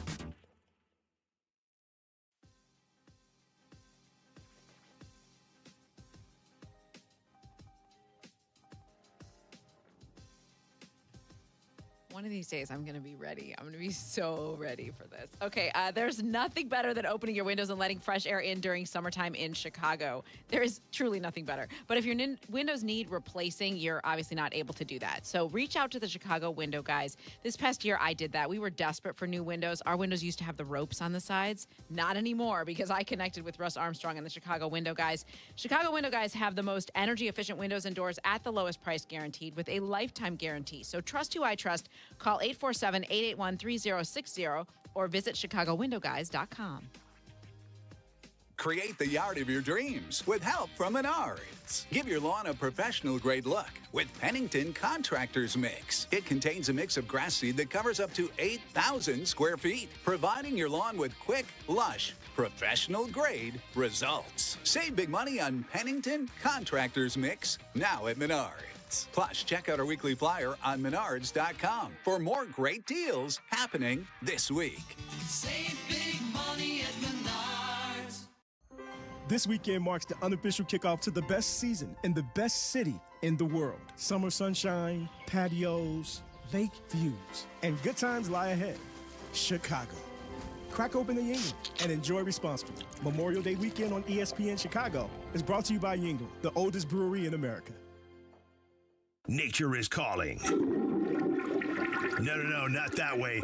Fishing, hunting, hiking, nature. Chauncey's Great Outdoors, Saturday mornings from 6 to 7 and available on demand on the ESPN Chicago app. Bundling your home and auto with Progressive could help you save without sacrificing quality. It's the smart thing to do. And as a hockey fan, you always know the smart thing to do. Shoot the puck! And you let the players know it. Shoot the puck! All game. Shoot it! Come on, shoot! And sometimes even after. Man, rough game, huh? Yeah, they should have shot the puck. So bundle your home and auto with Progressive. It's the smart thing to do. But you already knew that. Get a quote at Progressive.com. Progressive Casualty Insurance Company, affiliates, and other insurers. Not available in all states or situations. Less than 4 in 10 kids aged 6 through 12 are playing sports regularly. 4 in 10 kids? Let it sink in. Just 4 in 10 kids. ESPN is building a nationwide coalition powered by Disney called Take Back Sports, with the purpose of training more coaches, expanding access, and creating community-driven sports programming that puts kids and fun first. We're working on that story. We hope you'll join us. Visit takebacksports.org to learn more. Individuals and businesses with tax problems, listen carefully. Do you feel like you're losing control of your finances? If you owe over $10,000 in back taxes or have unfiled tax returns, we can help you take back control. The IRS is the largest and most aggressive collection agency in the world, and they can seize your bank accounts, garnish your paycheck, close your business, and file criminal charges. Take control of your tax problem now by calling the experts at U.S. Tax Shield and take advantage of the Fresh Start program and new laws that may allow us to negotiate a settlement for the lowest amount possible. Our team of tax attorneys and enrolled agents can stop collections and get you protected so you can take control of your financial future. U.S. Tax Shield offers a price protection guaranteed quote to get you protected today. U.S. Tax Shield is A+ rated with the Better Business Bureau, so call now. 800-687-5192. That's 800-687-5192. U.S. Tax Shield. 800-687-5192. Welcome back to Peggy and Dionne on 100.3 HD2, the ESPN Chicago app, and ESPN 1000.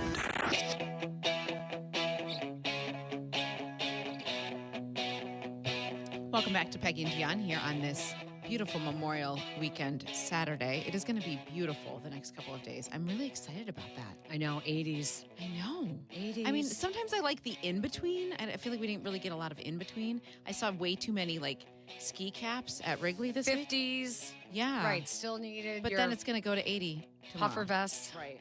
Hey, our video stream, Memorial Day week on the ESPN Chicago video stream, is brought to you by Yingling, the oldest brewery in America. Don't forget, you can always watch us on YouTube channel. It's always fun to see what everyone's wearing. The funny thing is with TV, because Dionne here works at the Mighty 7, ABC 7. I used to be at NBC 5 for a couple decades. And a couple. The truth of the matter is you can't do it anymore. Gian Greco was one of the kings of doing it. Back in the day when the anchor desk was that monstrosity of a desk, you basically, the anchors would have shorts on. Under the desk. Underneath the with a desk. suit So, jacket. they have their suit jacket, their tie. The women might have a blouse on. The women weren't wearing shorts as much as the guys would have shorts on. Then now they have so much walking, and you walk away from the desk, and now you're in front of the screen that you have to be dressed. Dressed from head to toe, yes. I still pretend that if I was doing that, I would not be in heels. I remember trying to wear heels the last few years when I was anchoring. To me, it's the stupidest thing in the world. I would have gym shoes on. Sometimes I do wear heels, mostly because I'm the only one not wearing heels, and I'm I just don't want to. I wear my gym shoes I wear sneakers all the time with my dresses. I have no shame in doing so. I prefer to sit at the desk. And now they have us standing. I know they pay a lot of money for those screens, and they're very pretty. But I prefer to just sit at the desk, like traditional anchoring. Yeah, no, not anymore. So so the thing that you can't see about our lovely dressed colleagues here at ESPN Chicago is typically the shoe wear. Right. And Yurko is the king. He's in sandals, is he not? All the time. Really? That's when his shoes are on. Yeah, I was going to say that. He takes his shoes off? All the smelly time. He doesn't even wear socks. All the smelly time. Wow. Let me tell you. Well, someone who has foot odor and it's that sour smell, I can smell it across the room. Really? Yes. Yes. I had I told him once and I turned to him during one of the Bears. We were watching one of the Bears games before post game, obviously, and it's like when someone has bad breath, you have to say something because it is so offensive. The smell is so strong. Yeah, and so I looked over at him. I said, "Ooh, man, you need some foot powder." Yeah, and he looked at me and goes, "Oh, really?" I go, yes. He doesn't smell it? Oh, I was on vacation. We were in Europe, and we did a lot of walking. It's the same shoes. Especially if he's not wearing them with socks. Oh, my Lord. It is brutal. And he just, I think he just does it on purpose because he knows it bothers everybody. Oh, my gosh. Anyways, yes. Okay, so there was a teenage umpire. Jameson Morris in Idaho, and he was umping a Little League baseball game. Have you heard this story? I have not. Okay. No, this is all new to me. So this went viral last week. He was umping a Little League game, and all the kids in Little League now have walk-up songs, right? And so he was offended by the walk-up song of this kid on the other team. And I'm trying to find out what the song was because I don't, of course, I don't know what it was. So, it doesn't bother me at all. But this coach was so upset that he walked out. And when I say Little League, these kids were like 3 feet tall. Like they were little guys. And the coach walks out to the umpire and, he tells him, this is wrong. This walk-up song is wrong. He should not be walking up to this song. And you could hear the umpire say to him, I haven't heard any bad words in it. It seems like it's fine. I don't think this is something to stop the game over. And the parent coach would not stop arguing it. And he kept saying, no, I don't like it. Nope, I don't like it. He's got to go. You got to throw him out. He can't be walking up. And he says, you are interrupting the game. You're interrupting the game. I've already told you there's no offensive lyrics in this song. I haven't heard anything that would make me say that, no, you absolutely cannot, turn that off. And he says, I don't even have control over the music for the walk-up songs. Right. So I don't know why you're yelling at me. The coach would not let it go. Stayed out there arguing with him, said the only thing worse than this walk-up song is you. Oh, my gosh. And starts going, teenage jump, right? The kid held his ground, and he kept saying, listen, these kids just want to play baseball. And he turns to the kids, and he goes, hey, kids, would you rather us stand here and keep talking about the walk-up song, or do you want to play baseball?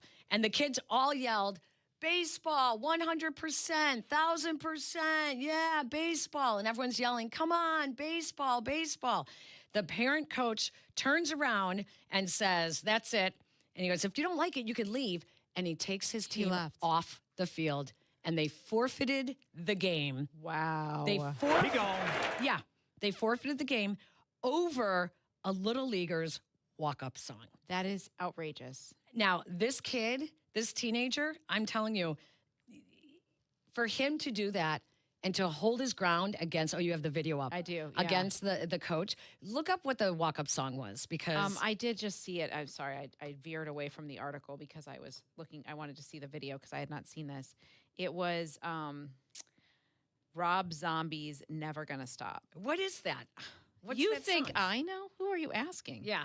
I've never heard of it before. I have no idea. So kudos to the kid being the one that's doing the right thing. And whatever was up this coach's butt, that he had to make a spectacle and make it all about him. And in front of a Little Leaguer, that was his walk-up song? Come on, Dad. What are you doing? Relax. What are you doing? I will say there have been some hockey rinks we've been in where the music has been wildly inappropriate. Wildly inappropriate. I don't know that a parent has ever said anything. I didn't know we could. I guess I should. When we come back, we have bears to talk about. And who is this bear that once again has a Band-Aid on? Oh, my word. You're not going to believe it. You're listening to Peggy and Dionne. On Chicago's home for sports, ESPN Chicago. Hey, it's your buddy Tom Waddle, and I drive a Hawk. In the market for a new car? Shop HawkAuto.com, where they buy more so you pay less. Check their massive inventory of over 2,000 vehicles. They buy in volume so you save in volume. Plus, get all rebates on top of the Hawk Auto volume discount. Save even more with 0% financing for 60 months, so make no payments for 90 days. With 12 convenient locations, your next car is closer than you think. Drive what I drive. Drive a Hawk. HawkAuto.com. Financing on select models with approved credit. Hey, it's Cap. Are you sneezing and have congestion and itchy eyes? That's not something you want to live with, especially with summer coming up. Sinus and Snoring MD will get you right. They offer needle-free allergy testing and treatment. No shots, no hassle, just simple allergy drops that actually treat the problem. If you're tired of feeling stuffed up all the time, do something about it and contact Sinus and Snoring MD by calling 847-545-0147 and visit sinusandsnoringmd.com. Individuals and businesses with tax problems, listen carefully. Do you feel like you're losing control of your finances? If you owe over $10,000 in back taxes or have unfiled tax returns, we can help you take back control. The IRS is the largest and most aggressive collection agency in the world, and they can seize your bank accounts, garnish your paycheck, close your business, and file criminal charges. Take control of your tax problem now by calling the experts at U.S. Tax Shield and take advantage of the Fresh Start program and new laws that may allow us to negotiate a settlement for the lowest amount possible. Our team of tax attorneys and enrolled agents can stop collections and get you protected so you can take control of your financial future. U.S. Tax Shield offers a price protection guaranteed quote to get you protected today. U.S. Tax Shield is A+ rated with the Better Business Bureau, so call now. 800-687-5192. That's 800-687-5192. U.S. Tax Shield. 800-687-5192. This is ESPN Chicago, WNVP, WTBC, HD2 Chicago, a Good Karma Brands radio station. Follow ESPN 1000 Chicago on twitch.tv or the Twitch app. Welcome back to Peggy and Dionne. On Chicago's home for sports, ESPN Chicago.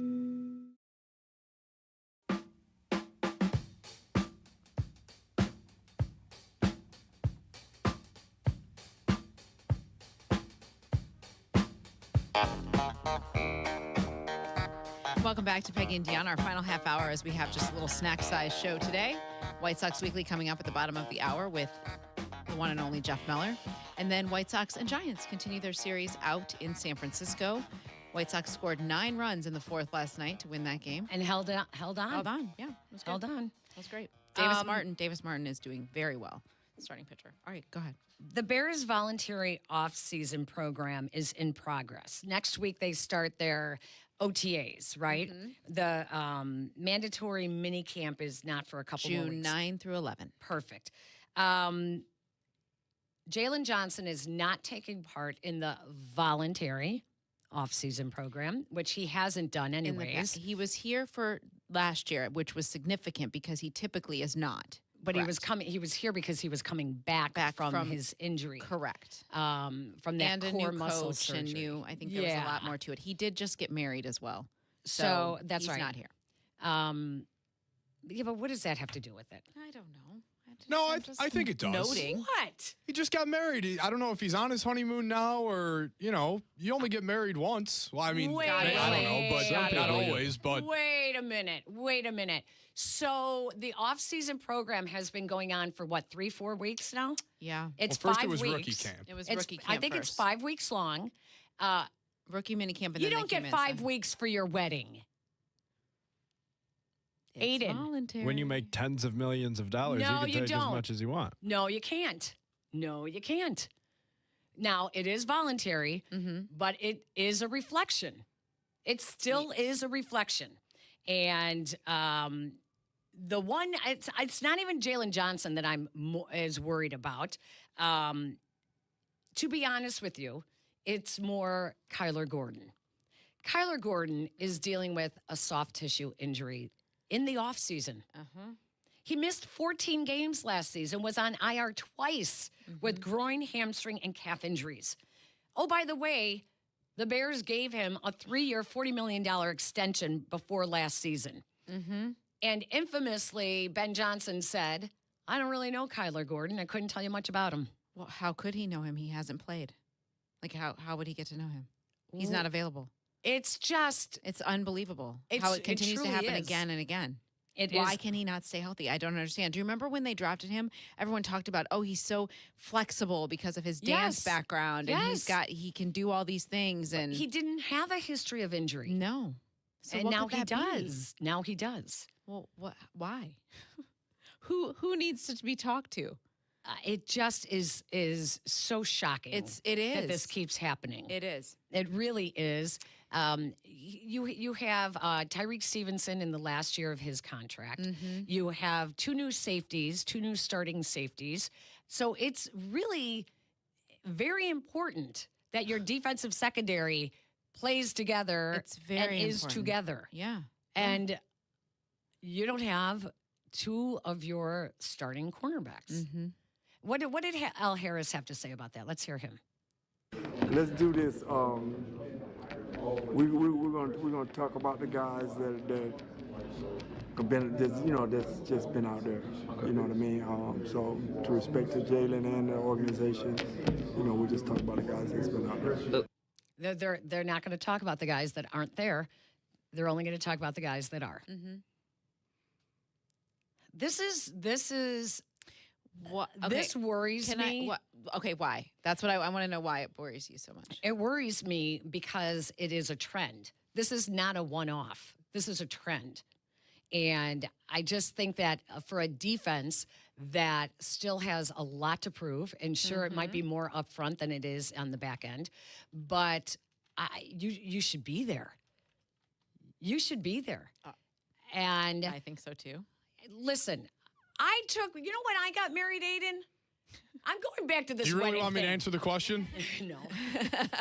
I'm not asking you what year. I got married on the Bears bye week. Smart. Because good teammate. Thank you. See, thank you.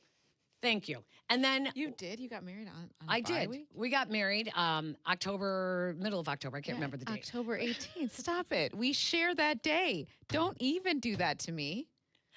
It's my October birthday. 18th. It's your anniversary. We should all remember this. Yes. Everyone listening should also remember this. And we put off the honeymoon because of the football season, and I was working Bears. Have you still not gone on that honeymoon? No, It's we put off did. still. No, but that's why I'm saying he had all summer to plan this wedding. He had all summer to tell his fiance, who I believe is the mother of his children, that this is not a good date. Let's move it up and go earlier. He knows when these programs start. So that's why when I say, okay, I might give you 1 week off, like, okay, I get it. But there's not a lot of people out there that have sympathy because he got married. I don't know that I have Sorry. sympathy that he got married. That is part of his off-season plans and the things that he's done. I agree with you. You had tons of time between that loss to the Rams and the start of off-season work. Tons of time. They got to get married married. on May 2nd. Right. The Dominican Republic. Yes. So they need 3 more weeks? I don't know. What's the date today, Aiden? Today's May 23rd. Oh, so that would be 21 days. He's got 3 weeks. I don't know why it doesn't bother me as much. Yeah, I don't really care. I don't really care. I'm either. annoyed by it. I don't care. I'd probably care more or wouldn't care if he played the full season. Like Jalen Johnson, he also didn't play a lot of football You're last correct. year either. You're correct. So it's like one of those things, but it's also, I don't know how much stock I'm putting into, and I understand everybody, OTAs and stuff is different now than what it was 10, 15 years ago. But like, we're talking about it in May. I think Kyler Gordon's more of the worry to me if I'm comparing Kyler Facts. and Jalen Johnson. I could Let me agree. ask you this. Fourth soft tissue injury since Yes. August. Okay, but Yes. let me ask you this about Jalen Johnson. Typically, the superstars are given a pass, okay? Typically, like a Montez Sweat, your star quarterback oftentimes. I wouldn't be mad if Joe Tooney wasn't there. Right? I wouldn't bother Your me. superstars. You're telling me Jalen Johnson gets that same treatment as a superstar? You're telling me he's a superstar? I'm not saying he does. He got paid Well, like one. he got paid like one. I was just going to say those exact I'm words. just He waiting for him to hasn't- show up and ask for a new deal because the market's been reset like four Well, times. he's not going to yeah. ask for a new deal because he hasn't played to this deal correct. yet. This could be like a complete 180, but for some reason in my brain, what I would actually care about more, and this is like, I think I'm just a loser for even thinking this, but if he had a big wedding, I want to know if the Bears were there, if his teammates were His there. teammates were there. Well, wouldn't we see it on Living out Instagram? draft day. I don't know. Yeah, exactly. It's kind of like the movie, but that's what I would care about more. That is an interesting point. That's a very interesting point. Because you wonder it was how what, it May hits. 2nd? Right. Probably would have seen pictures by So now, right? agreed. And don't you wonder how it sits in the locker room? Maybe they weren't there, which says something to me. That's a really good point, a good observation. Well, that maybe it was very small and they didn't invite many people to it. and they just Maybe. want to be alone for 3 weeks. Sure. I'm not as bothered by it. I'm more concerned that Kyler Gordon cannot stay healthy. That bothers me. It bothers me that they paid him. Yeah, I and mean, he has obviously, not been on the field. It bothers me that the head coach, who's able to remove emotions to make decisions, says, "I don't know this kid. I don't know him." Right. That bothers me more. You have 2 new starting safeties. You need communication. There were communications issues last year because those guys were not on the field. The cornerbacks were not on the field as much, and there were communication problems. So, yes, I'm sorry. It does bother me. It does bother me. And to even hint of he's going to at some point ask for another contract and, tear up this one because it's all right. He hasn't even been on the field. He hasn't come close to outperforming his current contract. Now, Al Harris did not indicate that he's not coming at all.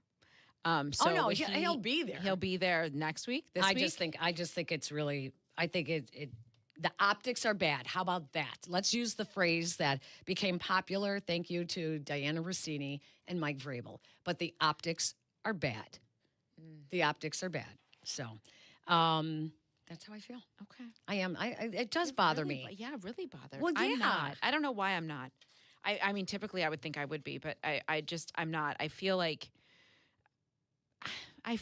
the coaching staff when Dennis Allen sat up there and was like, we have to coach better and we have to, I feel like they took most of the deficiencies on themselves more than they even pointed to players not being healthy or all those things. Yeah. Which I find very interesting. I don't know. We could talk a little bit about that as well when we come back about the whole, how they explained their coaching better. Right. What that's going to. What does that mean? What does that even look like? I got some questions about that. And the only thing that makes me madder right now is what's going on with the stadium. Oh, gosh. I'm too tired. I'm too tired, Peggy. I'm too tired. I know. Call me when you do something. Let's take a break. We'll wrap it up after this. You're listening to Peggy and Dionne on Chicago's home for sports. This is ESPN Chicago. 2 to 6 in 2026. Waddle, waddle. The longest running show in Chicago sports content history, Waddle and Sylvie expand to a full 4 hours. Hear them weekdays 2 to 6 p.m. We are Chicago's home for sports. ESPN Chicago. We are all in our cars a lot between commuting to work and then home, taking our kids everywhere, just life that we need to run around for. I basically live in my car, so I wanted something that felt safe, reliable, but was still super fun and luxurious. So that's why I went with an Acura from Advantage Acura of Naperville. And look, I had a great experience with them. The team made it super easy. They answered all my questions. They never, ever made me feel pressured. I love my Acura MDX. I love it so much. It's comfortable, handles great, has all the tech I didn't even know I needed, but now I refuse to live without. So if you're thinking about a new ride, check them out at AdvantageAcura.com or stop by Advantage Acura of Naperville. Precision crafted performance. Hey guys, it's Sylvie. Summer's almost here and there's no better time to upgrade your backyard with a hot tub from Bullfrog Spas. During their Memorial Day sale, you can save up to $4,000 off MSRP and get a free audio upgrade on select models. Bullfrog's patented Jet Pack therapy system lets you personalize your massage like no other spa. Take advantage of their exclusive factory certified scratch and dent inventory. Do not wait. Visit a Bullfrog Spas factory store near you before May 26th and let them know that Sylvie sent ya. You get one of those days in Chicago. Sun's out, not too hot. You're not staying inside, my friend. No shot. You're out early, and next thing you know, you've hit 2 patios and ran into 10 people. Somebody's got tickets, there's a show, something's happening. That's why you go with Yingling Flight. 95 calories, 2.6 carbs. It's not dragging you down halfway through the day. And that's the difference. You can have a couple, keep it going, and still be good when the night starts. The city's too alive this time of year to call it early. Yingling Flight, the next generation of light beer. DG Yingling & Son, Pottsville, Pennsylvania. Save big money on your next project at Menards. Keep weeds out with Menards Premium Weed and Feed Fertilizer. Designed to keep your lawn vibrant while controlling more than 200 types of weeds. A 17-pound bag covers up to 5,000 square feet. Save big on Menards Premium Weed and Feed, on sale now through May 25th. Check out our weekly flyer on menards.com for more great deals happening this week. Save big money at Menards. Built on grind, full speed finisher, workload warrior. Grit guy, late night legend, locked in lifer. Full count fighter, no off switch, bro lives for reps. Game prep junkie, hustle hero, ready to work day one. What is this, player of the week? No, we're talking about you. The one and only Howard Enkin. Thanks, guys. I am here to help. Call 312-6-million. Injury law made personal is Howard Enkin, our attorney on the Kappa J. Hood Show, weekday morning 6 to 9 on ESPN 1000. Smalls here. What if you could enjoy the flavor of a cocktail without the alcohol? Meet RK Zero Proof, a pioneer in the alcohol-free spirits category that delivers bold taste and a warming sensation, but with zero alcohol, zero sugar, zero carbs, and zero calories. So you can celebrate with friends, unwind after a long day, and wake up tomorrow feeling great. It's all the ritual of a drink without the regret. Discover RK at rkbeverages.com. That's ARKAY beverages.com. RK, the spirit without the alcohol. Harry Douglas here. Game day brings the excitement. Your stay should feel just as memorable. With Marriott Bonvoy, official hotel partner of the NCAA and U.S. Soccer, you're connected to a portfolio of brands designed for how you travel. Some offer complimentary breakfast, others give you room to spread out, space to stay productive, or extended stay comforts. So whether you're a traveling fan or part of the team, Marriott Bonvoy celebrates the moments that live on before and after the game. Marriott Bonvoy, where game day checks in. Follow Chicago's Home for Sports on Instagram at ESPN_Chicago. Okay, we're all listening. Now back to Peggy and Dionne. This is ESPN Chicago, Chicago's home for sports.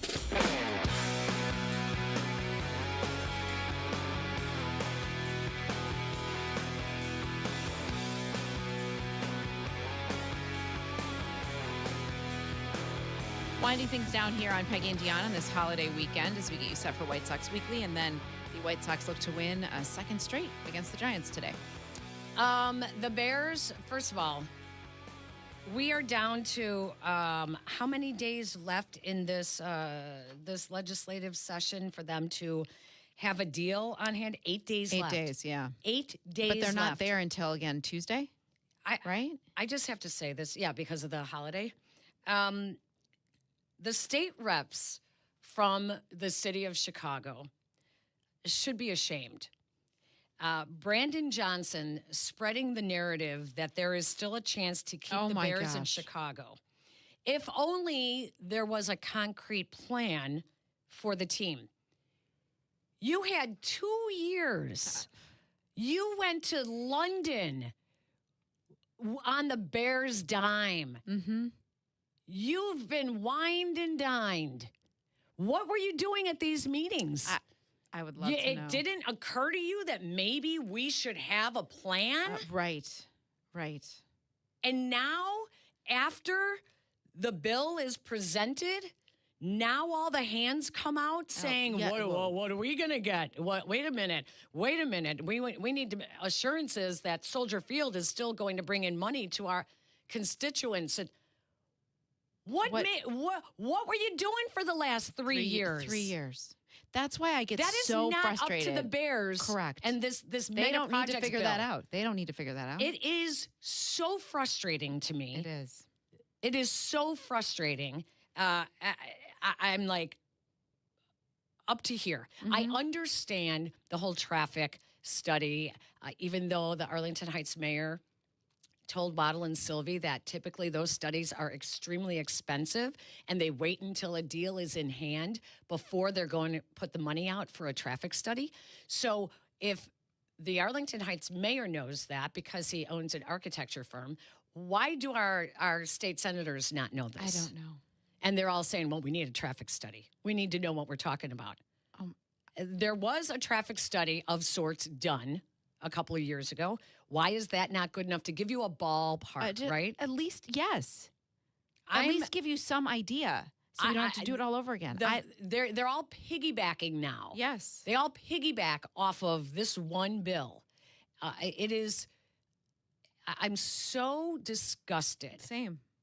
I'm so annoyed. I'm starting to believe nothing is going to happen in my lifetime. Like that truly is how I feel. It's the same conversation over and over again. Yeah. And it feels like in Illinois, we're surprised that the Bears would have conversations, or that, well, we feel like that. I don't even have words. I'm so exhausted by it. I don't even want to talk about it until we see some activity or we have something. Like, call me when you figured it out. They're going to have to because I don't think it's that hard. No. I really don't. Peggy. They just need to drop a lot of stuff off of that bill. They need to rewrite it and present it and let all these other issues come in their own form of their own bill. This is like, it just is so frustrating. I did want to touch upon this really quickly before we get out of here. When the coaches, when Ben Johnson put it on the Bears coaches that they have to coach better, and Dennis Allen was saying that as well, which you were just talking about. Jeremy Garrett, the defensive line coach, was asked about this. What does it mean to coach better? What do you have to do better? He said he's noticed a couple of things with the edge rushers. They need to attack more. I used to say that. They sat back waiting to see what the offense was doing. Instead, be the aggressors. They need to be more consistent. That's kind of a catchphrase. They need to affect the passer. Duh. That's what rushing the quarterback means. Their mechanics getting off the ball. Okay, now that's something that is very viable that I could see that they need to work on. Their get-off rate was last in the league last year, and they have to maximize their talent. So gray area-ish. It's so gray area-ish. That just sounds like, okay, yeah, we knew that. It's all That's coach what I'm going to speak. say. Yeah, this is obvious stuff. Quantify this for me. Tell me exactly what you need to do. Your mechanics. We need to see Dio Adengbo with more tools in his toolbox. We need Montez Sweat to be able to, work inside better. We need Austin Booker to watch his footwork better. I mean, it's just everything was very coach speak, and I was like, all right. I mean, I can't wait to talk to Yurko about that, because I would like to know what specifically they could be working on with each of these guys to coach them better. Yeah, I mean, he said that the main thing was to scout ourselves and make sure we're executing the plan as coaches. I asked him, do you truly believe it's just a matter of health with those guys? And they do. They believe that if these guys get healthy, that the pass rush will be improved, and it will be because they coached better. I don't know. Dio Adengbo's been in the league for 5 years. At a certain point, it's Isn't not that who he coaching. is? No, exactly. I disagree with that, actually. Because when Richard Dent was brought back to the Bears under Lovie Smith to come and work with the pass rushers, he spoke specifically about that and how you're never too old to learn some new moves as a pass rusher. And so I disagree when people say we know who you are. 5 years into the league, no, I don't think so. Especially, what was his college career? How many years did Dio play in college? Oh gosh, I'm not sure. I would think 4. I'll double check on that. Okay. I am not of that same belief that a lot of you guys are saying that we know who you are. You've already presented who you are. I think that when it comes to rushing the passer, that there are still tools that can be taught. He did play 4 years at Vanderbilt. I would like to agree. But when he was healthy, how dominant was he? How much did he jump off the field? How you were like, I don't know. How noticeable Everyone's was he? saying they know what he is, so I don't know. I honestly don't know. I did not watch him, so He wasn't there. I know. Well, I think he had a sack in his first game. He did. I think you're right. And then I remember Yurko saying how what bothered him was that he shows the same move over and over again. Well, then that is coaching. That is coaching. That is coaching. Yeah, to be able to adjust that. There's something that they see there. Listen, Austin Booker, he's been coached up. Yeah. I mean, you can't say he came out of Kansas. You can't say that Kansas or Kansas State, whatever. You can't say that this is his third year. do we know what he is yet? We don't know what he is yet. He's shown flashes. Yeah. But so I don't know. But it'll be interesting when the OTAs begin next week. They actually get to take the field, and you're going to see at least a little bit more. But boy, to be injured in the offseason is to me unthinkable. I'm very confused by this. I know. And frustrated for him, but also like for how much he's making to not be available is not great. Yeah, it really bothers me. But yeah, so this was fun. Have a good Memorial Day. Thanks, you too. What are you going to do? We are having a family clean out the garage day. Oh, I love that. I've been wanting to do that. That sounds horrible. Doesn't it? It's awesome. My son is so excited. There's nothing better than when you clean out a closet or the garage. I have such a vision because, we just accumulate stuff. We've got so much stuff that nobody touches. Like, what in the world? We have, we have bikes. We have so many bikes. We do too. But your kids are still of the bike riding age. Please. They don't ride a bike anymore. No. Yeah. We're too cool for that. Yeah. That's not cool. I don't know if you knew that. Can you sell bikes or do they go to that graveyard that Yurko talked about? I'm not sure. The bicycle graveyard. Is there a bicycle graveyard? I want one last garage sale. And my family is like, hell no. I do too. So much. Peggy, we just got the notice in the mail, like June 26th. Our neighborhood garage sale's coming up. It's fun. I like a good garage sale. I do too. I just don't want to organize it. It's just so much work. For right? maybe $110. Yeah. Right. I had a guy walk by our garage sale. This was probably 10 years ago. And he said, wow, you have a lot of stuff out here. Did you ever consider just donating it to the church? What's the church going to do with a bunch of bikes? I was like, listen, Richard. Did you ever? Listen. Oh, there's a fun guilt trip. I give enough. Yeah, you do. You see that stained glass window? Look whose name is under it, okay? Don't come back to me with a little offertory hymn. But think about the children of the church, Peggy. I swear to God.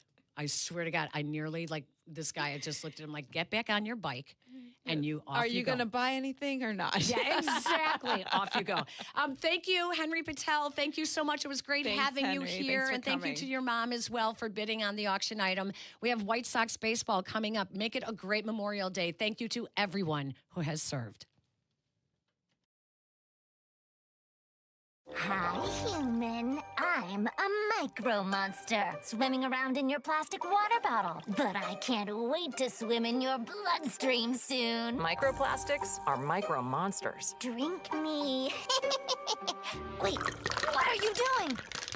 But you can fight back by using glass or metal reusable water bottles. No!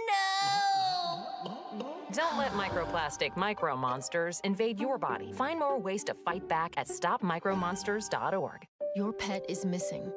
That sudden panic, the racing questions, the worry of what could happen. It's overwhelming. Petco Love Lost is here to help. This free, non-profit-powered service uses photo matching technology to search the largest national lost and found pet database, including pets from shelters, neighbors, and social media, helping bring pets back to the people who love them.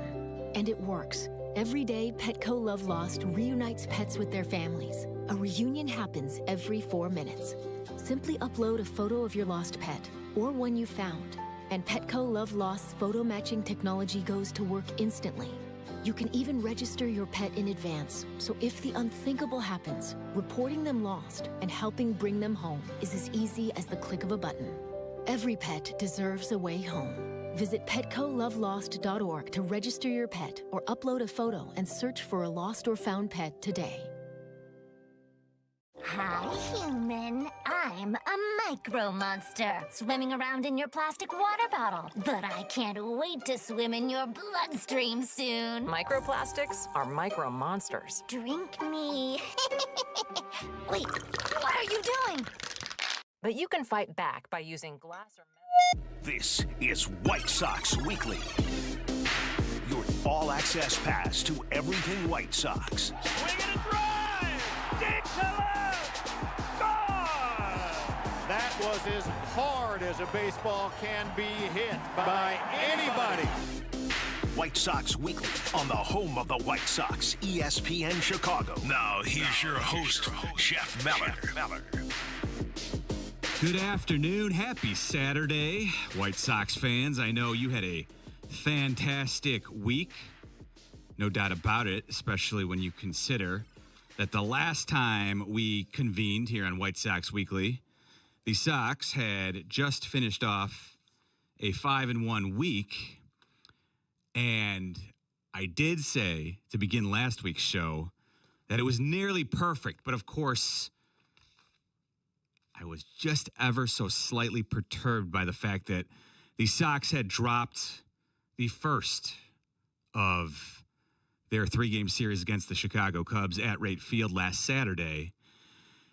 But boy, oh boy, how things change. What a majestical week it was. White Sox 4-2 this past week. And they continue, I think, to surprise a lot of people around baseball, maybe even a lot of White Sox fans. Feel free. I do have to say, I like the 12:30 time slot. Don't get a lot of these because in order to be on at this time, White Sox Weekly, we always precede the pregame coverage, which starts a half an hour or I guess 40 minutes prior to first pitch. And because of that, we need essentially a 3:05, 3:10 first pitch and don't have a ton of those during the season. It's usually either 1:10 or 6:10. At least those are the majority. Today, a 3:05 first pitch in San Francisco, which means smack dab in the middle of the afternoon, taking your White Sox calls today, 312-332-3776. So first question to the people out there, if you'd like, let me know, have you been surprised by what the White Sox have done here in the first 50 games? 26-24. They're on pace to win 84 games. We're just 4 games shy of being a third of the way through the baseball season. So even though it may still feel early, we're rolling into a third of the way through the season right now, which is, I think, when you can start to really look at your team and say, okay, do we have something here? And I think the White Sox have proven now over an extended period of time that we may just have something. And of course, I'm sure Sox fans have been very excited about the fact that despite the loss last Friday, they were able to bounce back and provide the fan base with some temporary bragging rights, at least until August, for the City Crown. And it started last Saturday with one of the M&M boys getting things going in the right way. That ball is smashed in the air to left center, and it's a 3-run homer. Miguel Vargas on the board. This is the dream start for the White Sox. Indeed it was, DJ. The Sox jumped on the Cubs in the first inning last Saturday thanks to Miguel Vargas and what was his 11th home run of the season, 3-run bomb. And then things just got better quickly. In the third inning, Munetaka Murakami to the dish. Swinging a high fly ball out into left center. It is deep, and it is gone! Murakami with number 16. He makes it look easy, like it's no effort at all. And, of course, if Murakami's homering, Miggy's homering, you have to imagine Colson Montgomery was sitting in the dugout thinking to himself, man, listen, I got to get me one of those.